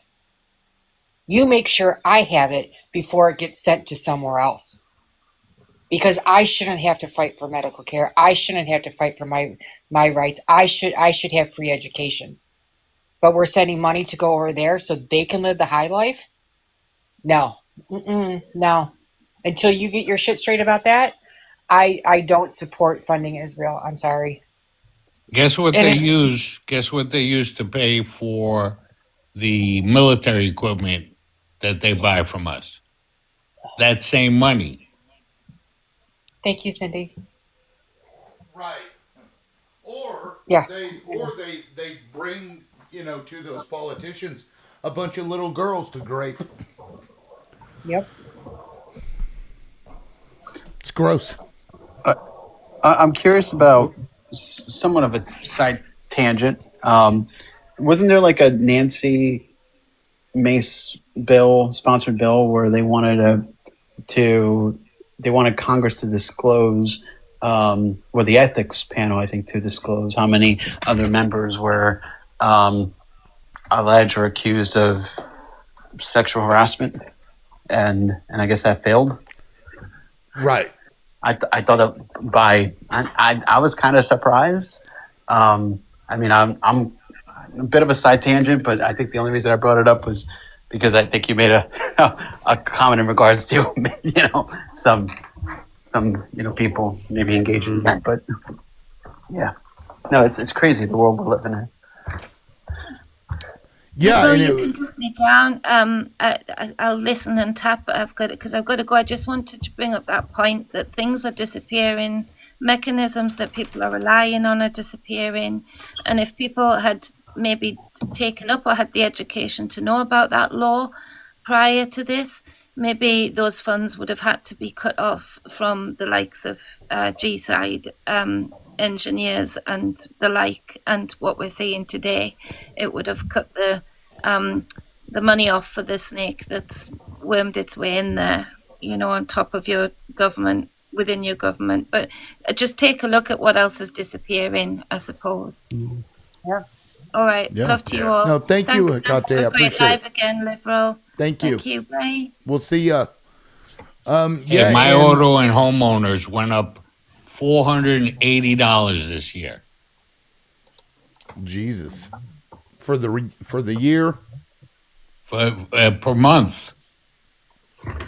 $480 increase per month. Per month. That's your crazy. homeowner's insurance. These fucking they're trying to get rid of us. They're trying to make it where we own nothing and we live happy. You eat bugs and you live in a They want tent. us to not have anything. They want us to not be able to survive. Hey, I'm 74 years old. I have 2 master's degrees, and I cannot find a job. I'm disabled, by the way, also.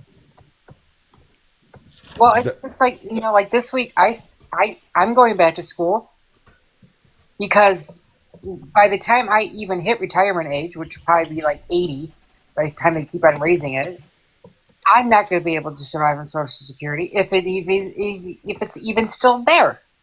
No, there is no surviving on Social Security. It's a joke. But what I'm saying is I'm going back to school to have a job where I can, it's medical coding and billing. Medical fields, always going to be there. But I can do that from home. So, I mean, I got to have some supplemental income because I'm not going to be able to stock shelves. The work that I do now at 60, 67, 70, I'm not going to be able to do it. Physically, I won't be able to do it. So mentally, I've got to get my head straight. And I finally grew up at 55 and, looking for something that I can stay home. I'm a little wary here. Usually when somebody says what this person says in the comments, it's a troll. What's up, Dot? What's up? Oh. So my point is, Jeffrey Epstein is hero of USA, and he should be selected for US president. Are you kidding me? Okay. He's a troll. Just like usually when I see somebody like, let me up, I got something to say, let me up in the comments, they're just, What do you guys think of Slotkin? What do you guys think of Slotkin? Alyssa Slotkin, she's out of, where's Michigan. she out of? Michigan. She's my senator. I don't know enough about her, really. She's a turncoat. Is she? Yeah. Because I remember last year when she spoke after Trump's speech, State of the Nation, that she was really, really unbelievable. And then I like the fact that she stood up for you shouldn't do anything that's illegal as far as the military goes. And that's pretty much, I see her on some shows, and she's really pretty good. Well, wasn't she like former CIA? Because wasn't she in that video that they did where they went after Mark Kelly? Yeah, if you're somebody that worked for the CIA, I don't know. I got questions. Yeah, plus, don't forget, she's a woman, and we're so goddamn misogynistic in this country that we elected Trump over Hillary and then Trump over Harris. Come on. Well, Hillary, and I may have this video on here, it may not be on the other computer. When I saw her laughing about Gaddafi, we came, we saw, he died. That is no thank you. Well, she did a lot of stupid things. She also said that MAGA were deplorable. Nah, you don't say shit like that. Yeah, re-education camps. I remember when she may have been onto something there, I gotta say, but no. Well, she was right, but you don't say it out loud. Well, sure, but I just don't think Hillary is a decent human being. I think she's a terrible person. I haven't observed anything that qualifies as that from her. I've seen it from Trump. I've seen it from a lot of, the e-files and all of that stuff. But no, Hillary never crossed out those lines. Look, Trump won against two women and lost against a man. That's all you have to say. Why did Tallarico win in Texas? Why? Because he's a religious white middle school teacher, not because he knows anything about government. Well, let me play this clip here. I think this is the one. So, that is the land of unconfirmed reports. Yes, we came, we saw, he died. Did it have anything to do? She's referring to Gaddafi. Gaddafi was a bastard, though. That's what the Western world wanted you to think. Gaddafi, if you've heard him in interviews, he is actually pushing against the hegemony of the United States, tried to get out from underneath the petrodollar, and so Hillary Clinton and and the rest of them went in there, toppled that government. They unalived this man by sodomizing him with a bayonet, sir. And she gets on national TV and laughs. And then whenever I bring this up, you say, but he was a bad guy. So you're telling me if somebody is a bad person, they get to not only be unalived by graping with a fucking bayonet, and then the Secretary of State gets to go out there and laugh about it? Wow, you're characterizing me just because I brought that up. You said advocate as somebody. No. You said a whole bunch of things that weren't me talking at all. Just a whole bunch of things. Yeah. Like what? Yeah. I'm just saying Gaddafi was a bad guy. I'm not saying it was okay to Gaddafi him or any of that shit. I wasn't saying any of that. I was just saying he was a brutal dictator. He was an authoritarian. And when did you say that? before you went off on this rant about No. all of these things about me that I'm saying. No. You said that in response to me saying that Gaddafi was unalived by them using a fucking bayonet. Yes, that is a fact. I And- don't agree with that. right. I don't think that's okay. So take it from But my at the same perspective. time- I say Gaddafi was unalived by being sodomized with a bayonet, and you're like, but he was a bad guy. How He am I was a supposed to? fucking How am I, monster. how am I supposed to take He that? was a fucking monster. So Was he? I mean, I'm not saying that's. I mean, obviously, it's better to bring someone to trial and all that kind of stuff. But his people did that to him because he brutalized them in a similar fashion for quite some time. So you have proof that he sodomized people with bayonets? No, I'm not talking about that. Why are you fixated on that? Because that's Is what I what wanna I know. just, this clip is in response to that. Let's play it again. But so, I mean, that is the land of unconfirmed reports. Yes, we came, we saw, he died. That is what I referred to a second ago when I said I don't believe Hillary is a decent human being. That clip right there. Okay, I said so that whenever I amount of saw that, video characterizes her. hold on, calm down. Whenever I referenced that video and said that's why I don't think she was a human being or a good human being, that's when you were like, she's never given me any indication of any of that. And so Well, one thing we know- played the I know, clip that doesn't- and I explained how Gaddafi was unalived, and you said, but he was a bad guy. Well, one thing we know for sure is she wasn't very good at BJ's. Monica was better, right? Yes. That's one thing we know for sure. I mean, if you want to talk about hot mic moments, you know, I mean, that pales in comparison to the hot mic moments that have been happening lately. And it's the other side with the hot mic moments. I never Okay, got. whoa, I don't even know how don't do that. Trump survived the grab him by the pee. Don't do the MAGA thing where you say, yeah, but what about? Because we were talking about Hillary, we weren't talking about anybody else. Yes, we can Okay, what criticize has she things done? that they What say and do all the scandals, time. What specific actions has she taken that have painted her in such a pale light with you? Painted her in a bad light.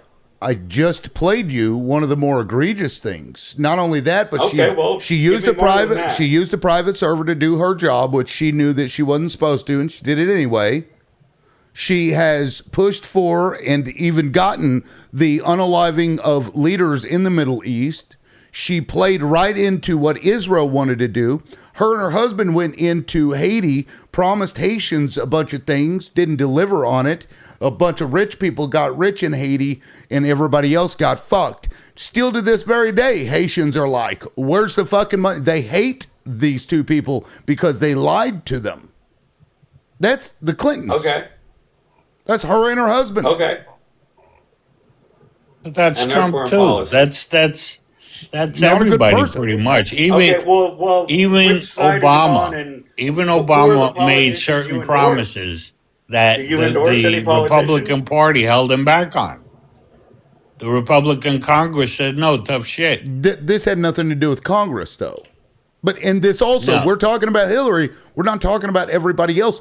When you guys say, yeah, but what about? You're doing exactly what MAGA does. Don't do that. I'm trying to avoid whataboutism, okay? But you've got a hot mic moment of Hillary saying something that's politically incorrect, okay? I'm not swayed to say, well, she's not a good person in that respect.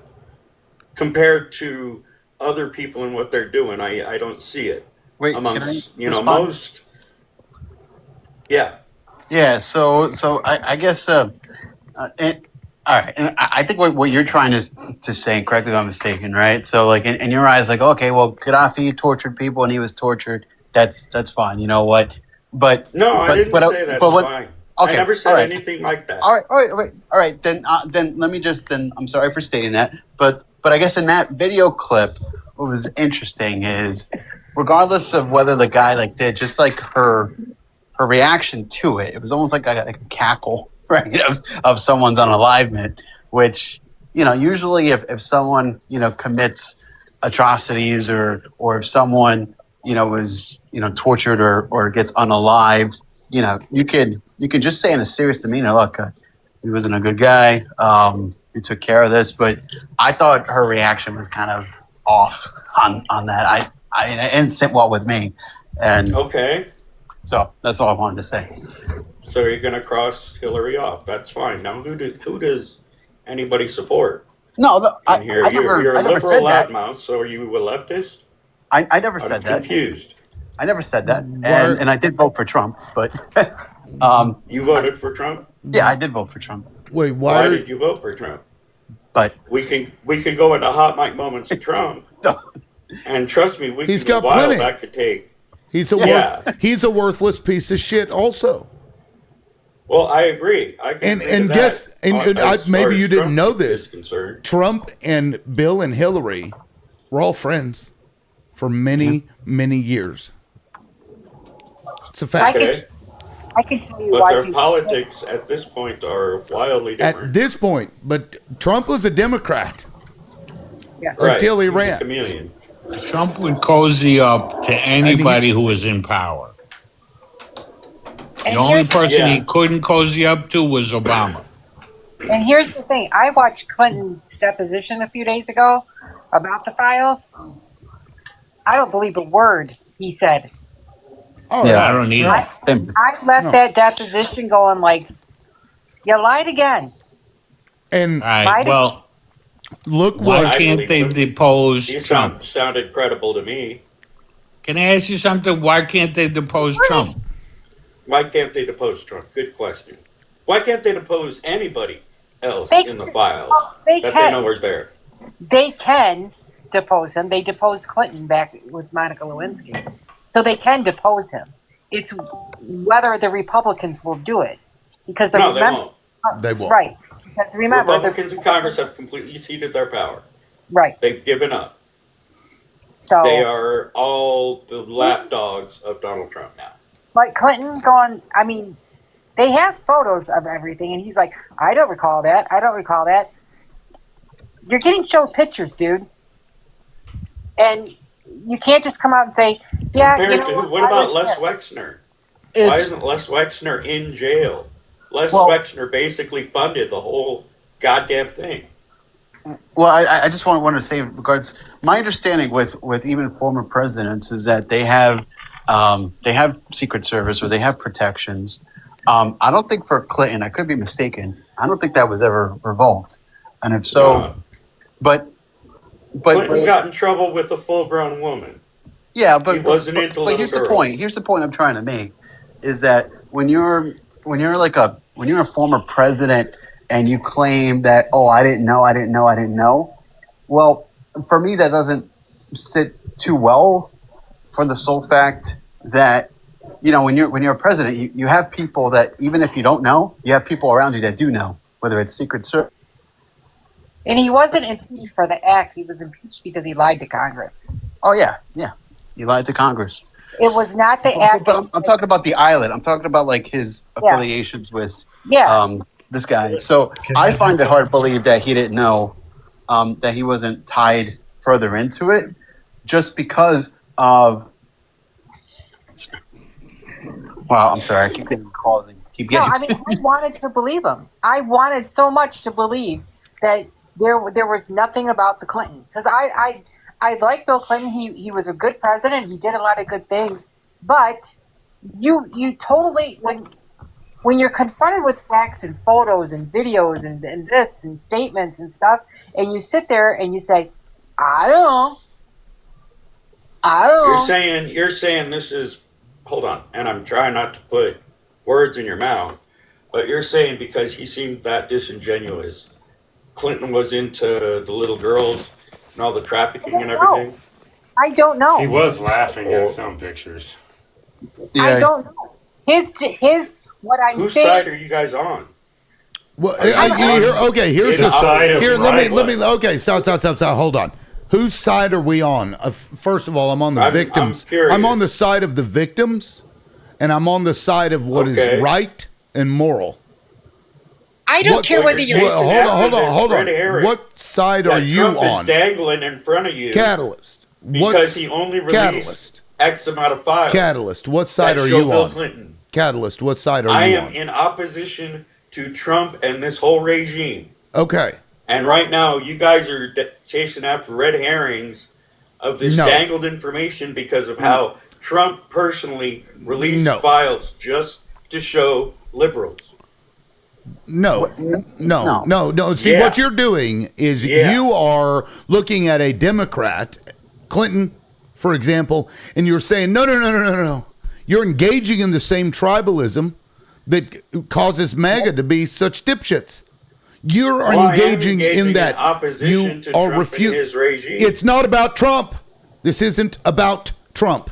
This is about evil fucking people and good people. Are you a good person or are you an evil person? Because when you engage in what you're doing right now, you allow evil people to continue to do what they do because those evil people exist on both sides of the fucking aisle at this point. You're aware of that, yes? But Hillary, the Clintons are far more irrelevant than they've ever been right now. Okay. Why aren't you attacking the people in power right now? Or at least speaking out against them? I don't know how Trump, it the came. Republicans, all of the conservatives. I don't know. E-files. Okay, so I don't. Have you ever seen this show before? No. Okay. Well, we trash I've been Trump. here before, but we I trash see Trump. liberal loudmouth. Okay. We trash Trump and what he does all the time. Something brought up Hillary Clinton, to which I responded, "She's not a decent person." I don't even remember what it was now, but it was relevant at that time. And you're saying one comment in a show that's always trashing Trump because he's a piece of shit, and we're not allowed to make any comments about other pieces of shit. I was just disagreeing with you. About? That's it. We can agree to disagree about Hillary, a lot of the liberals, some of the conservatives that I think are more decent people than they might get credit for or whatever. But okay, you think Hillary's awful, that's fine. I think she's a bad person, leave it yes. at that. Yeah. I don't think in any way pretty much anybody can. How do I want to say this? There is a majority of conservatives. I think what we were trying to do. Well, hold on, There's a Dangerfield. lot more conservative, misogynistic, bad people, evil people in the e-files than there are liberals. I believe. I think. Just because of the amount of misogyny and repressed and all of the stuff that comes out in the hypocrisy of this regime and Trump and all of the Republicans basically falling in line. I think it's just common sense that there are going to be a lot more conservatives, probably repressed Christians in the e-files than there would be liberals. Okay, and that's an assumption, though I tend to agree with you on that point. But don't we want to see everyone that abused a child should be investigated, tried, and convicted? Do you agree? Absolutely. No matter what party they're in. Yeah? No, I agree. Okay. And there should be no statute of limitations. Yeah, I don't care what party they are on because, at that point, it's almost like the P3DO that goes and leads the youth at a church.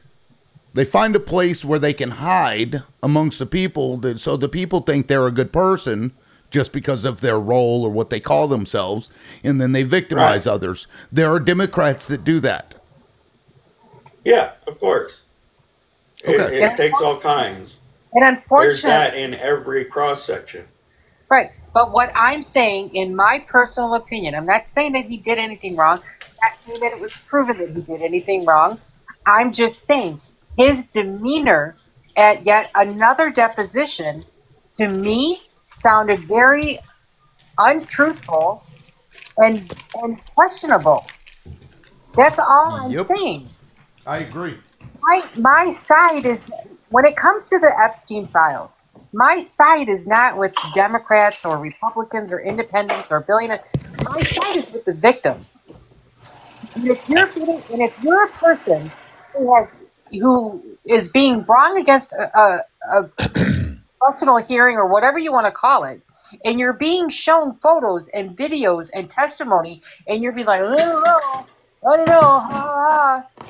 That demeanor, to me, puts a question in my mind being like, I don't care how well I liked you back then. What you're doing now makes me question that. Now, I think it's the opposite. The fact that he was showing these pictures and he didn't shit his pants, I think that pretty much says, you know what? That didn't happen with me. It says what it's telling me is, please, Mr. Ex-President or Mr. President, whatever we can call, prove me wrong. Now, that's not what they were saying. They were asking him, do you recognize these people? Do you recognize these people? The guy went a couple times because why? Because he was being schmoozed by both Trump and Eastine. Okay? And you know what? If he would have came out and said that, I would be like, okay, that's fair. Well, he did say that. He came out and he said, I know what I saw and I know what I didn't see. That's He's pretty not going clear to to lie me. just to help the case. You know? I know what I saw. Bill Clinton is a liar. He lied. That's what he got impeached over, was lying.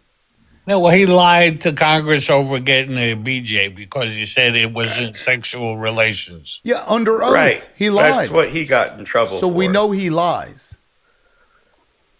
Okay. Were you going to go home and tell your wife? How the Clintons are even relevant enough that we're focusing on them. There you go. Danger. They were just deposed. Who's going to walk on there and self-incriminate? Who's going to walk Yeah, on but there? what Oh, yeah, about Les obviously they were Wexner? underage. Les Wexner was deposed too. And he had his lawyers saying, if you don't get back to the I don't know script, I'm gonna effing kill you. It was meant to be a joke, but it was a hot mic moment. He said, get your responses down to practically, I don't know, I don't recall very much, or I will, unalive you. He was that upset with Wexner and his responses. Yeah. Okay, and Wexner probably funded the whole thing, and I'm guessing Trump probably was involved in the money hiding part of things too. And that is just a guess. And procurement. I'm not saying probably, I know that. Through his modeling agencies. Okay. Yeah, I mean, he hosted effing beauty pageants, for crying out loud. Right. Miss Teen USA. And he brags about going to inspect the girls. What the fuck? That's gross on so many levels. It is. But like the Clintons, I'm sorry, they're irrelevant now. I don't care. And yeah, if Clinton really was like participating fully to the extent that Trump or Bill Gates or anybody else who was probably in that circle, or Elon, who wanted an invitation to the island. But the Clintons are irrelevant. irrelevant again because here we are at an Epstein deposition.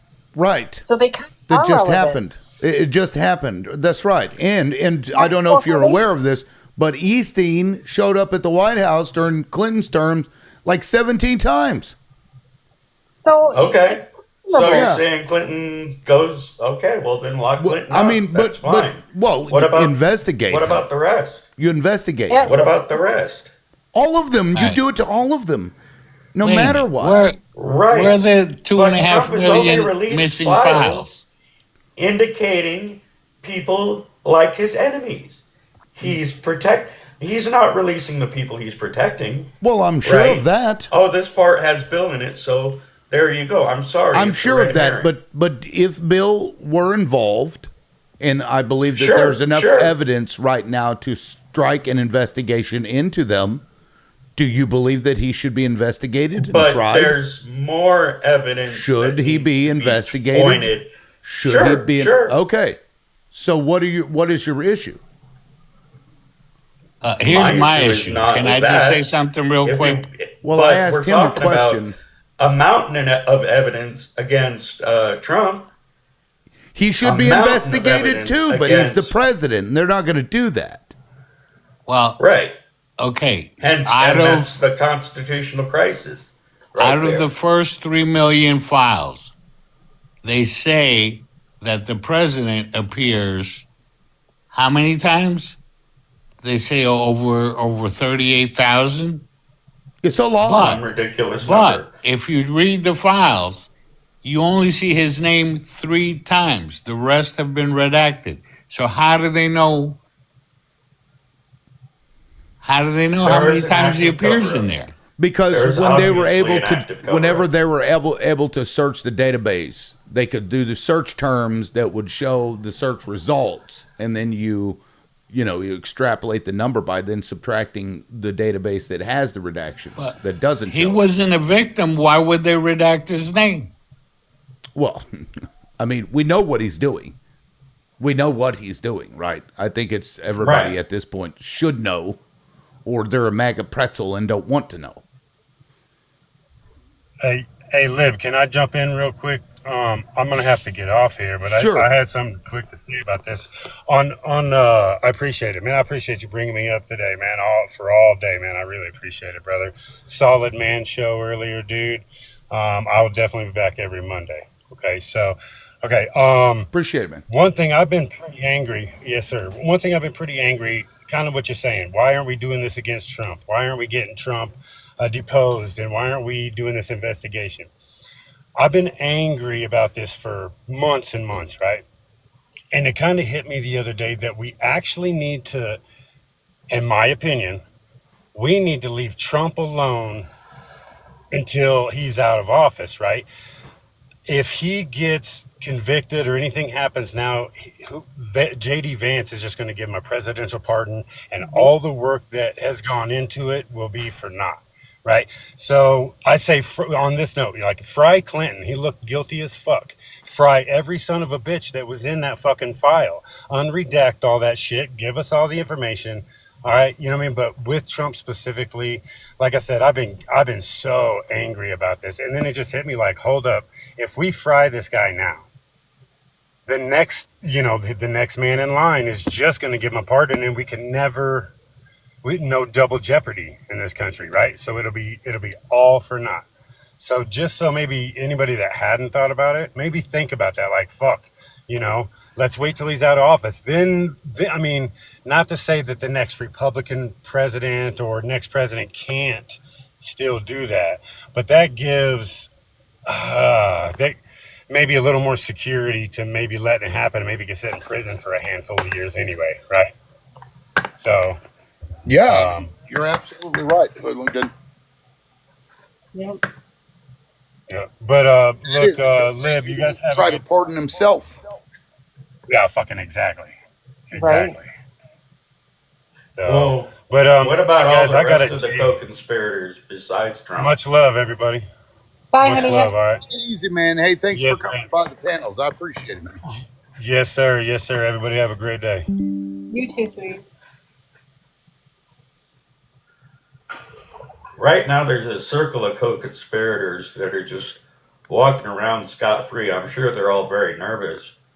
But Mr. E ran it was basically $1 billion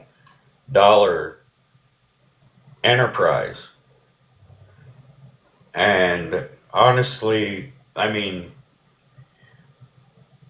Wexter needs to go to jail, and anybody connected to that central ring who knew that this was going on needs to go to jail. And as long as Trump is covering his butt, he's also covering for all of them who are walking around still doing this in different locations. Let's just, like I said, there are people around the world getting indicted and charged and questioned and stuff. So We don't know what those countries have. We don't know the paperwork. We don't know the legal documents that they have. Let's hope and pray that they have something that will incriminate out everybody. And like I said, I don't care. Mike Johnson. I don't care what side you're on. I don't care what little letter you have in parentheses in front of your name. And I don't care how much you got in your bank account. You need to go to jail if you are proven. You need to go to court. You need to be proven. You need to be found guilty. And you need to serve your term. That's right. Bottom line. Yep. Because they're all engaging in this shit. I mean, well, not all of them, but it's, you know, what we're seeing happen is the result of these operations or some other incentive, whatever that may be, like with Cory Booker, fucking Hakeem Jeffries, and the rest of them just simping for this shit. It's nuts. But yeah, I don't for a moment believe Bill Clinton. Like, I mean, I just watch this clip. Let me play it. George Mitchell. No. Bill Gates. No. Leon Black. No. Ayud Barak. No. Tony Blair. No. The question, and now they'd asked him if he knew any of those people, right? And he said no, and he shook his head no, until he got to Ehud Barak, and he shook his head yes, and said no. And that was the only one that he did that to. I also want to play this other part where, because we know Howard Lutnick has lied about it before. Let me pull this part up. Here we go. I had to fast forward a little bit. Mitchell. No. Oh, no, I just replayed it. Hold on. Let me mute it again. We'll fast forward it. I play the other part. That guy looks weird. Doesn't he? Kind of cute, though. Kind of cute. All right, here we go. He worked for me, and I knew some of what he was doing, and I didn't know some of what he was doing. And his lawyer was like, dude, shut the fuck up. That was about Howard Lutnick. He's like, I knew some of what he was doing. I didn't know some. Well, what did you know, Bill? What did you know, Bill? It's like I said, just his reaction to certain questions and his demeanor didn't make me walk away from that deposition going, oh, thank God. Oh, he didn't do anything. Right. Because now, even I showed my mom, and we were like, well, fuck. What does he know? That's all. I'm not saying that he did it. I'm not saying, like, he diddled, kids. I'm not saying that. All I'm saying is he knows more than what he wants to say. And if he knows more, just let it come out. Well, why don't we depose Lutnick next, right? Shouldn't Lutnick be the next one? Here's in the hot thing. seat? Catalyst. Who is in charge of the whole kit and caboodle right now? The conservative. Right. And they're not going to do anything, correct? Right. Until we get somebody in there we can get a normal DOJ that will say, I don't care the little number, the little letter inside of your name, or how many money signs you have. We need a DOJ that is going to come in there and go, we are investigating each and every one of you. Right. My loyalty does not lie to the president. My loyalty and this office's loyalty does not rely on 1600 Park Avenue or the Congress building down the street. Our loyalty is with the system of justice that we have created in this country. And you will be investigated no matter who you are or how much money you have. Yeah. But for right now, none of that's going to happen. Nope. We can say, why aren't they doing this? And why aren't they bringing him up? And why aren't they bringing him up? And why aren't they subpoenaing him? Because it's all on the DOJ. And as long as that little blonde-ass bitch is in charge of the DOJ, none of it's going to come out. Yeah, unless he won't put anybody in there that will do anything. Nope. Nope. So until all this is said and done, this whole fucking Trump mega world is kind of behind us, nothing's going to happen. But they will put a Democrat out because they think it's going to benefit them. Exactly. I agree with that too. So Yeah, that's absolutely right.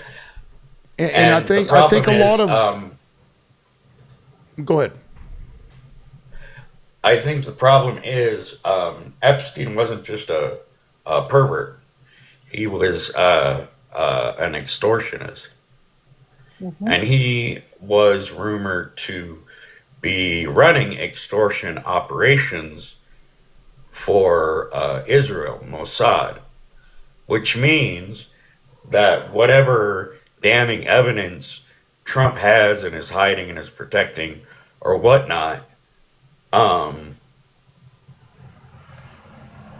is in the end like showing that he was compromised by Israel, which explains why he's such a lapdog for Netanyahu. Netanyahu has career-ending, damaging dirt on Trump that Epstein probably was instrumental in creating, in gathering, and setting up the environment where they would get this. So what Trump is so scared of, and what explains all of his actions with regards to Israel, is he is compromised by them. Yep. And they will destroy him if he doesn't do what they say. Otherwise, there's no rationale for what he's doing with Iran at all. But No. if that's a fact, then you can see why he's doing it. I mean, this invasion of Iran, I don't care what you want to call it, war or whatever, is because of the files. Yeah. Well, yeah. I think it may be, and this is the point I've been trying to make, but you guys we're still talking about it, so I'll let you go. But Monica Lewinsky, right? We all remember Monica Lewinsky. Yeah? Oh, yeah. Good old Monica. She is part of the same group of individuals that has pushed us into war in Iran. And just put these pieces together, will you? She's part of that group of people, and she has the ejaculate of the president and keeps this dress unwashed for almost 2 years. And then in the Epstein, one of the houses, Epstein had this picture. Right? Right. And so I think that the reason that we're seeing this is that the Epstein files has information that is going to prove to everybody what that country has been doing in the United States to gain its control over us. And this is just one of those. There is another picture. It's alleged. Some people are saying it's false.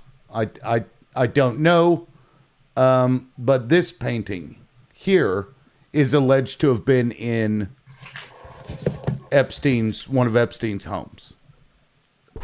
That may be fake. People say it's fake, but I know for sure that the Bill Clinton picture is. And I mean, is that not telling? And so I think the Epstein files. That? I don't see how that. George Bush with the two towers at the bottom falling down and airplanes. Okay. Yeah. So I think the reason that we probably are seeing what we're seeing now is Israel has to hurry up and make sure that there's no other competition as far as nations go in that area. That's what they need, because eventually they will expand. And I think they know what's coming. That eventually when somebody gets in there, they're going to see those files and it's going to bust this entire fucking thing wide open. And Israel's not going to come out looking too pretty. Nope. Because, I mean, think about that. Who the fuck keeps a dress for 2 years and doesn't wash it? If your sole intention, and it was consensual for the record. So a consensual blowy, and you get, you purposely get it on your dress, And then you And then you save the save it? dress for almost 2 years. We know what group of people has now been proven to be operating that way. And I think that's what the Epstein files represents. Obviously, there are abusive issues in the Epstein files, clearly, with what the guys do. But we've got videos and shit that they aren't even investigating over. Like, if you've got video of somebody doing something to somebody that looks like a child, I'm sorry, you go visit their fucking house and you go and you look and see what they were doing at the time, et cetera, right? That's what you would do. But Right. we're seeing none of that shit. And Yeah, they're you trying. turn over, Yeah. you know. Yeah, they're trying to bury it. Yep. Epstein was running a honeypot operation. His facade. So was Monica. He's a playboy. He's a man, and yeah. Well, okay, I might. I mean, consider that. I think what Epstein did. We have was a no lot proof more of that, right? I can't flagrant. prove that, but I mean, come on. You didn't have to get it You're all right, over your dress. you're right. I You mean, put it all over your dress. Who's you gonna? And then get you it didn't all over wash your it. dress? Right. But There are reasons why. I feel like right now we need to be focusing on Israel and Mossad and the fact that they're the Trump files, not the Mr. E files. Really, Mr. E happens to be in the Trump files. I think I don't know. What do you want me to say? I mean, there's a pretty good chance that Melania was kind of, sold to him. Okay? Right. Well, So how do we explain that? Or How do we investigate she's that? still being leased. Just right. Right. This is the way these guys thought about people. Yeah. About I mean, women in general, but about people too. and, you know? and look at the demeanor of that marriage. Right. That marriage to me, as an outsider looking in, is not a healthy marriage. That is not a marriage where you see, a couple going out, holding hands, looking at each other. Say what you want about Joe Biden and Jill Biden. They love each other. Say what you want about Obama and Michelle Obama. They love each other. Right. It's that, when they do interviews together, who's a better cook? Oh, she is. They wouldn't know if you had that same interview between, Trump and Melania. They would look at each other like, I have no fucking clue. I don't know. That is. It's a marriage of convenience now. It's pretty obvious, I think. Exactly. I agree. They're not, relating. She just wants her goddamn distance, and she's gonna. She's in New York or Florida most of the time. She's not at the White House. He's off doing what he wants to do. The only time you see them together is at one of those god blessed sick ass parties that they hold. It almost feels like one of those like arranged marriages where, the king of one country would marry off his daughter to the prince of another country or whatever. Right. It almost feels like they worked out some deal to improve relations and ensure that, the future relations of those countries would be up. It is weird. Now, guys, we got a couple of new people in. Big Drizzle's Teacup. So I'll get Lewis. What's up, man? Did you want to weigh in on this? Call me crazy conspiracy theorist, or I would say it's conspiracy. I wouldn't say it's conspiracy theorist. I came up because there are the guy that left earlier talking about it's not worth impeaching the administration. There is a style of impeachment that will. Oh, can you hear me? I can hear you. Okay. Yeah, there's a style of impeachment that would impeach not just the president but his entire cabinet. That's the Article 4. Remove all of them. Right. And then the Supreme Court would take over while we do special elections to reelect. So it is worth it. And Trump and Steve Bannon themselves have said if Democrats take power, they're all going to jail. So they're worried about this.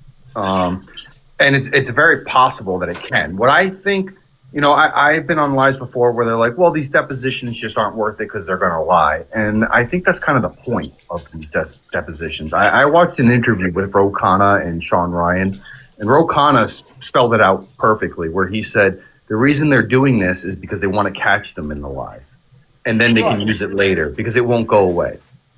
And then they have it on, video evidence, recorded evidence, under oath. So even if you put someone like Clinton up, who's a known liar under oath, it doesn't matter because while he says, no, I don't know these people, and then it comes out, oh, he did actually know these people, there you go. He broke the law. He's going to get, tried for it and whatever. And it goes the same for everyone else. I think we have enough evidence now between Bondi and Patel and Kristi Noem, who was just recently fired, but they've lied under oath. They've completely changed their stories. I mean, over the course of the last year. So even though the Republicans are in charge now, once the Democrats take over, the ballgame's open. They can prosecute these people for their lies. Yeah, I mean, I don't think they're pointless, but it's, this is not something that we're going to see for a while now. Hooligan's point, I don't think was to not remove him. I think he was talking about putting a bunch of energy into talking about we've got to get him now, because again, or maybe he was because he did say that JD Vance would just pardon him is what he said. So maybe that's what he was saying. But I'm not sure that that's going to fix anything. That may be worse. And let me explain. I think JD Vance was put in there by Peter Thiel and all the rest of these billionaires that are now surrounding Trump. He's like the dark horse, right? He's the guy that is going to do their bidding, right? So when Trump is no longer useful to them, whatever, they could get rid of him or, impeach him, what have you. And now you've got a guy who seems like a nice person, right? He's not so, he doesn't put the spotlight on all the fucked up shit in the world that the United States does. And so they'll be able to better hide the things that they do. And people will be less aggravated towards him. So I don't know. I think there's a benefit to having him there, continue to shine a spotlight on all the shitty things that the U.S. does. Because really, that's what he's doing. That's what Trump is doing right now. He's absolutely. Keep in mind, Trump's brain's mush. Even Lindsey Graham just came out recently saying how he's been working with Israel to persuade Trump to do the invasion of Iran. They all know they want him in power because they can easily control him. Look what all the meetings they do. All they do is praise him and give him these weird religious good boy, Donnie. And he's like, I must be the best. And remember when he said, I don't know why the polls are so low. I'm doing everything they want. The people want. And I think it's very clear they're feeding him the fake news. They're lying to him, and he's just going with it. And they're just abusing an elderly man whose brain is complete mush. Just like what's his face from Kentucky? Reagan? No. McConnell. Yeah, McConnell. Oh my God! What the heck? They have McConnell on video, just freezing, dead for 30 seconds, just staring off into space. The dude is dementia so bad, and they got to be pumping so much revolutionary rich person billionaire anti-dementia drugs into him just to keep him standing in my opinion. And he's now rotting. He's like a rotting walking corpse. As you can see here in this image, his neck is starting to rot. I mean, crazy. But good point, Lewis. That's a guy who was able to cure a bullet wound to his ear, but he can't cure handshakes from his hand. Right. Right? Come on. Come on. I don't even want to get into the unaliving attempt. I don't even want to get into that. I go down rabbit holes with the legitimacy of that too. I'd never probably seen full of shit, but I'm sorry. I didn't know cartilage regrew itself and looks normal. And this guy has been taking blood thinners for the last 30, 40 years, openly admitted it. And he can, cure okay, when I was a kid, I wanted to get an industrial. An industrial is like the bar that goes between your cartilage on the top of your ears. They told me it was going to take up to a year to heal. So I decided not to do it because I didn't want to deal with that. And this guy took a bullet wound to his ear and it was healed within a month. Like, get the heck out of here. Like, there's no one's going to believe that. Like, that's just BS. Because he was sent from God. God healed his ear. He came down and put hands on Trump and said, "You are healed." But still, wear the diapers so that your followers will come in wearing diapers on their head. Yeah. I mean, that's the rhetoric. Now it's a religious war. That's what this is now the seventh excuse. Oh, now it's a religious war. Like, here's what I'm going to do. Trump is a false idol. I'm going to take... It's idolatry. He's a false idol. I'm going to take... worship this man. I'm going to take the picture of that rash, and I'm going to put it in ChatGPT. Let's see what it kicks out. All right. It's probably going to know it's Trump. That's Trump's rash. Somebody's already put it in there, I'm sure. Let's see here. What is the most likely cause of my rash? I'll put that in there. Let's see. Oh, God. And then all of a sudden, I'm going to get a bunch of advertisements for topical creams, hydrocortisone creams. This is how you get rid of a rash. All right, here, let's see what it kicks out here. This should be funny. And of course, these AI models are taken too, guys. I mean, it's pretty bad. Misinformation is one of the biggest issues we have in America right now. Shingles, Ray Day. Yeah. Oh man, shingles are the worst.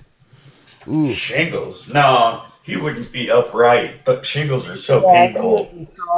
That can't be shingles. No. Yeah. My shingles is so painful. He'd be screaming out loud. Yeah, my grandmother had shingles a couple of years ago, and it was awful. The pain that she went through.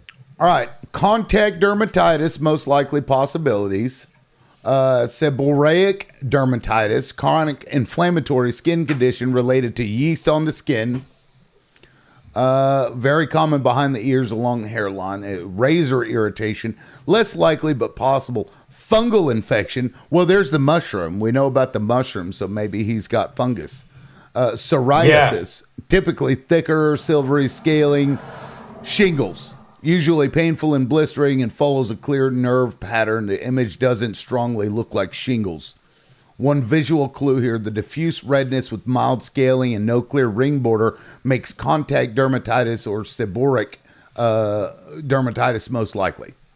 It says, did you recently change shampoo, hair product, or cologne? Did you dye your hair? Maybe it's from all the orange spray tans that he's been getting. That's what I was thinking, yeah. What? Hail spray tan. Because he's been buying it from China, and China's like, we'll get him. We're going to put some shit in the orange skin tan lotion dye or whatever. That would be funny. I'll bet you that's probably been attempted or thought of. Poisonous spray tan. Hey, Misty.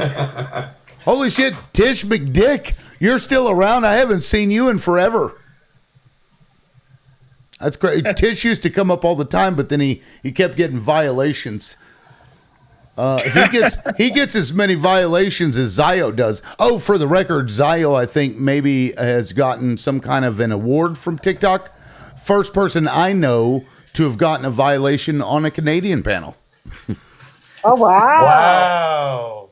Yeah. He pissed off the Canadians? No, Zaya was. That's also not a good idea. Oh, no. The The Canadians weren't even mad. Like, they weren't really arguing. There was like an Amish guy up there that she was talking to, but she wasn't even being shitty or anything to anybody, really.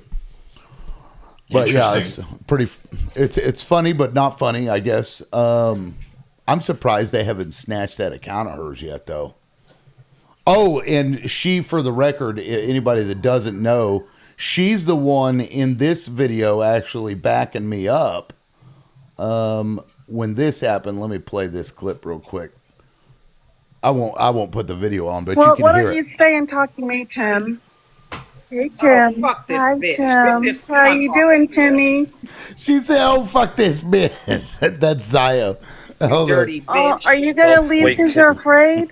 Uh-oh. Nobody's afraid of you, you dirty bitch. Why is this Uh-oh. old funky Oh, crusty no, it's so rickety sad for crickety hoe up here? you. You Oh, fucking dirty no. bitch. You Oh, think people my don't know what the God, fuck it's you so do, hoe? horrible. Oh, my God. Please, please stop. What? I'm sorry. That's Sarcasm fucking is funny very as shit. appropriate. Oh no! Zio was like, Oh. because that lady Oh. I'd been trying to stay away from, I told her to leave me alone. Then she comes up there doing that, oh, Timmy, yeah, doing all that shit. Zio just fucking, just let her have it. Appreciate it, Zio. Good looking out. That was funny, though. Oh, man. I don't even, what were we talking about? Contact dermatitis? Yeah. Yeah, we were How the about fuck did I? what else is wrong with the president? How And did I we get thought it over to was a that? spray tan. Right. Zio, are you able to come up today?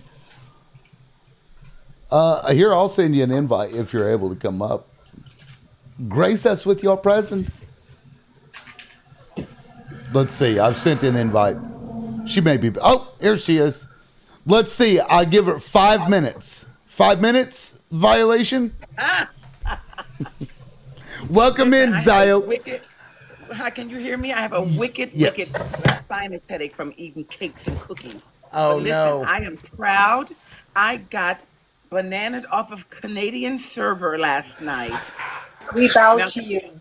and those of you who don't know what the Canadian server, you can say almost anything on it. But they bananaed me last night off of a Canadian server for just speaking the truth. So I'm proud of that. Well, we But bow to you, Lizard. We bow to I you. that my darling. I want Lib to tell you guys because he never goes into it how her coming up there and calling him Timmy was a direct assault to his psyche because he had shared something very private and personal with this person, and it was about his abuse. And so they came up there to taunt him Oh, with that's the way fucked she up. was right, the way she was talking, speaking. That's why he has the safe space for men, because a lot of these people, these white tea liberal women, will pretend that they're for marginalized communities, Yeah. but when someone's really harmed, they will use it to bash them over the head with, especially men. Men don't get a chance to talk about their assaults and things of that nature without being laughed at or called names. And so she came up there, taunted him after he blocked her because of the wicked, evil things that she was doing for almost a year at that time. And the rest of those horrible people brought her up there to taunt him. Now, this was a woman who blocked a man for threatening her, for harming her in any kind of way, or stalking her, and they would have brought the man up to people would have lost their mind. But because it was a man, they let her come up there, and the words that she was using were a direct result of the trust he put into her about what had happened to him and what names he was called while being physically abused by his stepfather. And that's what she was up on that panel calling him those same names that his stepfather, and that is absolute vicious and violent, and that's not a good person. That No. is definitely over the line. He never Yeah. tells that story of that calling him Timmy when that in that condescending voice. She did that to harm him. She did That's that. fucked up. Yeah. Pretty fucked up. It's how our society is. I mean, Crazy. Yeah, but I bet just that's working think. out really great. Her attitude is working out really great in her personal life. Oh no, it's terrible. Yeah. It's just think about Yeah. think about this. When we get reports when it's a male teacher and a female child, and that blows up, But when it's a Yeah, right. female teacher and a male child, it just gets Turns swept into under a the rug. joke. Yeah, it turns Right. into a Joke. joke. It's like, Right. oh, I wish I was that guy. Like, what? Right. You know, like this is what I was saying before. Like not only do we need a political revolution, what's going on, we need like a media revolution to like the misinformation and the downplay and what the stories are and how the media hides things because they use the First Amendment of freedom of press. It's disgusting. And I don't know how to fix that because we have that as an amendment. And I think, But you can't fix it because it's owned by one group who has an agenda. Right. You could fix it if you could take the money out and get rid of Citizens United. Then Media should be press would non-profit. be independent. Media should be nonprofit. I completely Right. agree. I think But- media, yeah, it's just. But it's not. Look what's happening to public television right now, though. Until it all falls down and just Basically gets trying to destroyed. Well, that's the thing, Lib. Rub it out completely. That's the thing. MSM media is it's at like 23% viewership now. It is declining. More people are going independent. Yeah, because we know we're woken up, and that's why they're so against things like social media, like TikTok, because we can communicate with each other and just bypass them completely and see the All the videos people I firsthand. listen to are actually independent. I'm not going to say who, but I listen to them because I agree with what they're saying. It's validating. And I'm not one of those. I do check myself to make sure I'm not believing something. I'm not carrying around some belief that really is inaccurate. But you don't really have. What do I want to say? You want to talk about how bad Fox News is, and the spin is so much for the established, rich, powerful people in the world. But that's entertainment. That's Right. entertainment. And Fox it has to be Enter- classified as something else in order for them to get away with it, right? Yep. Crazy fucking shit. You know, one of my favorite thing I've been doing lately is when I comment on some idiot's comment on a video, I will look it up myself, screenshot the article or report or from some, in fact, Liberal, I sent you something about Israel using white phosphorus and on Lebanon. But I will clip it and then I will post that as the information because we need to stop letting, even if they're bots, right? Like the bots obviously lie, but if we can post something that's truthful and in something that's like you can't argue against, like this has been reported on, it's been investigated, it educates everyone else because we're not trying to educate the bots. We're trying to educate the people who are reading the bots' comments. And like I know, like myself, I'll see something that's ridiculous. I'll look at the comments and I'll see what's going on, what they're saying, and then I'll post something that's you can't argue against. And that's the way we fight misinformation because otherwise we have to do it. Otherwise, the uneducated will stay ignorant and they'll never learn. It's funny you said misinformation. There's a lot of misinformation on this very app where there are groups of people trying to take down people like Liberal, people like Dylan, who go around in numbers unknown to most, probably in 1,000 or more. And their goal is to take down up and coming creators and destroy their lives, take away their gifters and their viewers. And we're finding out that it's an orchestrated, or almost like a Mossad sort of Israel type thing where these people are coming after, and we're finding that this is not 1 or 2 or 10 or 5. They have been doing this to creators. They have been causing people to unalive themselves or Yes. to unalive them on this app. And you would think, oh, this is not so serious. This is TikTok. Well, for a lot of people, TikTok, and even Benjamin Milkowski, also known as Netanyahu, said that TikTok is dangerous, X is dangerous, and any other information that's telling the truth about this synagogues of Satan, that they need to bring them down. And they've been doing that. Actual creators on this app. Liberal and Dylan are two of the ones that are here that's been happening to. Yep. Liberal can vouch for this. Yesterday, we had somebody talk about how they wanted to go to war with Iran because of the WMDs. And then I literally went to the intelligence report to Congress and showed it on the live. Remember that, liberal? And said that our intelligence report has shown no.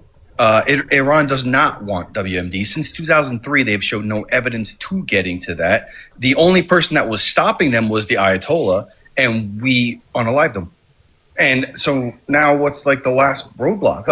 Like these people are fed so much misinformation, and they don't learn from like our history of like what we've done in the past. Like you have to like literally show them the reports to educate these people.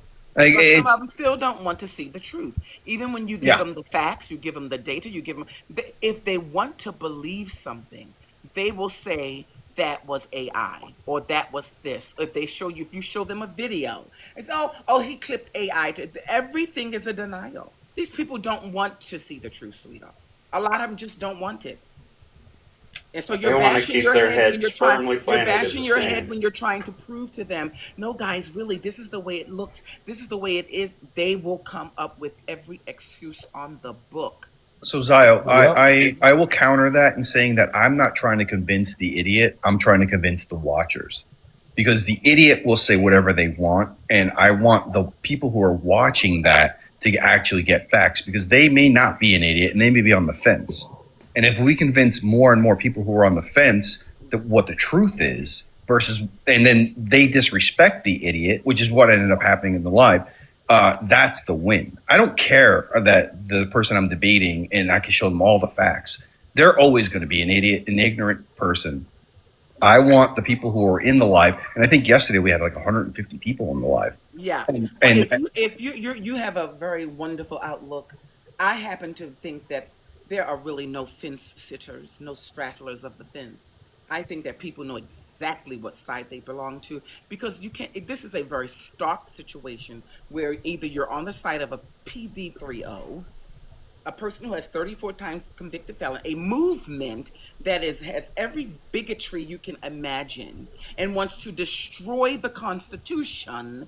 If you still are on the fence when it comes to that, or trying to save this, what we call democracy, then guess what? I don't have the hope that you have, and good luck to you for trying to continue to try to convince these people, because I'm tired. Eyes, as the old slaves say, eyes tired. again, I'm not trying to convince them. I'm trying to convince the independents, which make up most of our country. Yeah. And there are people that watch these lives that are just trying to get information, and those are the people that we need. Because even if no independents voted and it was just left to Republican or Democrats, it would be such a small percent. It'd be less than half the country. But independents make up most of this country, and I want to believe that most independents, they recognize the issues within both parties, like I do. Wow. And But listen, look where we are, darling. We're at oh, WAR. I Wait, blame. Oh, darling. go ahead. Wait. Sorry. What did the independents do in the 2024 election? They protested. They obviously turned their backs on truth and justice and saving the Constitution and democracy. They obviously turned their backs on this other party doing an insurrection, being terrorists. So I'm trying to figure out, where are these independents that I hear so much about when nothing is going our way? So are the independents really MAGA? Are they really under the thumb of Israel? Where are these marvelous independents that you're trying to appeal to when women have no body autonomy in this country? But we talk about Iran and what they do with their women. Well, God damn it, a black woman was brain unalived and forced to be an incubator to carry a baby until her body Which is started to crazy. decay. This That's is the wild fucking shit. country we are in, baby. I want you, and I need you to give me the hope. Drew, mute Ooh. your mic, please. I'm working Drew, on it. I'm Ooh. working on it. you Ooh. should have worked I on it when got you it. came up here. I got it for you, Drew. So I want you to try to tell me, without all this, oh, we have to. I don't know where these independents are. Women are unaliving right now because they can't get medical attention if they're pregnant. and they have a baby that's in the Philippines. Oh, we can't touch you. We're gonna go to jail. Women are unaliving in parking lots. Baby, where is this wonderful people you're trying to reach out to? Give me hope and give women hope and give people in all the marginalized communities hope that this can turn around. I think it's too late. No, I think what you're talking about is a very serious issue. I think it's about educating the public. And I think that by the fact that you're talking about it is educating people here. Because we actually had this conversation yesterday or the other day, Liberal, right? Like where we talked about the African women being forced to be incubators by Israel. And we had that conversation. And I think not a lot of people know about that. And I think when you talk about That wasn't Israel. That was in the United States.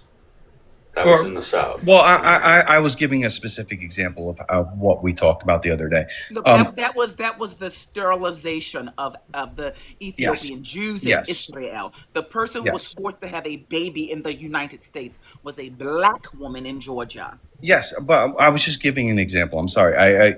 We have to have these conversations because a lot of people don't even know what the Bill of Rights are in this country, and it's freaking pathetic.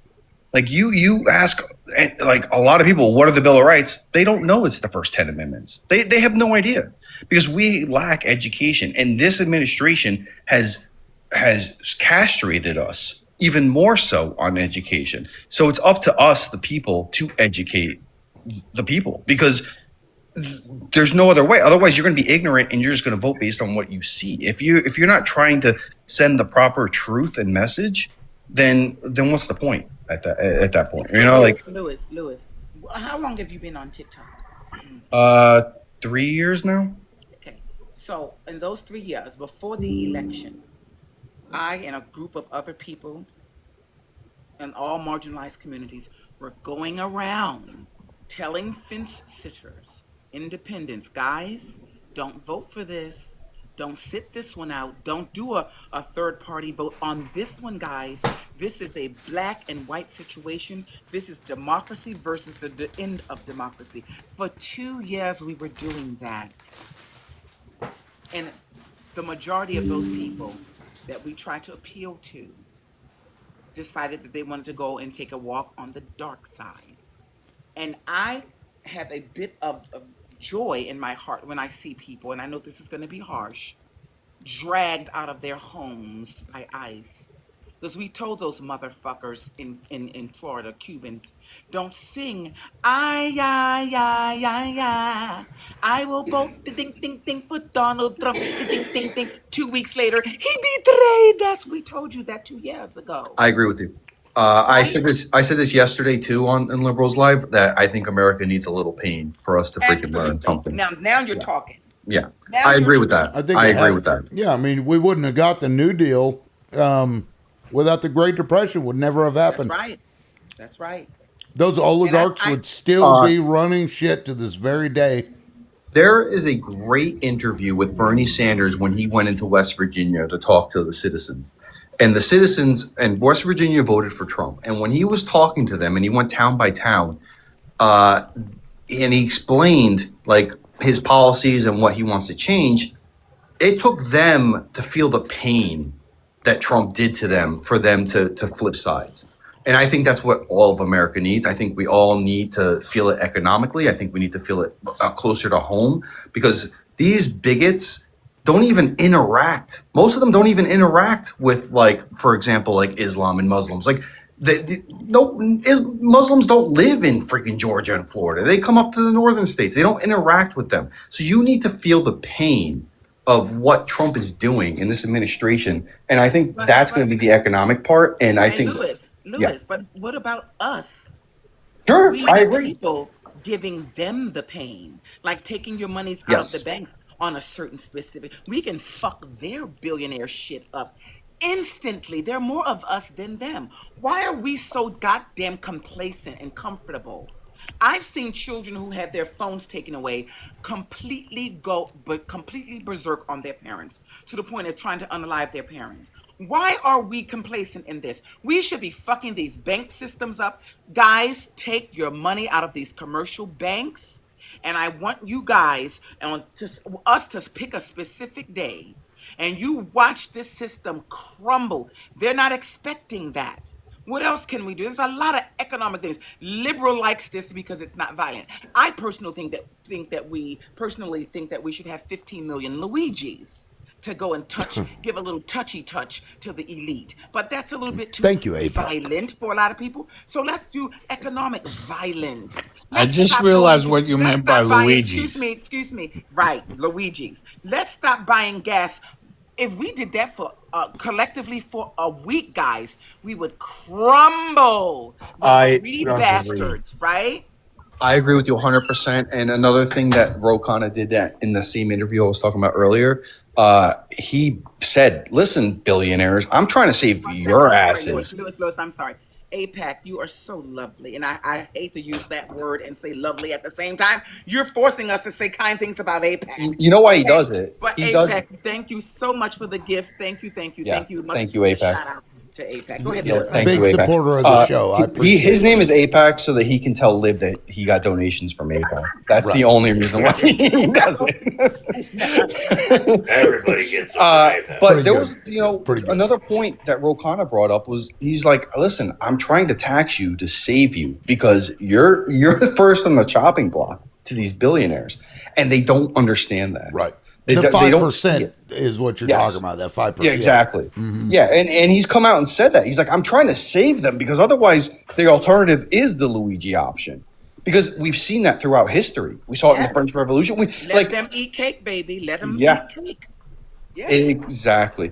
And we need to do something about this issue. And the one thing that I am so proud of the next generation of electives that people are trying to get elected into office, that's what they're talking about. That's been their main focus point is affordability and the billionaire crisis, because we are having a billionaire crisis in this country.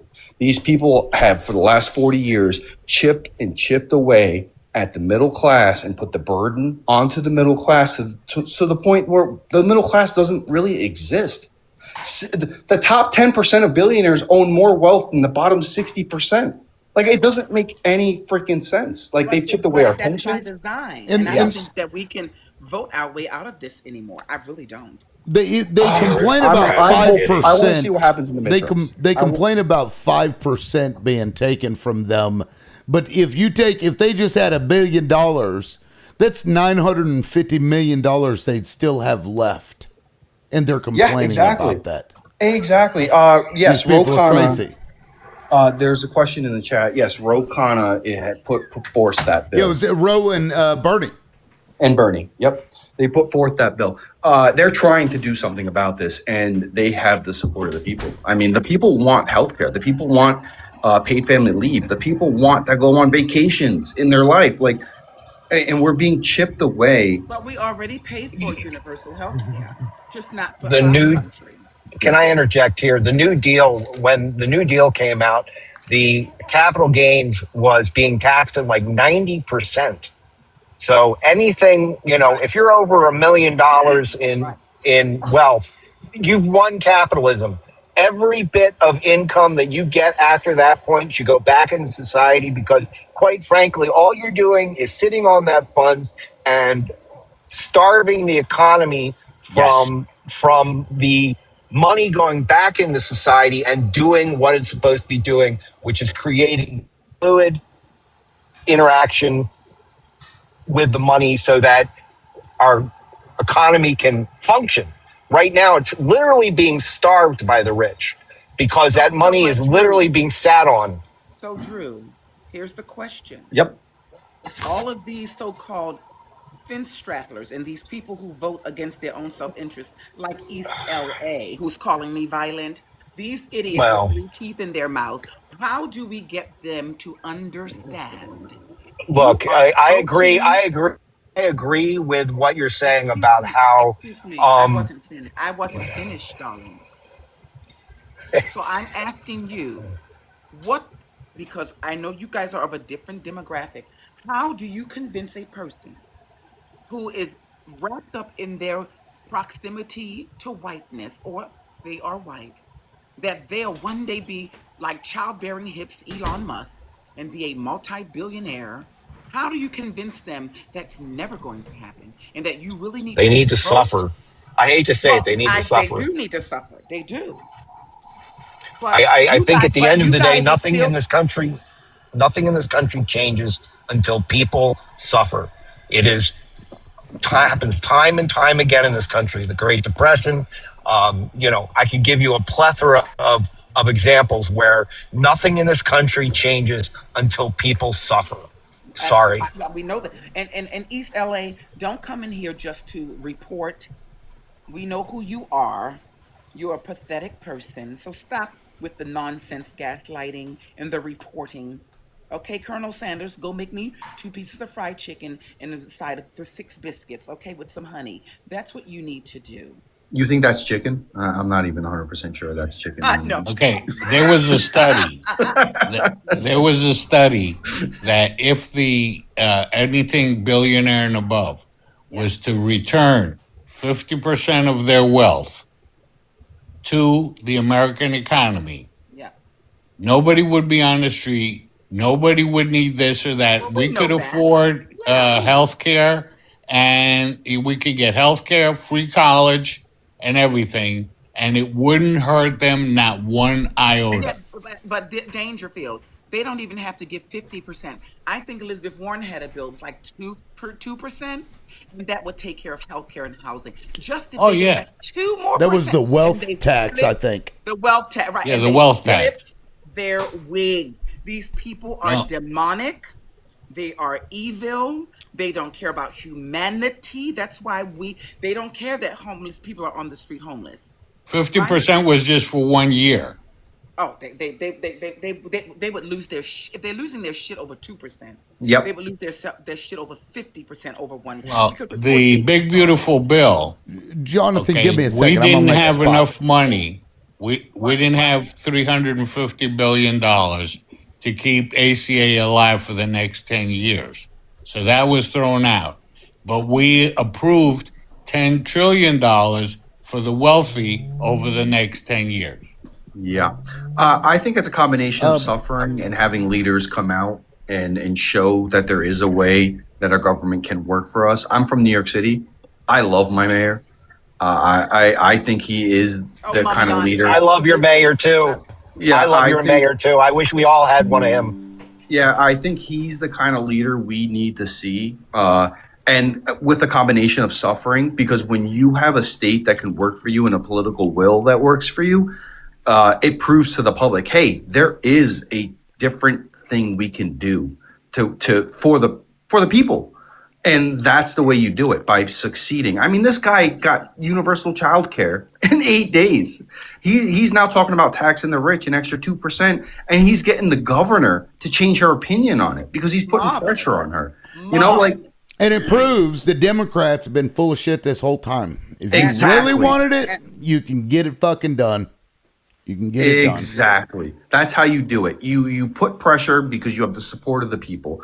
It is something that Bernie has done, and he passed on to Mamdani, and Mamdani is using it to get his agenda done, and he's doing it, and we see it in live time, and we need leaders like that But we have to protect Mamdani, because Yes. these demons, don't forget, these demons will not stop. Like this latest, there were some BOMBs put around the city and in front of his man. They're going to try, and they'll blame it on some Arab or Muslim, just to throw off the scent that it's really from those evil demonic people.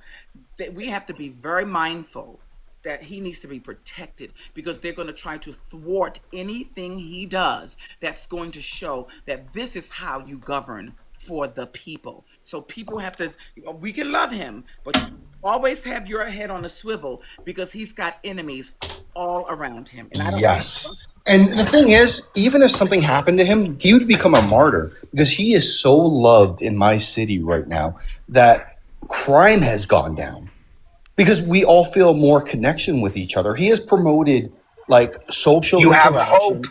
Yeah, hope, and like a love for the city, and no matter who you are, you belong here. That's what we need. We need that in America as a whole.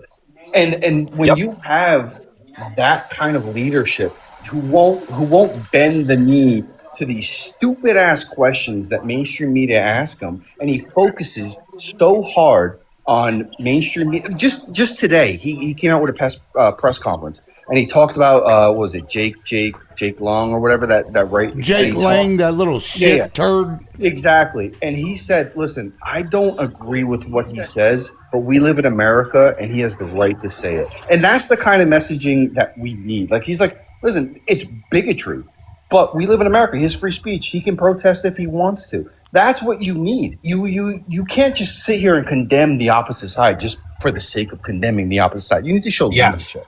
Yeah, and I want to speak to that after, if that's okay. Oh, yeah. But there is certain speech that's hateful that shouldn't be allowed. I'm sorry. At Here, the end of the day, let me bring in the racism timer. is a hateful thing. Yeah, go ahead. That person that was just talking. Go ahead. Who is that, Drew?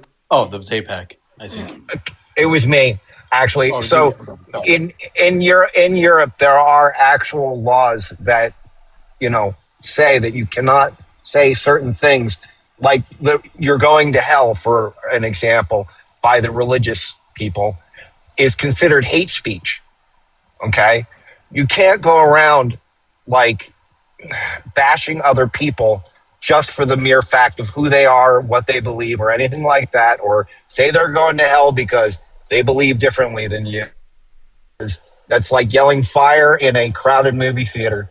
There's certain speech like shouldn't be allowed, like these neo-Nazis. They shouldn't be allowed to spew their bile, okay? They shouldn't, because it is hate speech. And in Germany, it's against the law, okay? All right, I'll land the plane there, but you understand what I'm trying to say. There are certain things, even if you have speech, that should not be allowed because it's hateful. I wholly disagree with you. Absolutely 100% disagree with you. Because does anybody remember the 300 well, hold on. Spartans? Hold on. I disagree with you because when you start to judge somebody else's as so egregious, at some point, what you're saying is going to be to somebody else so egregious. That is, you're giving. I hear that. The government. I hear that. I understand what you're saying. I hear you, but there are certain things that you can't yell fire in a crowded movie theater when there's no fire. That's against the law. Okay, so why is that considered speech that's not allowed? Whereas I can go around and call you the N word or any kind of vile sort of neo-Nazi like Kratzy type thing, and that's okay. I don't think that there is certain levels of like hate speech which are I would consider terroristic in nature. I'm sorry, but you have to draw the line somewhere where we as a society say we don't. Well, we don't. I just gave you like 3. No, all right. Say I it gave again. you 3. Give me one. Give me one of the 3 that you gave. We'll say, you're hell because you believe the things that you do. Wait. Slow it down. So the speech that going you to want hell, banish, going to hell. You're going to hell because of the things you believe. this is a That Christian country. That book that doesn't they matter. believe in Doesn't tells matter. people. Doesn't Excuse matter. me, Drew. That's violent. Drew, It's violent to shove it down my throat. Drew, you're not making Yeah. any sense. So how is that not making sense? Okay. What I am saying is, by telling someone that they're going to hell because of what they believe is a form of violence. Drew, Can I speak to that? With all due respect, call someone an N. Okay, I'm sorry. The N word. I'm sorry. Go ahead, Lib, because Drew is not. So Drew, like that case where that was brought out, that was actually about a guy who was sending leaflets telling people in the military to not sign up and resist the draft. This was, I believe, World War I is where the Supreme Court case you're talking about. That was just using as an example of somebody like creating a panic. They actually found that guy guilty of putting those leaflets out telling people that they shouldn't tell military members not to join the war because it would have dire consequences. Do you agree that you shouldn't be allowed to tell people that you can't resist that is resist different. the government? That is different. That is different. All right, so what I'm talking about is a religious thing where, let's say, all right, so the religious right goes around saying, I need to use, I'm defending it in the context that I brought it up in. Okay, so let me finish my thought. Well, you said fire in a crowded theater. I'm using that case. Okay, well, that case, all right, so all right, we'll use that case then. That in itself can cause harm. So you to don't the think people in that theater that panic? No. The case wasn't about a fire in a theater. That was it was a comment made. Okay, so now you're redefining the goalpost. No, the case was not about that. No, the case was not about a fire in a crowded theater. The case was about somebody. The case was about somebody dropping pamphlets, leaflets off, instructing people to resist the draft. Okay, well, and what I'm saying is nothing to do with the draft. Okay, I'm not talking about the draft. We're talking about speech. Okay, Drew, we're talking about speech. But that is apples and oranges, though. That is apples and oranges. Drew, yes, it is. The reason it's different. The reason it's different. And see, I need to finish. This is why I said I wholly disagree with it. Because now you don't even understand what we're talking about. We're talking about speech, Drew. And the moment you start to dictate what is and isn't okay or so egregious that you can't say, all of a sudden your shit is going to be so egregious. You won't be able to criticize the president. There are dire consequences. Somebody might take a pew-pew and do whatever. And they'll be able to make that argument. And Drew, you won't be able to fall back on, I'm not a hypocrite, because you came up here and you said that we shouldn't be allowed to say that we're shitty people. All right, so now that you've called me a shitty person for changing the argument, bro, are you not listening? Can I finish? Let me finish. Let me finish. Can I respond? No. Wait. Okay, hold on, Zio. Am I saying something that's going to harm someone? No, I'm trying to defend my point. And if you'd let me, I'd like to defend my point. Okay, you want to defend your point, but you didn't hear a fucking word I just said, Drew. You didn't listen to a goddamn word that I just said, and now I'm muting you. Because you're right now you're like starting to yell. I don't understand what the fuck it is you're doing. You're up here saying we need to like censor speech or whatever. How does it feel? Now you don't get to speak. Do you like that? Like Jesus Christ, man, listen. Okay. I have listened. And I did not say a word. And every time I brought it up, you guys keep changing the argument. No. And you have. Yes, you did. Because I was talking about the religious right shoving religion down my throat, telling me I'm going to hell for my behavior, and calling me a sinner and going to hell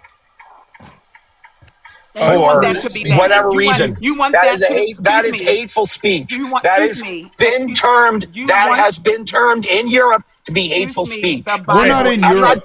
I'm not done. We're not in Europe. I'm not done. I'm trying to give you an example. Yes, you gave us an example. Great, you gave us an example. Well, hold on. This is Drew. That example. You don't think that people should be able to say, if you don't believe in my God, you're going to go to hell? Is that if you what you're don't saying? believe in Jesus, that's what they do in Europe. It is against the law to sit here and call someone that they're going to go to hell. That is illegal because that is hateful and hurtful speech. Okay, but Drew, if I were in a theater and I yelled fire and people got hurt because I yelled fire, I should be held liable for that speech. If I send people to the goddamn Capitol and people get hurt, I should be held liable for that speech. There's a difference. Yes, Drew. it was an action, not speech. Drew. There's a difference because in one instance you're inciting a panic based off of a lie. In the other instance, you're a nut job talking about your nut job religion. I was just going to say that. And Not every there or are people that unalive themselves because of that kind of conversation. Not everyone believes that there. Not every religion May I even believes respond? that there's a hell. So you're talking about I an hear ya. objective fire, I hear which ya. everyone understands what fire is, versus a religion which not everyone even believes that. Like hear if you ya. told a Jewish person you're going to hell, they would not care because they do not believe in hell. And sometimes in those situations where people are being told that they're going to hell, they become totally marginalized and judged and then left out to dry because nobody else will friggin' help them Well, a lot of because people of need to that go to conversation. hell. A lot of people need to go to hell, and that's just the way it has to be. I'm not. And I this hear is not you. about. Excuse me. This is not about feelings, Drew. What you're trying to do is censor people's speech because your feelings get hurt. And for East No. LA, if you keep, No. excuse me, Drew, East LA, if you keep Don't writing that mischaracterize what I'm saying. excuse me, Drew, I'm on to someone else. East LA, if you continue to put in the comments that I'm threatening you or someone else, making up that lie so you can continue to report, I'm going to call your ass out.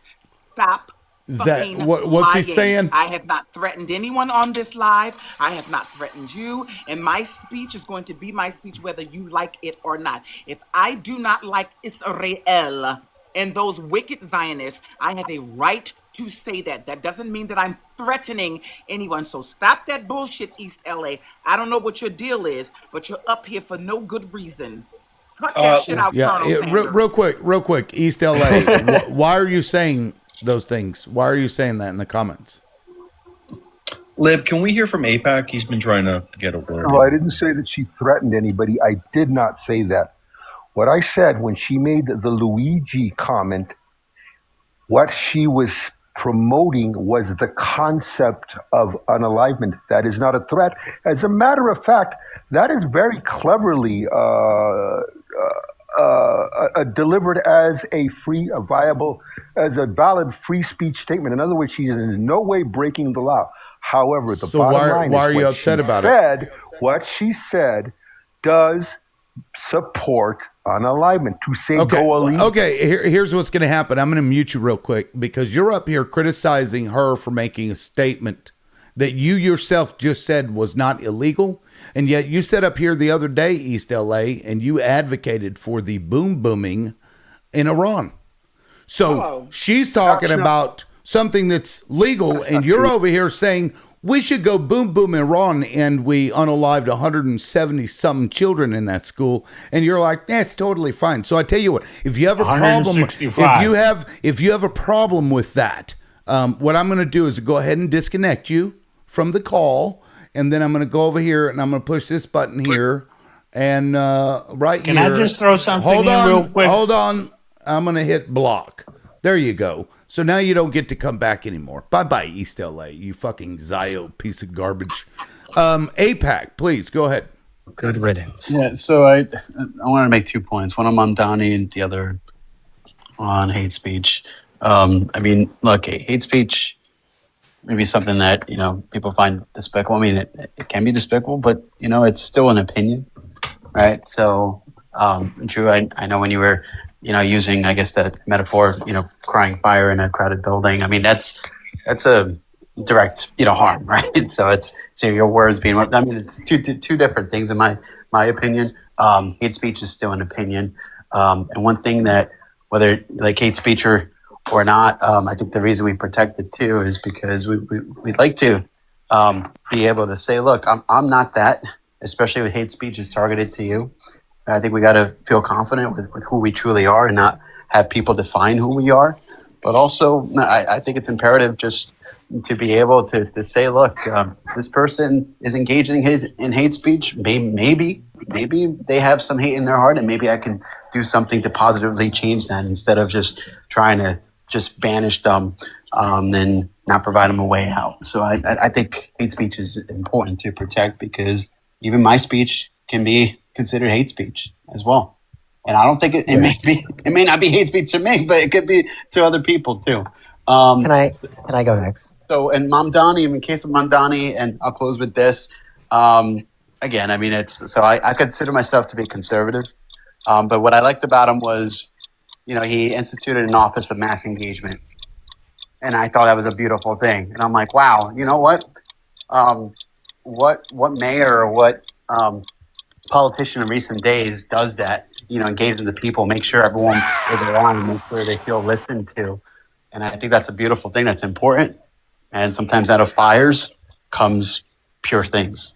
So, and I like people like that just, I may not agree with his position, but I find it refreshing.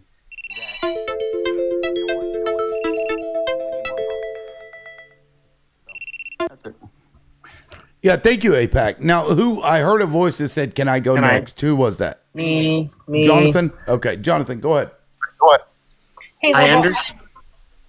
Liberal. I understand. Hold on. Oh. I understand what Drew is trying to say, because it's like, yeah, there's people out there that are going to say horrible things, but I think that Americans have a way of handling people who are hateful and people who promote hate speech, right? Society in general has a way of handling those people without the government necessarily getting involved, right? We know what is hateful and what is not hateful. And frankly, I think that is defining that is really up to our society as a whole. So if somebody comes up to me or goes online and says, unalive all F slurs, or comes up to me and says F slur, F slur, F slur, right? Society is going to handle him. We don't have to get the government involved in that, right? Maybe that guy will lose friends for saying that, right? Maybe he'll lose his job if he went out and said that online. I don't necessarily think we need the government to come in there and arrest people for being hateful, because the moment we do that, somebody like Trump is going to walk in there and take advantage of that power and use it to go after anybody. That's right. Exactly. Now, MBW, was But that aren't you they trying to already jump in doing there? that, though? Hold on, MBW, was that you trying to jump in there? Yeah, I have to drop. I got to get ready for my grandkids. So it was Okay. a pleasure spending my day with you guys. Well, thank you for being here. Oh, no problem. Have a great rest of your guys' day. Love you all. Yeah, you too. We'll see you later. Have a good one. I just want to point out when our forefathers created our Constitution, the Bill of Rights, Jefferson came out and had said that one of the big things that he followed was Voltaire. And Voltaire was a big proponent of free speech. And in fact, he has a big quote that says, "I may not agree with what you say, but I will defend to the death what you say." And that is instilled in our democracy and our republicancy and a republic. And we have to embrace that. Like APAC said, we have a social justice system. And we have seen it work. We have seen people come out and say some horrendous stuff, and then they get reported to their employers, and their employers fire them. They no longer have a job. They no longer have an income. They suffered for their free speech. You have every right to say something. And again, even Mamdani agrees with it. Like the Islamophobia that gets directed towards him, and he will say, "I denounce this. This is awful." But that person has a right to say it. It doesn't mean they're right. Absolutely right. Now, Drew, did you want to rebut? Because several people have responded to you. Did you want some time to rebut? Yeah, I kind of need to, I think. Go ahead. Yes, I do. All right. First of all, I've spent the last probably, since this lovely T guy got elected, listening to that side attack the person instead of the topic. I appreciate you guys attacking the topic and not me personally, number one, because at least you guys can have a real educated conversation. Number two, what I am talking about is it is easier to attack someone and absolve yourself of responsibility for that individual. Religion does that with saying that you're a sinner. You're a sinner. I no longer have to worry about you. You're going to hell. It's going to take me a moment to land this plane, so sorry. I do believe there are certain things that, as a society, we need to make a decision on as not acceptable. It is not acceptable to unalive people, so we made a law about that. It's unacceptable to have hate speech. We've made laws about that. What I'm talking about is hate speech and speech that results in the harm of others. Okay? People have unalived themselves because they've been told they're going to hell, and their entire society around them has disowned them because, they're a sinner. All right? That's not helping someone. That's cutting them off. We've watched our president encourage people to go to the Capitol, and you saw what happened. Okay? We have watched neo-Nazis say shit that, ain't so wonderful. We've watched what Jim Crow did. Okay. In the South. But you get where I'm going with this, right? Yes. I'm going to land it there, but all right. Yeah, I get where you're There's going certain with speech it. that's not but cool. Again, it's you're talking about because you may find that egregious today, and of course most of that is. But if you give them that right, they'll control your speech later. You're not doing it for them. You're doing it for yourself.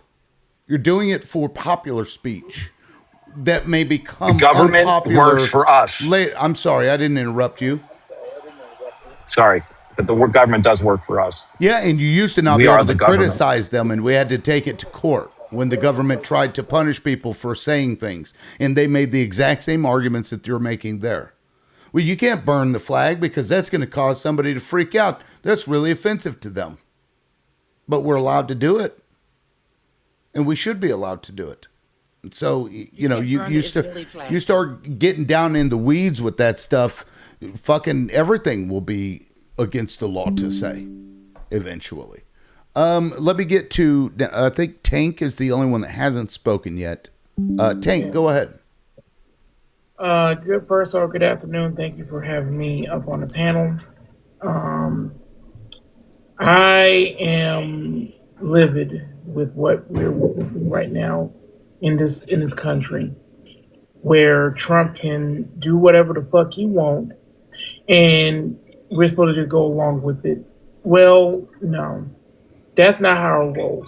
We have to think this lovely little piece of the document called the Constitution, and the Constitution is like the law of the fucking land. And time again, I hear MAGA always saying, "Well, we can do whatever we want. We've had the last administration do this, that, and the third." I'm like, look, if it's not in the Constitution, then guess what? It's not. Then you need to follow the Constitution. All I gotta say to those MAGA out there that want to come up on the panel and want to try to disrespect everyone here, I've heard them, and they need to go ahead and take a long look at themselves in the mirror. Sure. Let's see. Actually, Dangerfield, I don't think you've had a moment to speak since you got on the Well, panel this time. actually, go ahead. I've been watching Fox News, and they were showing the Straits of Hormuz. And it reminded me about Greek mythology, the 300 Spartans, how they held back the Persians because in Thermopylae, there was a little narrow area that the Persians had to go through. So they never had to face more than 300 Persians. And they beat the hell out of them. And so we're sitting there looking at the same situation. I just figured, let me bring that up. I was going to say something else about freedom of speech and everything, but, sometimes we take it a little too far, the freedom of speech. It's, we used to behave ourselves, and now we've gotten to the point where, hey, I could say anything I want. That's it. Okay. Well, it's like Zio says all the time. I'd rather, if somebody's a racist, I'd rather they tell me. Right? But if you say you're going to go to jail for telling people you're a racist, then those racists will hide and you won't be able to figure out who they are. Yeah. And I actually think that in this country specifically, legislating speech would make people be even more hateful than they would actually stop being hateful, if that makes sense. The moment you start trying to micromanage an individual, or the government does, you're only going to get more backlash. And kind of like what everybody else has been saying, I just think as a society, we have a way of dealing with people who are hateful and bigoted with their speech without having to have the government arrest them. You know, if I work at like a bank or something, and if I go on my TikTok and I make a video saying N-word, N-word, N-word, N-word, I'm probably going to get fired from my job, you know? Yep, you got 26 seconds left. If you want Yeah, them. I'm probably gonna have to fire. But anyway, right? I think that this was a good discussion to have. And ever since Trump has taken power, I've realized that there's a lot of things that liberals have taken for granted that we're now starting to realize about the role of government in society. But I did want to say though, how's everybody enjoying these sky high gas prices right now? I'm actually glad you brought that up. I just got Iran has just come out, and they said, "quote If you can tolerate oil at more than $200 a barrel, continue this game." Oh boy, ooh! Well, All those today big it's hang on, WTI is at 96, and wow. Brent crude is at almost 100. All those big MAGA men with those Ford F-150s that they're gonna have to spend $3,000 to fill it up. I'm loving it. Which Thank God I have a hybrid. Sorry about your dick, bro. Besides that, though, let me play this clip, because this really is like, I don't know I don't know how these people vote, but I did a video about it this morning. Here we go. Let me let this guy play. It's kind of weird. By the way, last week it was at 91. Okay. Gas is $3.59 a gallon this morning. And I have a question for everybody out there, anybody out there that wants to answer. I voted for Donald Trump. I voted for energy independence, which drill baby drill, we're supposed to be energy independent now. And we also just got millions of barrels of oil from Venezuela, supposedly. So why is this problem in the Middle East jacking up my gas prices? Oh, Billy. I'm just messing with you. So Billy, his name was Billy. I had to throw that in there. But that level of like people are voting for a specific thing, the economy, gas prices, apparently is what this guy voted for. Yet he doesn't even understand how the globe and the market actually works. Right. They think the government just goes and drills gasoline out of the ground and then passes it out to people. That's what they think happens. They forget that it's private companies that would do all the drilling. And to be quite frank, drill baby drill has always been a joke, because gas companies don't want to drill for more oil because it's not worth the capital investment to expand production and lower prices, which would actually hurt their profits. And that's because demand for oil is inelastic. Okay, if oil prices plummet, there's not like some surge of people using it. Right, and this goes into capitalism. Like, this guy is like, well, we were supposed to drill here, and we were supposed to get the oil. It's like, dude, are you going to tell this company who, can sell a barrel of oil here for $60, or he can sell it to another country for $90? Who do you think he's going to sell it to? Because they're there to make money.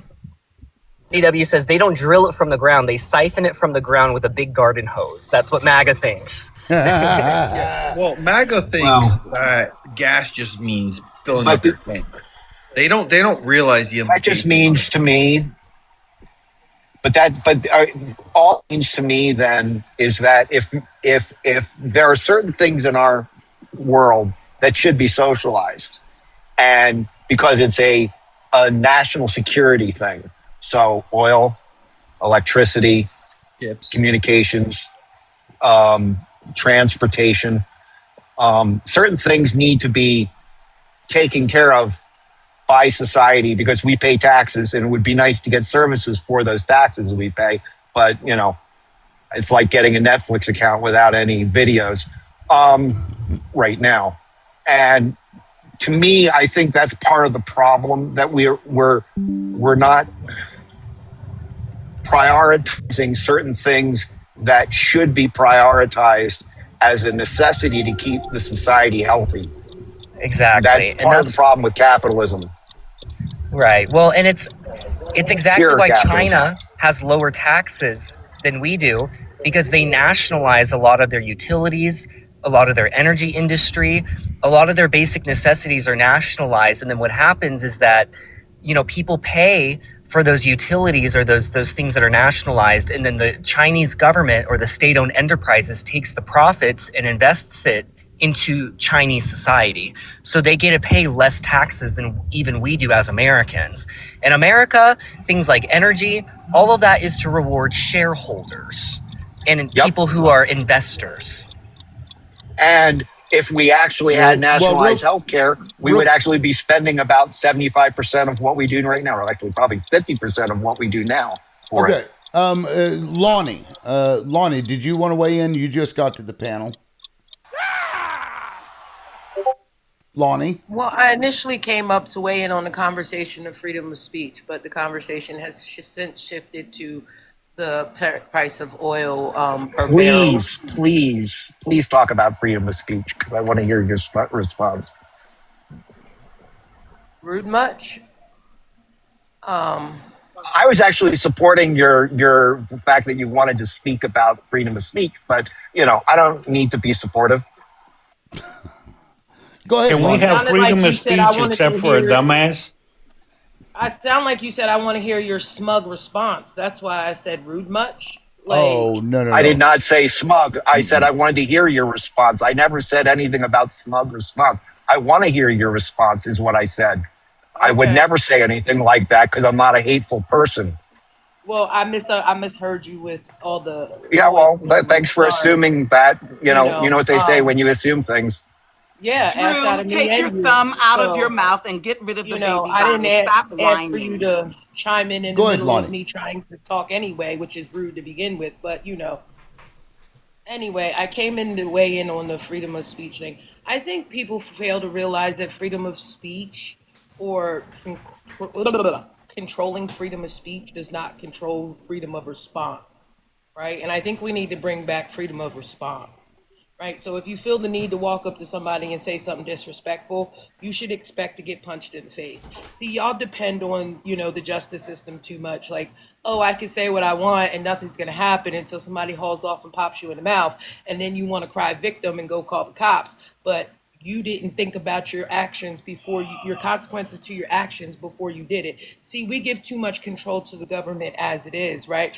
Because music is a beautiful thing, right? But because a bunch of white people didn't like rap music, they wanted to make a point to put explicit on video on records. They wanted to put ratings on videos, when, let's be for real, the parents are the ones that should be parenting their children, not letting the government parent the whole country. And that's where we all messed up, because we all sit here and say, oh yeah, we should let the government control this, that, or the third, right? So because they changed the weak card law from weak card for cigarettes, you know what I'm saying? Parents are still buying their kids cigarettes. Parents are still buying their kids alcohol. It doesn't really change anything, because laws only control those who obey them, because people are going to break them. It's about being in a society where people respect each other and having some societal contract that everybody respects. And the freedom of speech, say what you want, but understand that the response you get from somebody is the one that you asked for when you said what it was that you said. And maybe people would start treating other people with respect. And with there, I'll pause. Amen. And I just wanted to say that we've already seen so many examples of past U.S. presidents, especially during wartime, violating people's freedom of speech and putting people in prison for like the simple crime of criticizing a war. That's what Woodrow Wilson did during World War I. And it was really a plot to send people out there to go spy on the minority and the immigrant communities. That's why they sent those little committees out there to go promote World War I, so that they could spy on everybody and report back to the government if anybody was speaking out against the war effort. And so suppressing freedom of speech on behalf of the government has always been used to try to get people to submit to some sort of war effort that people might disagree with. And it's just a slippery, giving the government that kind of power to police speech is a very slippery slope because it always becomes political and it will always be abused, as we are seeing right now with this beloved government. Yeah, Absolutely. But they're not having any consequences for it, though, at this point. I would disagree with that. I would disagree with that. I would say, well, it really depends. There's cases where they don't get consequences, but I've seen a lot of cases where people have gotten consequences. You know what I mean? I've seen Well, so yeah, many if you're examples of poor and getting you people can't defend fined. yourself. Yeah, sure. If you're poor and have a job, and you're not like filthy rich, and it doesn't matter. Well, the way that we handle rich people is by not buying their products. You know what I mean? Yeah, well, we can't afford not to. I mean, that's part of the problem too. True. That's not true. I'm not filthy rich, but I will not buy Starbucks products because I do not agree with their company and their pricing, to be honest. But like, we do have social contracts that companies. As I drink a Starbucks drink right now. Yeah. Well, I'm glad that you can afford a $7 coffee, but it's we have consequences all the way from big business down to like McDonald's just tried to do this ad about the CEO eating a burger, like, and he was criticized for it, right? Like, we recognize This shit was whack. Right? Like, we do have consequences. It may not be on the level of political or governmental, but we have social justice, and that exists. Like, we exactly. So, like, you, and the only way to get to that is the freedom of speech. Like, that's the way we do it. Exactly. And also, this is my only gotta Starbucks give a drink shout of the out real week. I'm quick. cutting down. I got to give a shout out. APAC, thank you for filling that gifting goal. I appreciate that. Boom. Go ahead, Jonathan. Sorry. I just want to say, okay, you guys can criticize me for drinking one Starbucks drink. Okay, I'm cutting back and only doing 1 week per drink now. Okay, so just get off my ass, please. I'm proud of you. I'm proud of you, brother. I'm so proud of you. Jonathan, we're sorry for that hate I'm going speech. to officially call you, Jonathan Morton, a Zionist sympathizer. You are supporting Israel when you buy into Starbucks. So, screw you, you baby unaliver Morton. Well, hang on, Maverick, because here's the thing. I need caffeine. Okay, I need caffeine, but okay, I went out and bought myself my own coffee today to make at home so I wouldn't have to be dependent on Starbucks. But I just got Starbucks today because I didn't have any coffee. So, problem solved. No more supporting Zionism. Okay, so you sent $8 more to the unaliving of babies. Okay, very good. And see, look, but every time you make your own coffee, you can take the amount of money that you were going to spend on Starbucks and you can send it to gifts. And I have a gifting goal right now of 10 caps. So send.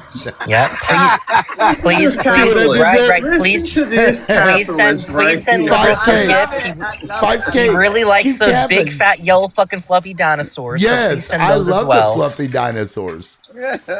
Let me check and. Dylan said something very profound in the comments. He says about this app alone. Oh shit! Somebody filled that goal.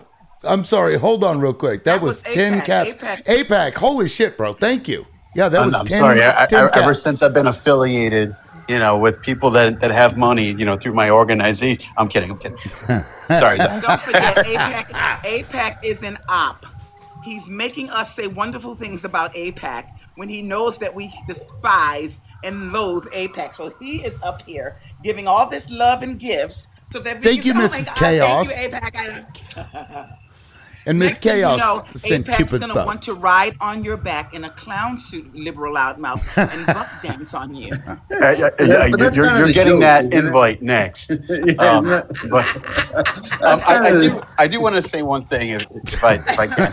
So, two quick things. One, I think if it weren't for hate speech, I probably would not have changed my view over my vote. There So you go. Great point. point. Land something there because sometimes people need a little bit of fire, and sometimes people need to feel offended. And the second point I want to make is At first, when and this is directed towards you, Zio, with a lot of love. I think you'll appreciate this. At first, I wasn't sure how to take Zio. I'm like, oh, you know what? Zio is, over there throwing some fire boom booms at me and stuff. But you know what? I kept coming back. I'm like, I don't know. Maybe I like the punishment, or I don't know. But You then do. You like it. but then I came to the realization, I'm like, you know what? One thing about Zio that I really appreciate. Well, there's many things, but one thing is that if I could choose someone that I would trust, with like learning or with just speaking truth to power, just telling me how it is, I would trust Zio because I know where she stands, and I think that's Exactly. refreshing. And I think politics could use more of that. So If it wasn't for hate speech being allowed in American society, I would have never met Zio to begin with, because her ass would be in prison right now for hate speech. Zio throws shade and we love it. That is I funny. take offense to that. I do not have hate speech. When I tell someone to go crawl up their mother's twat and close the door with the 3 hairs that's left on it, to me, that's just giving them love. Do you remember when you told that one guy that he looked like Clarence Thomas and a blue whale had a child? Zio, I hate that you assume my mother has 3 hairs. That's what you know what? Oh, thank you, Raw Raw. Raw Raw sent to Corgi. Thank you. I love that Corgi. Yeah, I love the Corgi ones. Now, earlier, Zao, you were talking about something Dylan had said in the comments. Yes, Forgive Dylan me, but is on it. Something's happening. Listen, we have a group. We're talking about politics and all of that. But right now, as we speak, there are groups in this very app that have been going around, and Liberal Loudmouth has been deemed a conspiracy theorist, a nut job, a misogynist, a transphobe, a racist, everything under the sun from these people. And TikTok, we're finding out from getting messages, and several people, creators, small creators like Dylan, who's in the comments. Dylan, please come up, and Liberal Loudmouth. But a lot of these other creators have been attempting to unalive themselves from this bullying. We're talking about grown folk that's being bullied, having their lives sort of shadow bananas by an orchestrated effort to make sure that people can't make a living or just have some money coming Would in. you say that that's okay? I mean, don't get me wrong. That's free speech, though, is it not? Let her No, finish. Let her that's finish. an action, Drew. That's no. people literally I have to open slandering my. people, literally Yeah, but doxing that's a free. people. That's their Excuse free me. speech. No, No, darling. When you're Drew. doxing people, Drew, no, that's not the same. When you're doxing people, and then when you're calling people out for fraud and sorts of all sorts of things, that is slander, Right. right? But so that's still free speech. No, it isn't. No, No, it isn't, no. Drew. Yeah, it You're is. missing the No. point. So what's the No. difference between No. that and what's the difference between that and me let me explain, Drew. yelling fire? Okay, Drew. If you are going around in public and saying that person A did XYZ and XYZ was never done by that person, that's called a lie. And if you're Right. lying on And what I'm somebody saying to is harm their reputation, that should be illegal. it is illegal. Well, good. Then that's sort of my point. No. That's been my point. Yeah, it has. No. Can I just say something about Zio? Anyway, Zio. Zio, go ahead. She was No. Can I just say something to Zio real quick? Sure. When I first started teaching, there was Mrs. Taylor teaching first grade, and she sounded exactly like Zio. It got to the point where here I was teaching sixth grade. I could tell you who had Mrs. Taylor in the first grade. They were clear, they were concise, they were wonderful children. They knew how to behave. I don't see anybody, if Zio was teaching, I don't see anybody messing around in that classroom. That's funny. We also ignore the fact that free speech also means we are free to ignore the free speech. Right. Like we just because you preach something doesn't mean we have to listen to it, and that's part of free speech. So Drew, when someone does hateful speech, I don't have to listen to it. But when I have a leader like my mayor who acknowledges it and says it's wrong and I don't agree with it, but hey, go ahead and preach whatever the hell you want, I'm going to choose not to listen to that group because that's my right as a free speech advocate. Because I don't have to listen to that. I don't like TikTok. Like I don't have to like the videos that show things I don't that are completely wrong and whatever, even without facts and whatever. Like that's part of free speech. Yeah. Wouldn't you but say that I that's wanna. what the right is doing is muddying the water with this free speech of yours that is complete lies 90% of the time? Sure, and you know what? And I said this before. I don't know if you were here, Drew. I will comment an article or an organization that and screenshot it and send it to it. And after that, I don't care because my goal has never been to convince the idiot. It's been to convince the audience, and that's the part of education we need to propagate like educate our civilian populace because this hateful speech it has no place here in the sense that they have the right to say it, but they're idiots when you prove them wrong. And once you prove someone wrong and unreliable, nobody listens to them anymore. That's part of free speech. That's like the equivalent Yeah, of but like on someone on TikTok saying something really wrong, and then you prove them wrong, and then they get canceled. That's part of free speech. Yeah, but part of free speech. Here we are in an ice cream store, and these idiots come in and they can't decide which flavor they want. Look, pal, there's vanilla and chocolate. Those are the big ones. All right. The rest of them is just, add-ons. You happen to taste it one time and you liked it. But guess what? You got to decide between the vanilla and chocolate. Forget about the strawberry and the butter pecan and the pistachio. You got to stop with this nonsense. And these idiots will still sit there and look for 30 minutes and not decide. I know Lonnie wanted to respond. Can I Yeah, I was just respond? I about didn't to. get the reference, but Yeah, yeah, please, Lonnie. go ahead, Lonnie. See, I'm a strong believer in only hit dogs holler, right? Like if somebody says something, you take a pause and you think about what they're saying and you ask yourself, is that apply to me? And what I found, especially on this app, is there's a lot of people who are offended by things that don't apply to them specifically, right? They just want to be offended, right? So then they get in their feelings and then they start saying things that hurt other people because they're hurt themselves, right? So only the hit dog is going to holler more chances than not, right? That's why you have a president that stands up on a stage, on a world stage, and insults his opponents because he realized that them being themselves, just like Kamala Harris, just being who she is, insults his intelligence. So, because his feelings are hurt, he has to find a way to insult her by saying she's uneducated and she's unqualified. And then you have the rest of his bootlickers that run behind him regurgitating those things and never once realize that she's got more degrees than he does, but yet and still y'all Snap, still snap, snap. regurgitate the same thing as if it is some sort of flex. And the Low reality IQ.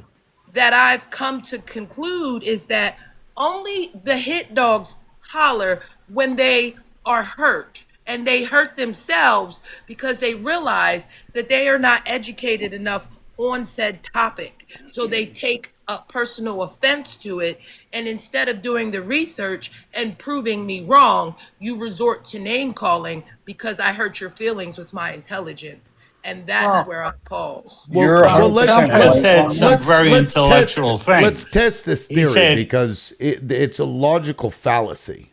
A hit dog will holler. So let's test this, Lonnie. You want to live 200 people at a school.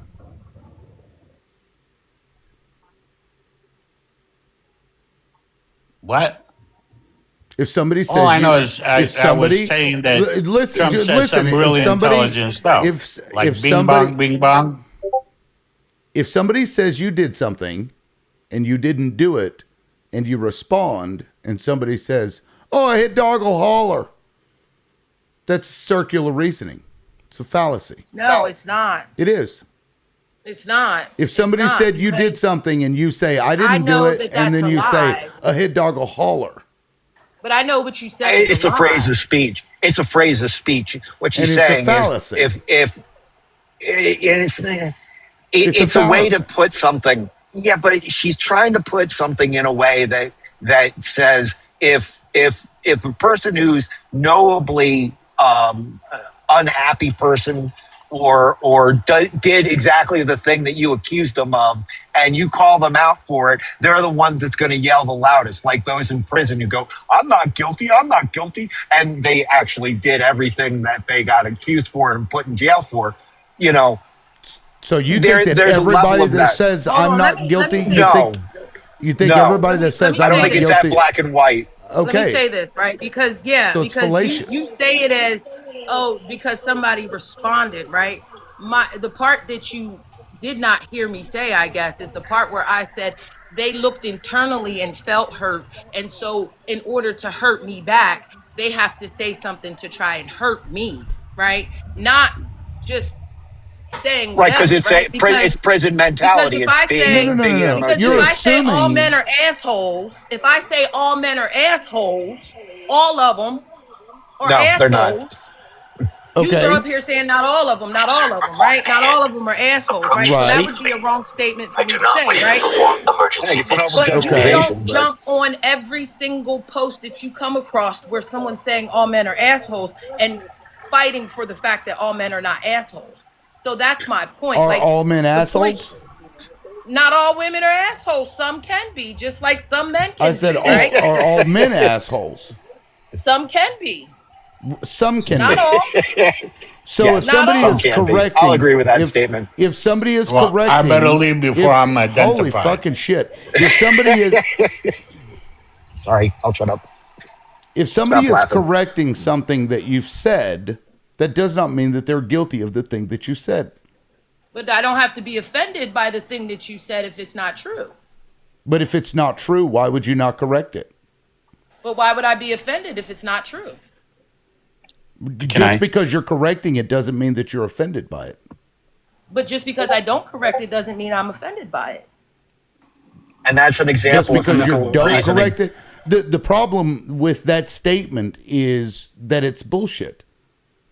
No, And it's it not. all You don't yes, it always is. gotta No, no, no. respond. It That's my ignores. point. Like you don't if it's Yeah. not hurting you Let me give you an specifically, if you're example. not the asshole, then it shouldn't then you don't need to respond. You could be like, I know I'm Nonsense. not the asshole. Just like Let you me give say, you an oh, it's example, all men Lonnie. until it's no men, Let me but not all men are bad. let me It's give the you an same thing. example. Let me give you an example. I was sitting up on a panel one day, and this was matter of fact the day Hoodlum told that story.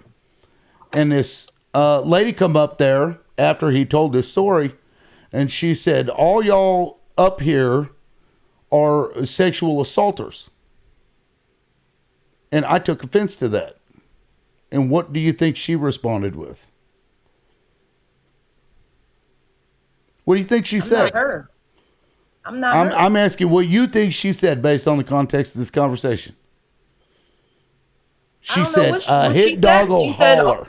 She said, a hit dog will holler. So now because I've protested her statement that everybody that was up on that panel were sexual assaulters, she says, yeah, see, I told you, hit dog will holler.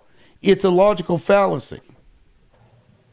But it can be used in the other way too. But my whole point about that was to say that if something is offending somebody, then they attack, right? Because Donald Trump knows he's not intelligent enough to go head to head with Kamala Harris. He attacks her for no reason when she doesn't say anything but what he factually actually is doing. That was the point of what I was trying to make. Now, you want to go off on the logical fallacy, that's fine. We can go on that all day. That's But what I'm that's my talking whole about. point is that a Can whole I lot of interject? people, I just hold hate on, that a whole lot of phrase. people on this application sit here, like Lewis said, and watch things and get offended because personally they feel offended, right?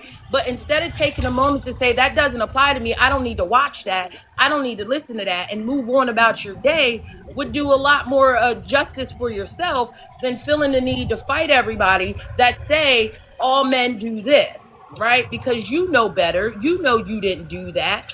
You know that you don't even need to waste your breath on anybody that accused you of doing something you did not do. Can I And that's respond? Okay. my Oh, point. I'm sorry. I want to say I'm one thing. I sorry. need to say Actually, something. I don't give a shit, Drew. I don't give a shit, Drew. I'll call on you when it's your turn. So what you're saying is that you can't defend yourself when you're being called out, because that's what I'm talking about. When you make a No, that's what you're generalized, saying. no, you make a generalized That's statement. not what I said. You make I did not you say make that. a generalized statement, and if you protest said generalized statement, you're automatically guilty. A hit Nope, dog will didn't say holler. that. I You said don't be offended if it's not true. That's what I said. and if you I didn't say don't, you couldn't. and if you here's And if the you thing. don't, you don't. No. If you don't, guess what they'll say? Well, Let them whenever say they it. said Do that, they pay your bills? you didn't. Whenever you said that, they didn't. You didn't defend yourself, so that must mean you're guilty. So Let 'em say that. liberal. Can I respond? You know what? You I didn't think say you didn't do it. Liberal. It's liberal. like saying if it don't apply, let it fly. Basically. Of another fallacy. Yeah. But listen, Okay. listen. They're okay. Hold on, real quick, before everybody gets crazy here. I want to point out that I understand the purpose of the saying. Right. I'm saying it's a bullshit saying because it's a fallacious saying. It makes no sense. Okay, so liberal. Can I provide an example Is that all after? right? Sure. Isn't this so- kind of anyway? So I wasn't alive that talked about feminism and from the women's perspective. And I understood that I am not a woman, so I cannot see things from the women's perspective. And I was called an anti-feminist and whatnot. And I went to my partner and I asked her, am I considered this for whatever reason? And my partner agreed with me that I'm not. So just because somebody else said I was, I chose to ignore them because I got validation from people I know. And so that's the part of freedom of speech. Like these people can say whatever they want about me and assume things, but it doesn't mean it's true.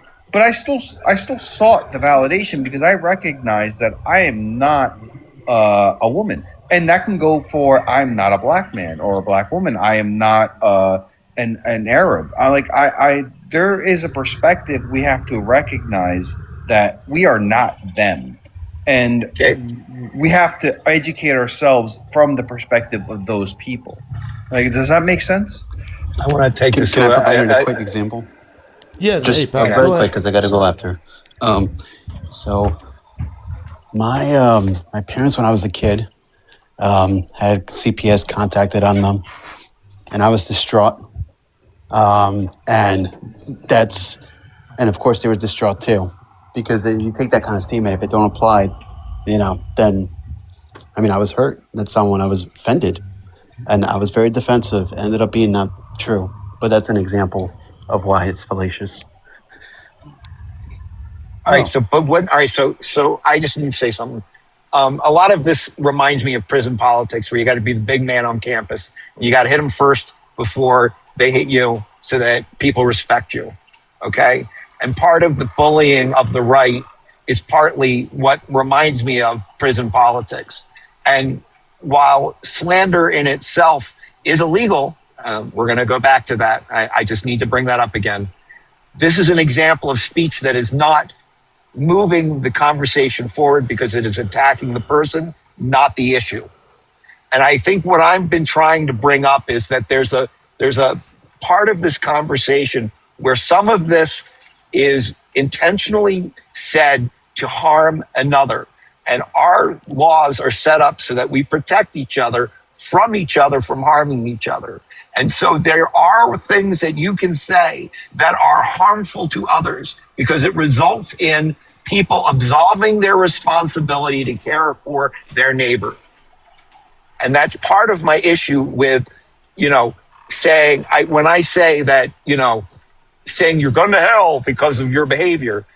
And that absolves me from my responsibility to help you see a better way to go about what you're doing so that you don't harm yourself or others in the process, and then not leave you out to dry because of my belief of you.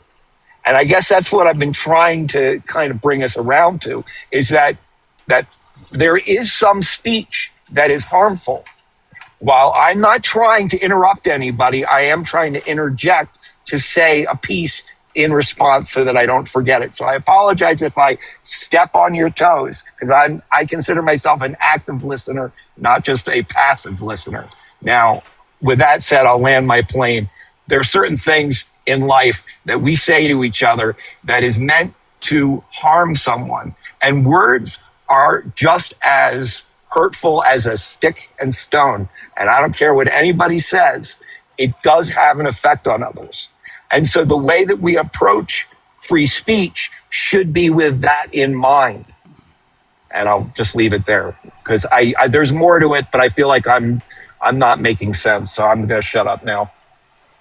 Yeah, I'm not Drew, sure. I don't. I think maybe I don't want to speak for the panel, but for me, I don't think you're coming from a place of like a dark place at all. I think you're trying to come from a light place. Where I disagree with you is that because we have the freedom of speech, we're as adults we can distinguish what we accept and what we don't accept. And again, that comes to the social justice issue. If I don't accept your free speech, I can choose to not listen to it, or I can ostracize you. Um, I, I get what you're saying. Like it can lean to harm, but I think if you're the kind of person that listens to somebody else's talking points and that's what causes you to go over the edge, that's not the issue. You've already mentality like you're on the edge already, and you should seek help. And I'll agree with that statement. But I will say, though, there are those that see those that are weak and purposely lean into that. And that in itself, I would consider harmful speech. I get what you're saying. There are better ways to help someone than to ostracize them, I think. I don't think that's necessarily the answer. I have a hard time. Oh, shut up. Sorry. I can't help in this department. I'm a driver and I'm driving. And that's my Well, warning if of you're shit up ahead. if you're driving, yeah, I got to drop you, bro. You can't drive. Why did you even say that? Teleporting, Over. teleporting, or Just a something else. sidebar, real quick. I don't know if any of y'all know, but a few months ago, there was a lady on TikTok doing a live, and she was driving, and she had her background as blurred, like she had a background up so that you couldn't see exactly what she was doing, right? And she hit someone. I think he was a special needs older gentleman coming from work, and she unalived him while she was on TikTok live, and it recorded the whole God. thing. And she tried to skirt her way out of it, but it was later found video footage in the area that she blew a red light and she unalived that man, and she just got charged. I'm not sure if she got sentenced yet, but she definitely got charged thus far um, for unaliving that man for being live on TikTok. And they subpoenaed TikTok for the live, for the video footage of the live. And in the video, you could hear her say, "Oh my God." And there was a child in the vehicle and was like, "What was that? What was that?" And she was like, "I don't know. I don't know." And I mean, she stayed on the scene and she, you know, called 911, but her carelessness of driving while on TikTok live, um, she was over in what they would call the drama TikTok side of things, messy talk.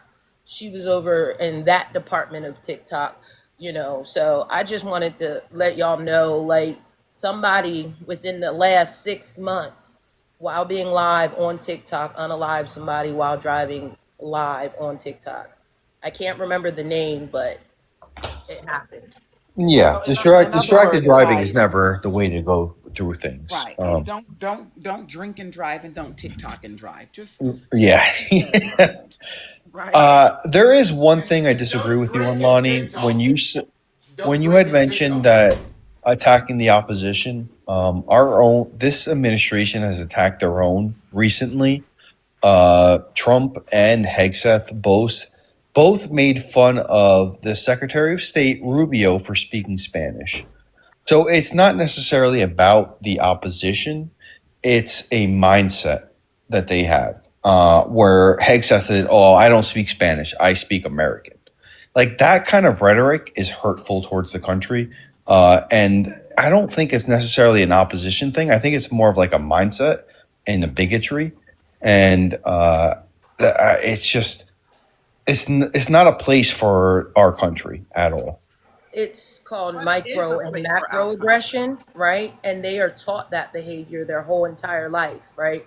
To say Absolutely. things such as that, right? So, and I guess because I've been dealing with people for a long time, you know what I mean? There's certain things that offend me, they do, but I also know that there are people that do things just to offend me, just to get a reaction out of me, right? The So if we're gripers, gonna yeah, take what if we're gonna take what Hegseth says, then my question would be Rubio and him both speak the same language, right? Because Spanish was spoke on this continent before English was spoke on this continent.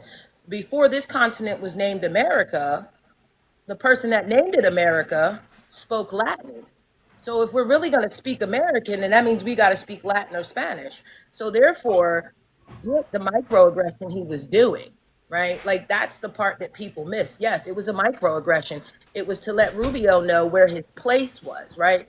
And unfortunately, right, Rubio turned a blind eye because of the money, right? Because yep. he wanted the fame, right? So it's not lost on me that they turned against someone that's not their own kind, right? That's not lost on me at all, right? But the point that I'm trying to make is once again, it goes back to what I said because neither Trump nor Hegseth could hold a conversation to people that are native to Latin America who they had in the room.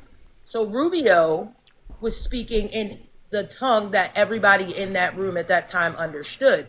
So that was a pop shot of their insecurities because instead of becoming fluid in Spanish, they would rather force everybody to speak a language that they understand instead of being the great American and love thy neighbor and take the time to understand. This is why when there's world meetings, they have translators to translate so everybody will understand in the room, right? So everything is inclusive, right? So that doesn't just show they don't like it shows how ignorant and how hurt their feelings are to take a pop shot at Rubio the way that they did. It's because they know they don't understand what he said and they're afraid he said something about them. And I'll pause right there. I mean, I mean, we can go even further back, and we should all be speaking Native American. If like technically, right? You're not wrong on that. My criticism was that I don't think it's necessarily a left versus right thing. I think it's more of an ideology of what they think, quote unquote, America first is. Even though we don't have a national language in this country at all, like English is not the national language. We don't have that. We accept that we are a country of immigrants, and every immigrant speaks something different. But he didn't say We English, he don't said accept that. American. We And don't We're accept that. American we're a country would of have been Latin. colonizers. Right. We don't accept that. That's not. This is a colonizer country. Right, Yeah. exactly, and the colonizer is a certain mentality. That's kind of what I'm saying is, The colonizer's mentality is white tea supremacy yeah, I and agree with you. misogyny. I agree with you. Yeah, That's all they 100%. Or understand. Christian nationalist. I agree with you. Yeah, absolutely, 100%. That's what I wanted to clarify. Was just that. But that was their white supremacy showing. That's what I was saying back to you, right? They're still suppressing somebody of color because they feel offended because they're not educated enough to understand what he was telling a room full of Latin people in their native language, just like they did to the black people that they stole and brought to this country, right? They stole our native language, right?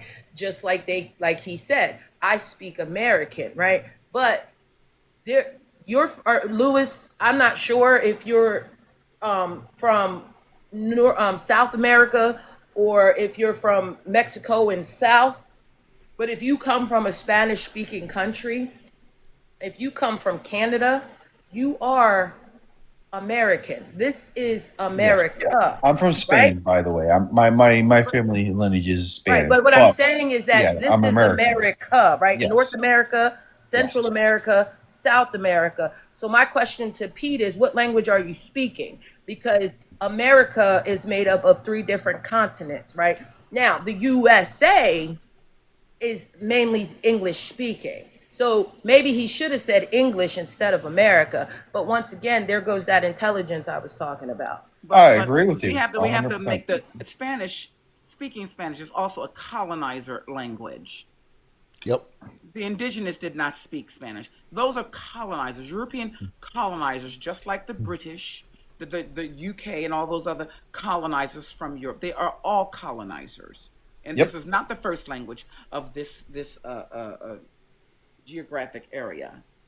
Yeah, Absolutely. and I agree because with you. there were multiple languages there before Spain, just like here in the U.S. Absolutely. It was, there was no one language. They all had different languages, and when they would trade, they would use nonverbal or have people that knew the language from the other tribes. Yeah, But so exactly. basically, what we speak is colonizer. That's what it's. That's what we should start calling it. It's not English. It's colonizer. Isn't it amazing, Lib, how an Italian quote unquote explorer who's funded by a Spanish government and we all speak English from England? Like it, you know what I mean? Like Are you it's talking about Columbus? yeah, I'm talking about Well, Columbus. why Yes. don't you do a deep dive and find out where his lineage came from also? He spoke Latin. He Yes. spoke 4 different languages, but Yes. English wasn't one of them because at his time, English wasn't well known around the world. So Yes. he was an That's my point. explorer, That's my point, right? Ronnie. But Is that colonizing something and making people speak all the same language, that's the problem. And that's what I yeah. was getting at. Like, it wasn't about Rubio being on their side, it was about Rubio not being one of them, right? So That's it, my point. That's what I was trying to say, Lonnie. I but it agree still with you falls into the 100%. same thing that I was saying about him coming after Kamala, because Rubio speaks a language that they don't, so they feel offended. Just like Kamala has more plaques on her wall of degrees than they do Oh, sure. combined, Yeah. so they attacked her because she was overqualified for the job. I Like, this is the supremacy that a lot of people miss when they do things by saying, "Oh, well, look, they did it to their own kind." He's I not agree. their kind. I agree with you 100%. I said this before. I think a lack of education is one of the biggest problems in our country. Like we actively denounce education. If you're smart, you're considered the enemy. Like it makes no sense to me. I Makes don't agree perfect with it. sense. That's how you control the Yeah. system. Okay. Yeah. In that sense, yes. Absolutely. Yeah. A dumb education, our dumb society is easy to control. I agree with that. Yeah. Yeah. Absolutely. Yeah.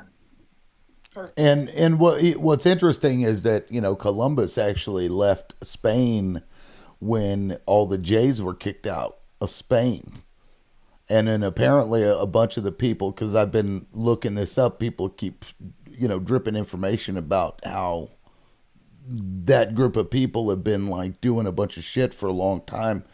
And there was a term called conversos where they pretended to convert to Christianity, but they were really J people still, and they had all gotten on board the ships that Columbus Well, was doing, and then they went around and started gathering up and did the transatlantic slave trade. do you know in some circles they're saying that Columbus was a Sephardic Jew? Did you know that? Yeah, I mean that's the I haven't found like proof of it, but I've found rumors that Yeah. that's been So a lot of stated. that is a Yeah, lot of but that is his coming out. financiers were Yes. conversos. His financiers were Yes. conversos. A lot of his shipmates were Yes. conversos. Yes. And a lot of the slave trade and all that were were they were backed by those same people. Of course, that's not in history. A lot of So, those, Right. a lot of the insurance companies were backed by those people. So they're all up and through almost every atrocity in human history, and it's starting to just come out that a lot of these people with this generation upon generation upon generational wealth, a lot of that comes from the torture and destruction and genocide of many groups of indigenous people, and uh, it's disgusting. Zyle, would you mind giving me like a reading to that? I don't disagree with you. I'm pretty sure you're very well read on this.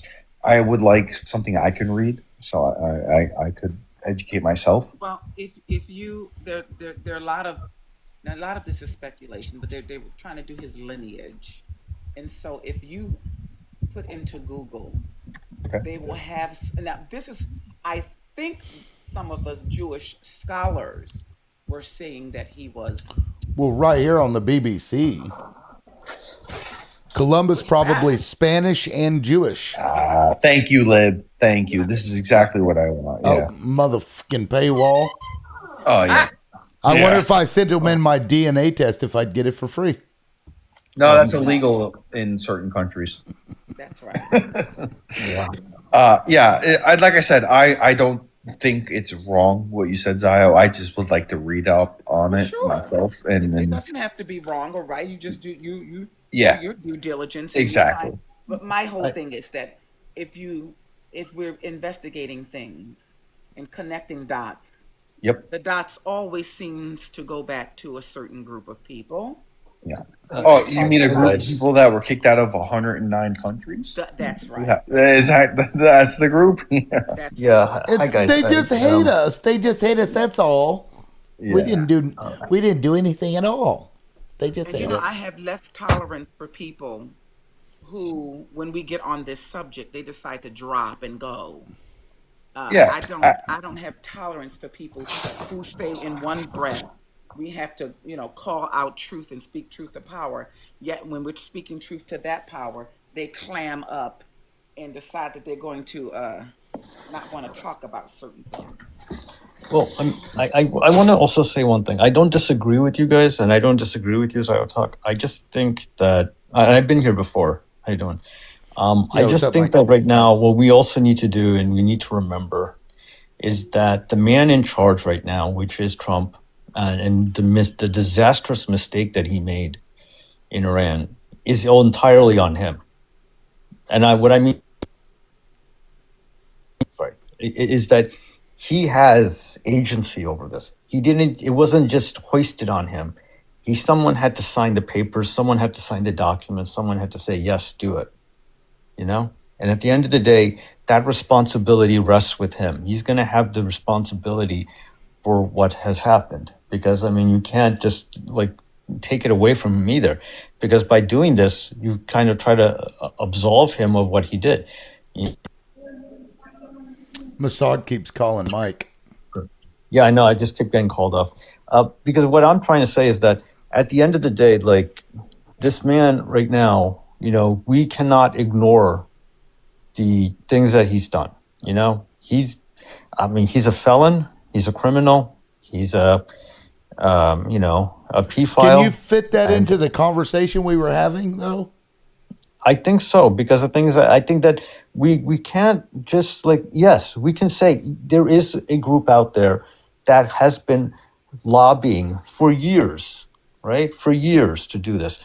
Netanyahu has come here for 40 years, said, Iran is 2 weeks away from a nuke. He said it for 40 years, and I don't understand. This is the other side of it. Why doesn't anybody come up and say, well, yeah, but you said that in 1982. You said that in 1992. You said that in 2002, and you also said that in 2012. So They're basically, still 2 weeks away. Don't go after the cartel leader. Go after the guy on the street. the one doing Well, what I'm saying is that doing the not just doing to for go after the cartel leader, but also look at the folks around him. Like, why isn't anyone also being able to say, "Hey, this is a bad idea"? Because you also have to remember this: we've had 6 presidents, including Reagan, Bush the first, Clinton, Bush the second, Obama, Biden, and Trump in the first term. All said no when it came to doing what this guy did on the 28th of February. They all Actually, said no. they all said yes to going into Iraq. They Yeah, all they said did do yes to that part going of it. into Afghanistan, Yes. Syria, Gaza. Lebanon, fucking Yemen, Libya. You fucking name it. Every time Israel said jump, they were like, "How high and which country do you want me to jump on?" So I don't know what you mean. They probably Well, I mean, just I'm weren't. just specifically, I'm just referencing this country specifically. They probably just weren't prepared to go into Iran. They always knew they were going to, but I have a feeling had they asked them Yeah. to actually go into Iran at that time, they would have. Well, I mean, the thing is, like, right now I'm not going to ascribe a motive. I'm not defending Netanyahu. I'll say that right now. This And I isn't. don't We're not disagree talking with about you. Netanyahu. But I mean, he is like the biggest representation of it. The Which is most what blatant Trump representation of it. is just a representative of it. Yeah. Of a I mean, much larger thing, a much larger conspiracy that's happening Yes. that's been ongoing prior to even Netanyahu. That's what we're talking Yes. about. Right. You don't think it's fair to talk about that fact that there's No, I like think it is fair. And I don't Okay. think I am not going to be one who's going to sit here and cry about discrimination and all of this other stuff. When in reality, the matter is that this let's say this nation state, right, has so much influence in our politics. I mean, like, think about this. Like, I mean, if you want to look at countries that have influence in America, I would say, either Saudi Arabia or Japan, because of just the sheer amount of investments they have in our country, would can have you even Well, more Mike, influence. can you show me which state says that you cannot boycott or divest from Saudi Arabia? None. Okay. I can start a So I could start when you talk a about boycott movement influence, today. when you talk about influence, Yeah. I'm not sure that those two are the same as it relates I'm to just saying between that in terms of compared to why would we look like at Saudi Arabia and not Israel? yeah. I mean, Saudi Arabia is not above like criticism. There's a lot to criticize in that country. Well, sure, but they're being used Yeah. too by the same country. We pay we pay these countries to shut up. Yep, absolutely. And but On but behalf of who? But I've never seen Saudi Arabia come here and lobby us the way that the other states lobbying us to do things that are clearly and blatantly against our own interests. And I just think like Iraq is But the perfect example of it. You're the one that brought up Saudi Arabia and tried to pivot I'm away just saying, from for Israel. example, other countries that have influence, that are rich, that have a lot of money, that have, the Saudis have more than $800 billion invested in our stock market. You would think they would be the one who would have a lot of influence in America because they have so much of our economy under their ownership. They have so much invested in America, like materially invested here, right? Same thing Yet with they Japan. don't have the same pull. I mean, I think that's a valid point. Oh, okay. I see what the point you're making. That's what I'm saying. That you would think that these countries would have more influence because, I mean, if you have, like, let's give you an example. Like the guy who owns Kingdom Investments is probably one of the wealthiest men in Saudi Arabia. The guy is worth at least easily 20 or 30 billion dollars. But I mean, he doesn't have anywhere near the influence of, let's say, somebody like, certain individuals like, Kushner or, all of these other guys. They seem to have a lot more sway in our society, Yeah, but you're ignoring that the Well, ideology. It's Lewis, not just power and money. Lewis, hold on, Yeah, because okay. Rogue's been sitting for a while. I was meaning to get to him after Mike was finished, but Rogue, go ahead. You had something you wanted to offer? Well, focusing on who is benefiting from much of what has transpired right now, there's no benefit because Iran is not happy, and they have every right to be not happy, and it's going to continue until they're not happy. And that is, I don't know, they don't want to negotiate, and I don't blame them because the United States hasn't shown themselves to be trustworthy in that respect, and they don't want to ceasefire because you can't trust a certain nation state to adhere to a ceasefire. So this whole continuation is just, it's just going to drive everything into a more difficult situation unless somebody does stand up and say, okay, this is enough, and Israel needs to sit down and shut up and stop hurting people for money and for some ideology that somebody pulled out of their ass how many ever thousands of years ago, I don't even know. I know that's right. Yeah. Yeah. Thank you, Rogue. Now, Lewis, did you had something you wanted to say? Go ahead, Lewis. Yeah. So, Mike, I agree with you. There is definitely a money portion, but there's also, and like Rogue said, an ideology portion. These people literally believe in like the red heifer theory, right? Zionists, and Zionists aren't just Jews; they're Christians too.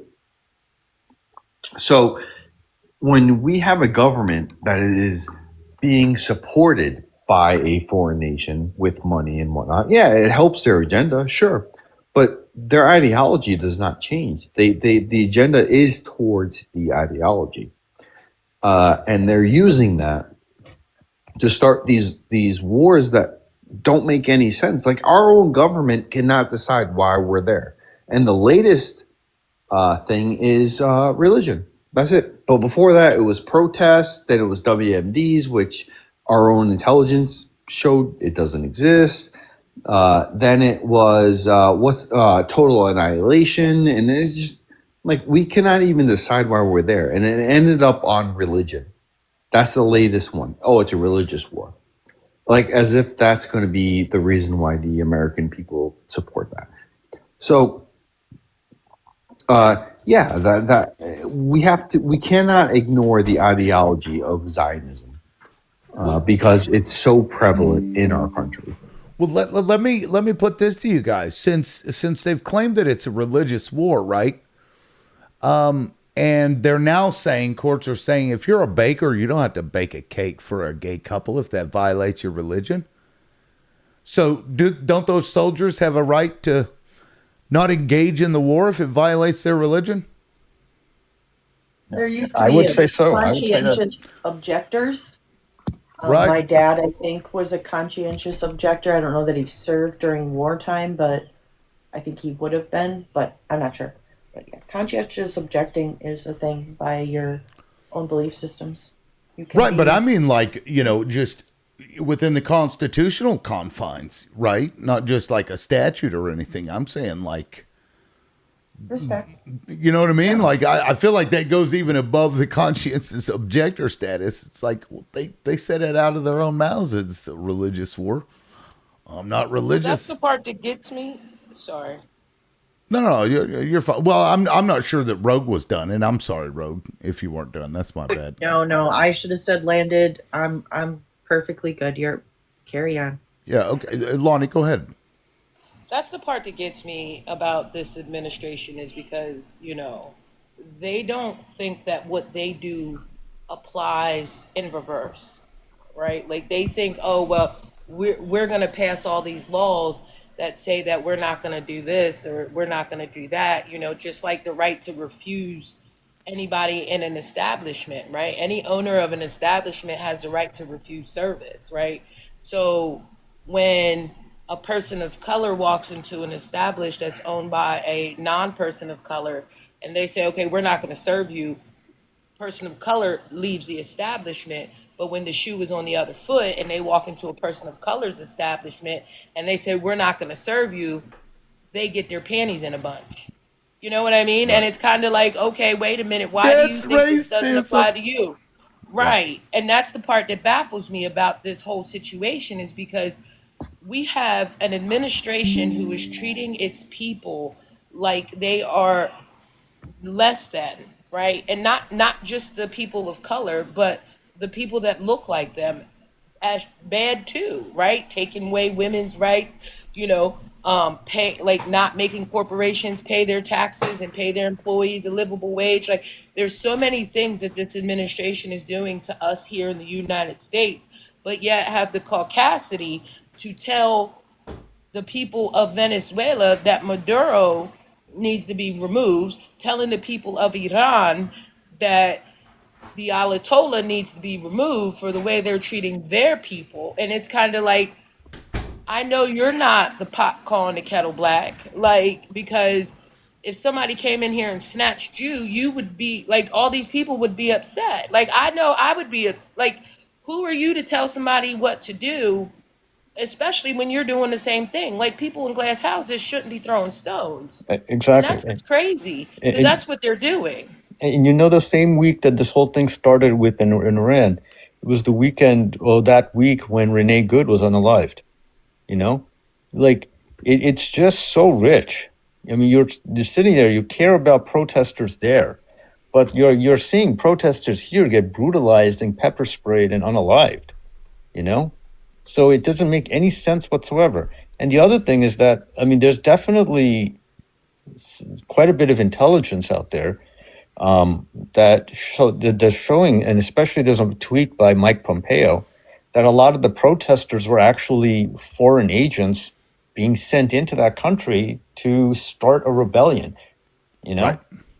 Yeah. and We it just saw showed. that. Yeah. The With the Israel. problem is that you've got dumb people using intelligence, and they're like, I don't know what to do with this because they're so stupid. Sorry, that Yeah, was a joke. exactly. Maybe it And was that's bad. And then I that's the haven't heard thing. from Zio in a minute. Zio, are you? I wanted to offer this. I'm trying to fight this wicked headache. I wanted to Oh, offer that's this right. to Mike. Mike, Sure. you asked a question as to why the Saudis and all these other people who have so much invested in this country in the stock market don't have the same influence. Well, they're brown people. Israelis and Zionists, a lot of them that are Israeli Jews, are Europeans. And we're in a white tea supremacist global world. See, even though the Saudis and all those other, Qatar and whoever else allowed them, they're still looked down on as sand inwards to these Europeans like Trump, right? Yeah. And so all the things that Israel has is because they are Europeans. They're not Semitic people. They're not brown. They're not what real Jews used to be, Hebrews, black people. These are Europeans protecting Europeans over all of these other brown people like the Palestinians. So that's why they don't have the same influence, because they Yeah. don't see them as the same. No, I don't disagree with you. I think that I'm just asking a rhetorical question, and I totally agree. There is a very high level of racism here, because I mean, we can see it. You know, I mean, even the reaction to, like, you know, Trump, like watching the Iranians respond, and you think, wait, what were you expecting them to roll over and say, yeah, okay, you know, roll over and scream uncle? Like after one single airstrike and that's it? Then they're just gonna basically bend over, and then you're gonna just roll into their country, steal their oil, and deposit all of the oil proceeds into a bank account in Qatar like you did in Venezuela? I mean, that's something that, I mean, just doesn't make any sense to me. And I know the reason why. It's, as you said, it is racism. It's a very high level of racism that is prevalent, even in the reaction to the response to the Iranian, you know, what they're doing. You know, they do have a right to self-defense. I mean, that's something that it seems to be kind of forgotten here. I mean, you know, I've seen that in multiple posts.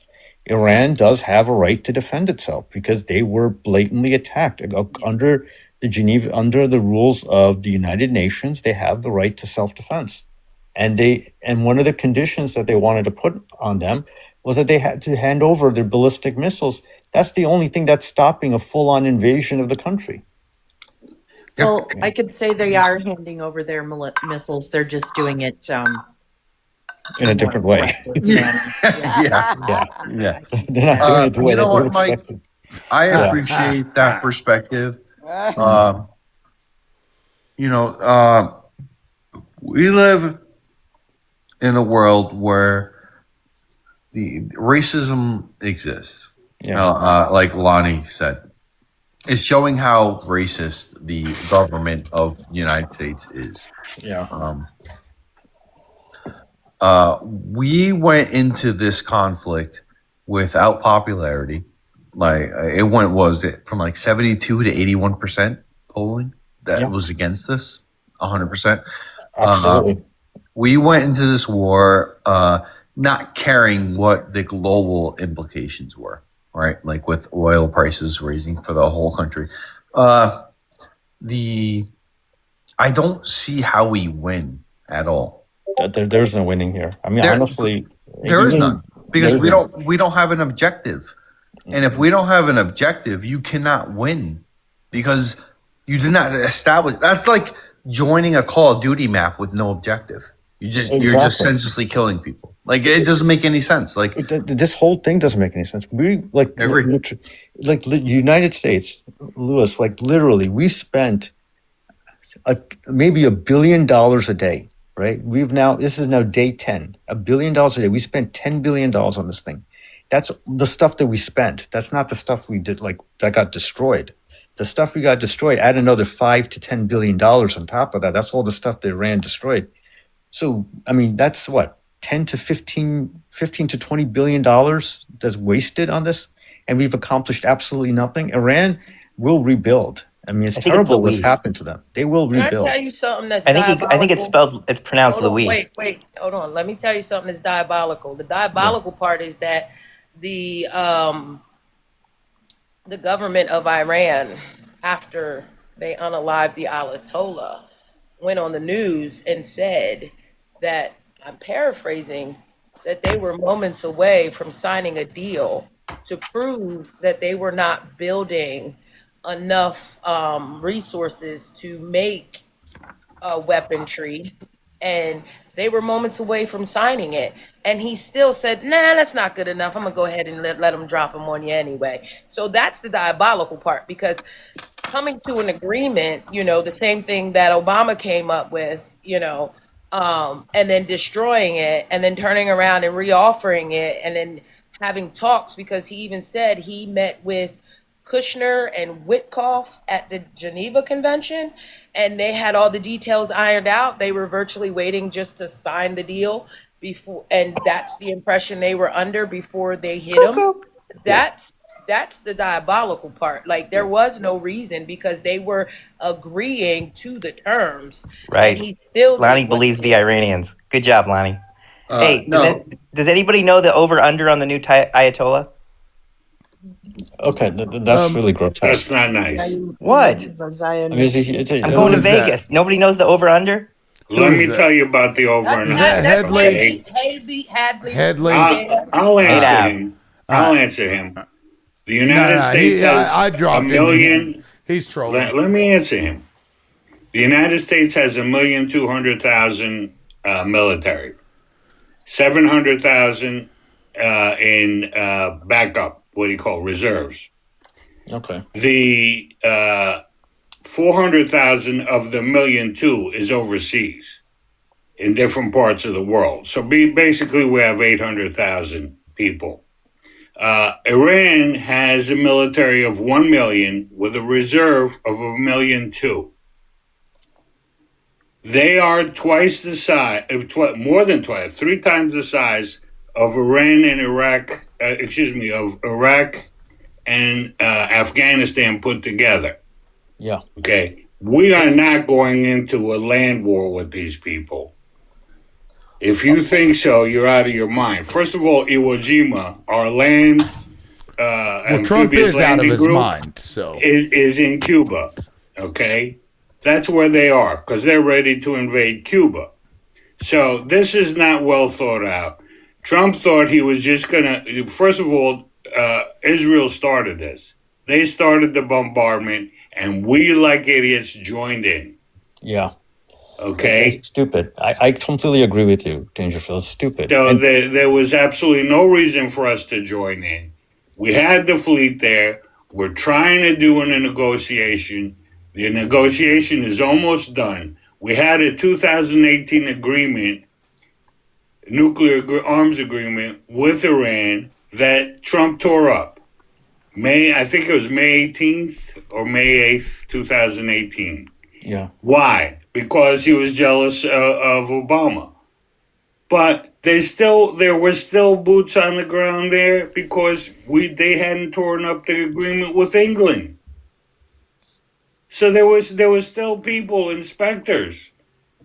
Where the hell they get this that they were immediately going to have? First of all, our own intelligence said they're at minimum 9 years away from building a nuclear boom boom. Our own intelligence.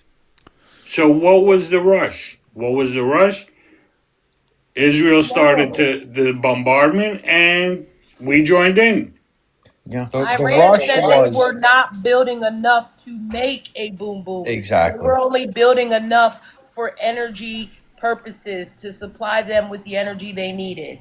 That was it. There's a certain threshold that they were allowed to have, and they were at that threshold. And they agreed to have that treaty with Obama reinstated before he dropped everything. So he's the one that changed his mind on the agreement because they already had the deal. The deal was supposed to be signed momentarily.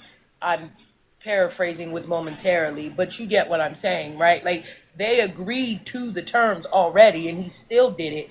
That's the diabolical part. For Yeah. what? Why did he do it? Because his daddy told him to? No, 1,000%. The reason they did it was because Israel recognized that they were out of time. That's it. They recognized that the American uh, opinion of Israel has diminished, and that's why they tried to get that 20-year deal worth billions and billions of dollars. That's why our own government with Mike Pence and or Mike Johnson, sorry, and Marco Rubio both said, "Oh well, Israel's going to do it anyway, so we had to join in."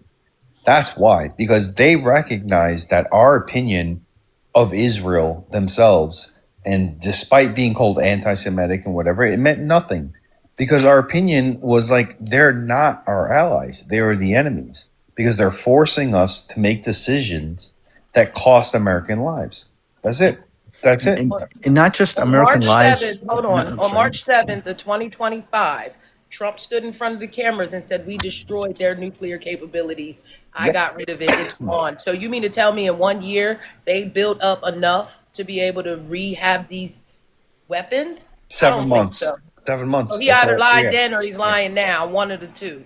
Yep. That's He's always exactly right. lying. Here, And by let's. the way, our own intelligence, and I showed this on Liberals Live yesterday. Our own intelligence had said since 2003, Iran has not tried to develop WMDs at all. They gave it up. They And they're didn't want not. to do it. And not only that, they're not a threat to the United States. They had not attacked any of their neighbors directly. I mean, and in almost 300 years, Yeah. they have not Okay. attacked any one of their neighbors. Real There's quick. no reason for this. Real quick. We've been at we were at 143,000 likes like 30, 40 minutes ago. I didn't even think about it. I didn't even wasn't even talking. We haven't reached 150K. What happened? I don't know, but It's like almost getting there, and then you're like, fuck it. We're good. Let's get the to likes the likes are not red hearts anymore. They're all different colors. Tap that shit, please. Anyway, I wanted to play this video. Can I just say something real quick? Sure. Iran has 93 million people. Israel has 9,800,000. Okay, so they have the best, defense equipment and everything, but nobody was attacking them. Did anybody attack Israel? Well, I mean, somebody No, looked at him they were wrong. beating Somebody the shit out of looked at Gaza. somebody looked at him with anti-Semitic eyes. Okay, and they were like, "We've got to bomb them. They're dangerous to us." That's what You happened. got me. I don't know what happens. You don't pick on a sumo wrestler if you're a little tiny guy, and the sumo wrestler can't be bothered with you. Well, you do whenever you have a hired gun beside you that's twice the size of the sumo wrestler. Well, the tired gun has the 6-shooter and the AR. Yeah. Keep in mind, this is the same group with Jonathan Greenblatt, the leader of the ADL, who, when Mamdani was meeting with Jewish leaders in New York Thank you, City, Mike. and Jonathan Greenblatt was on Good Morning Joe, and Good Morning Joe said, "Hey, Mamdani is meeting with Jewish leaders," and he responded essentially saying, "Well, those Jews don't count." So, what is more anti-Semitic? It doesn't make any sense to me. You're accusing the Jews of New York to not be Jews, like they're not real Jews, so they're obviously anti-Semitic.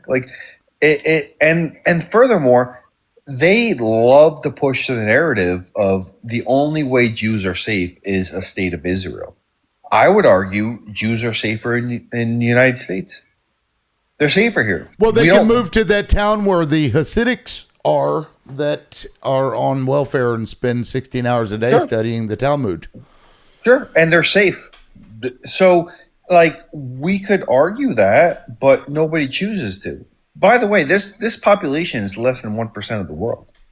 So anti-Semitism exists, but when you accuse everything, criticism of a government as anti-Semitic, it means nothing, because you cannot do that. You have to do what is truly anti-Semitic versus criticism of a government. And if a government is committing a G-side, you should call that out as the population of the world has, but our governments of the world have not chosen to do that. Why? Why don't they do that? Like, if you have like Thailand or Cyprus or most of Europe is saying, "Hey, we do not like the people of this group." Like, it just doesn't make any sense to me. Like, you know what I mean? Like, New York City Jews are just as much Jewish as Israeli Jews. So what's the difference? It's Zionism, and that's it. If you're anti-Zionism, that means you're anti-Semitic, and that's not right. Well, I pass by Lakewood, New Jersey all the time. Have They wear the funny hats and everything and the curls, and I don't mind these people. They're fine. Leave me alone. I leave you alone. Exactly. Yep. That's the way it should be with Israel. Leave me alone. I leave you alone. That's what was going on until they started this horse shit with Gaza. They leveled the place. There's nobody left. There's no buildings left. And that now they're starting with Palestine. And so what do they do? Now start with Iran? You mean Who's Lebanon? going to be next? Yeah, Lebanon. Yeah. They're already talking about Turkey. Okay. Have you guys seen this Turkey clip? is no small fry. Does my mic work? Yes, sir. Sorry. Okay, then why the fuck does everybody start talking when I'm talking? Why are we doing this? Oh, I don't hear you. That's why. You can't hear me? You got to talk louder. You can't hear me? Is this better? Can you hear me now? Yeah. Could everybody? Is my mic low? No, you're fine now. Okay. So I guess when you're talking, either way, have you guys seen this video? Has anybody seen this video? Okay. No, I have not. This Iran put this out. So let's just watch.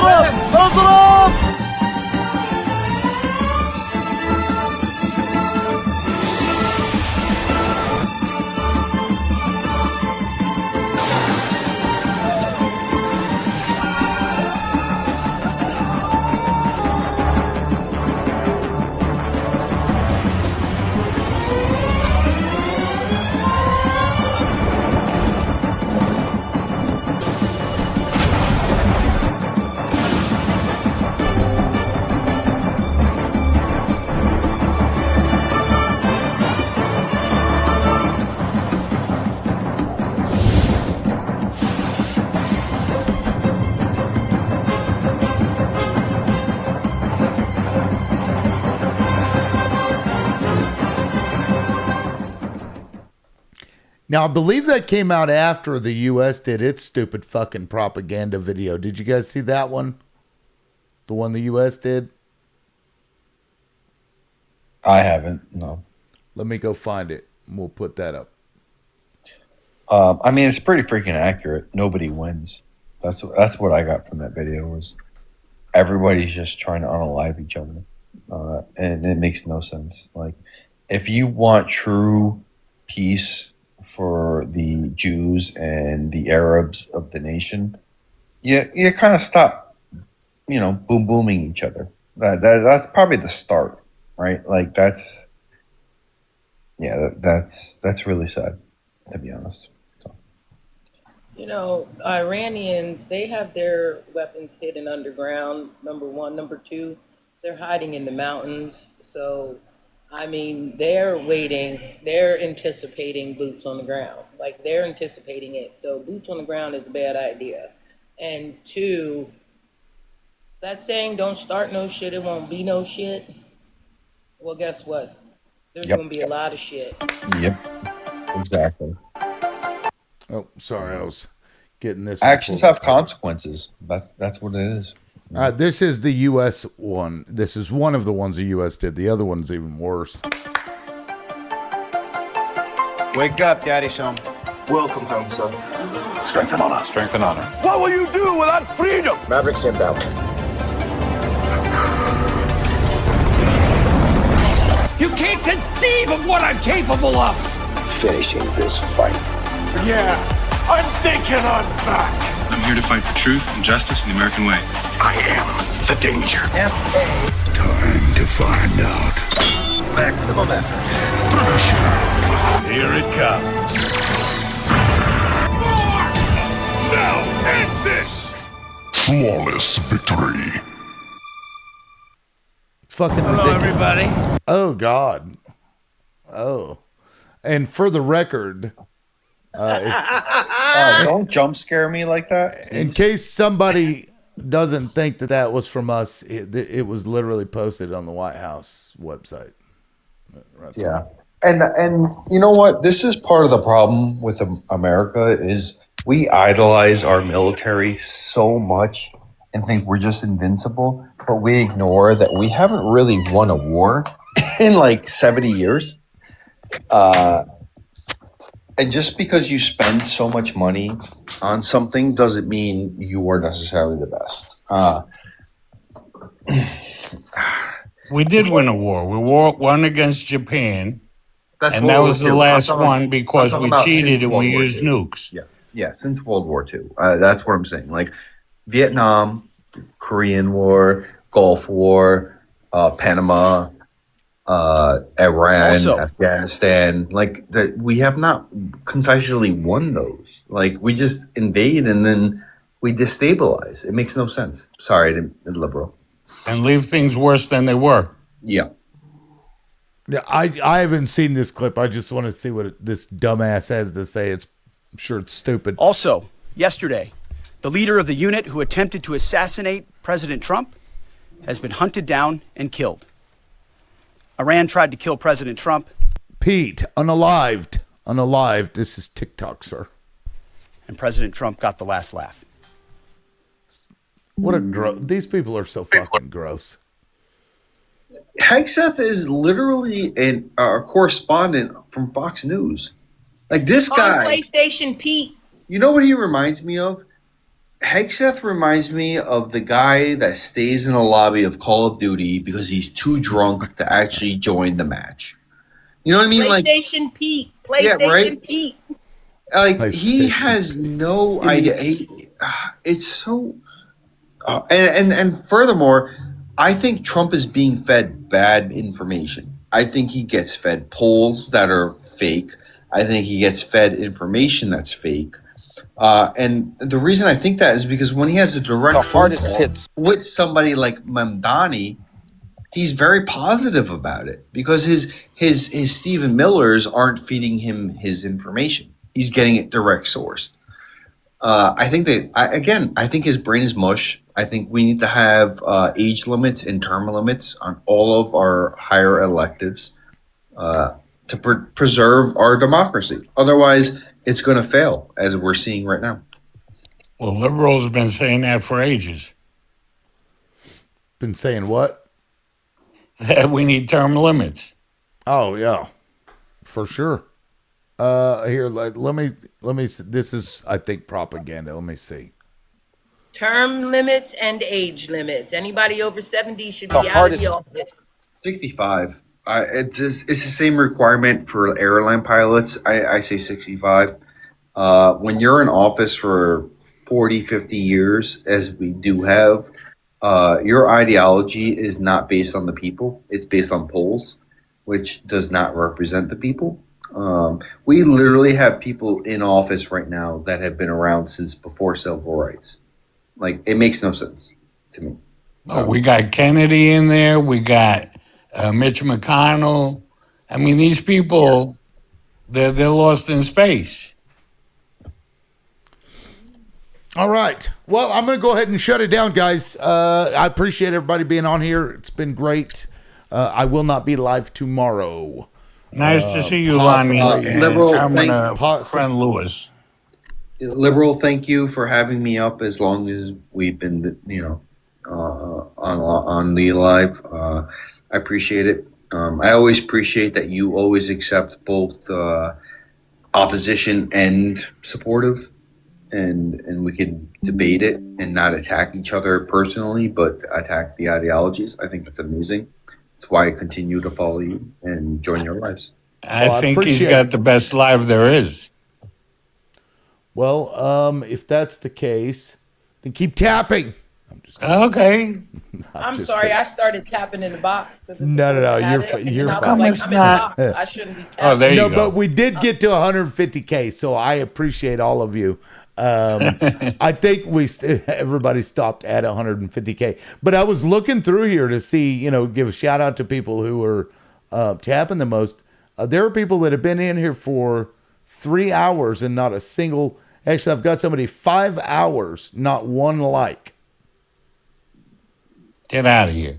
How do you watch something for 5 hours and not one time tap the screen to like it? Maybe they don't know how to tap the screen. I'm just saying. I haven't told you any jokes lately either. My wife and I decided to, I'm 74. We decided to fool around the other day. We took our clothes off. Nothing happened because we couldn't stop laughing.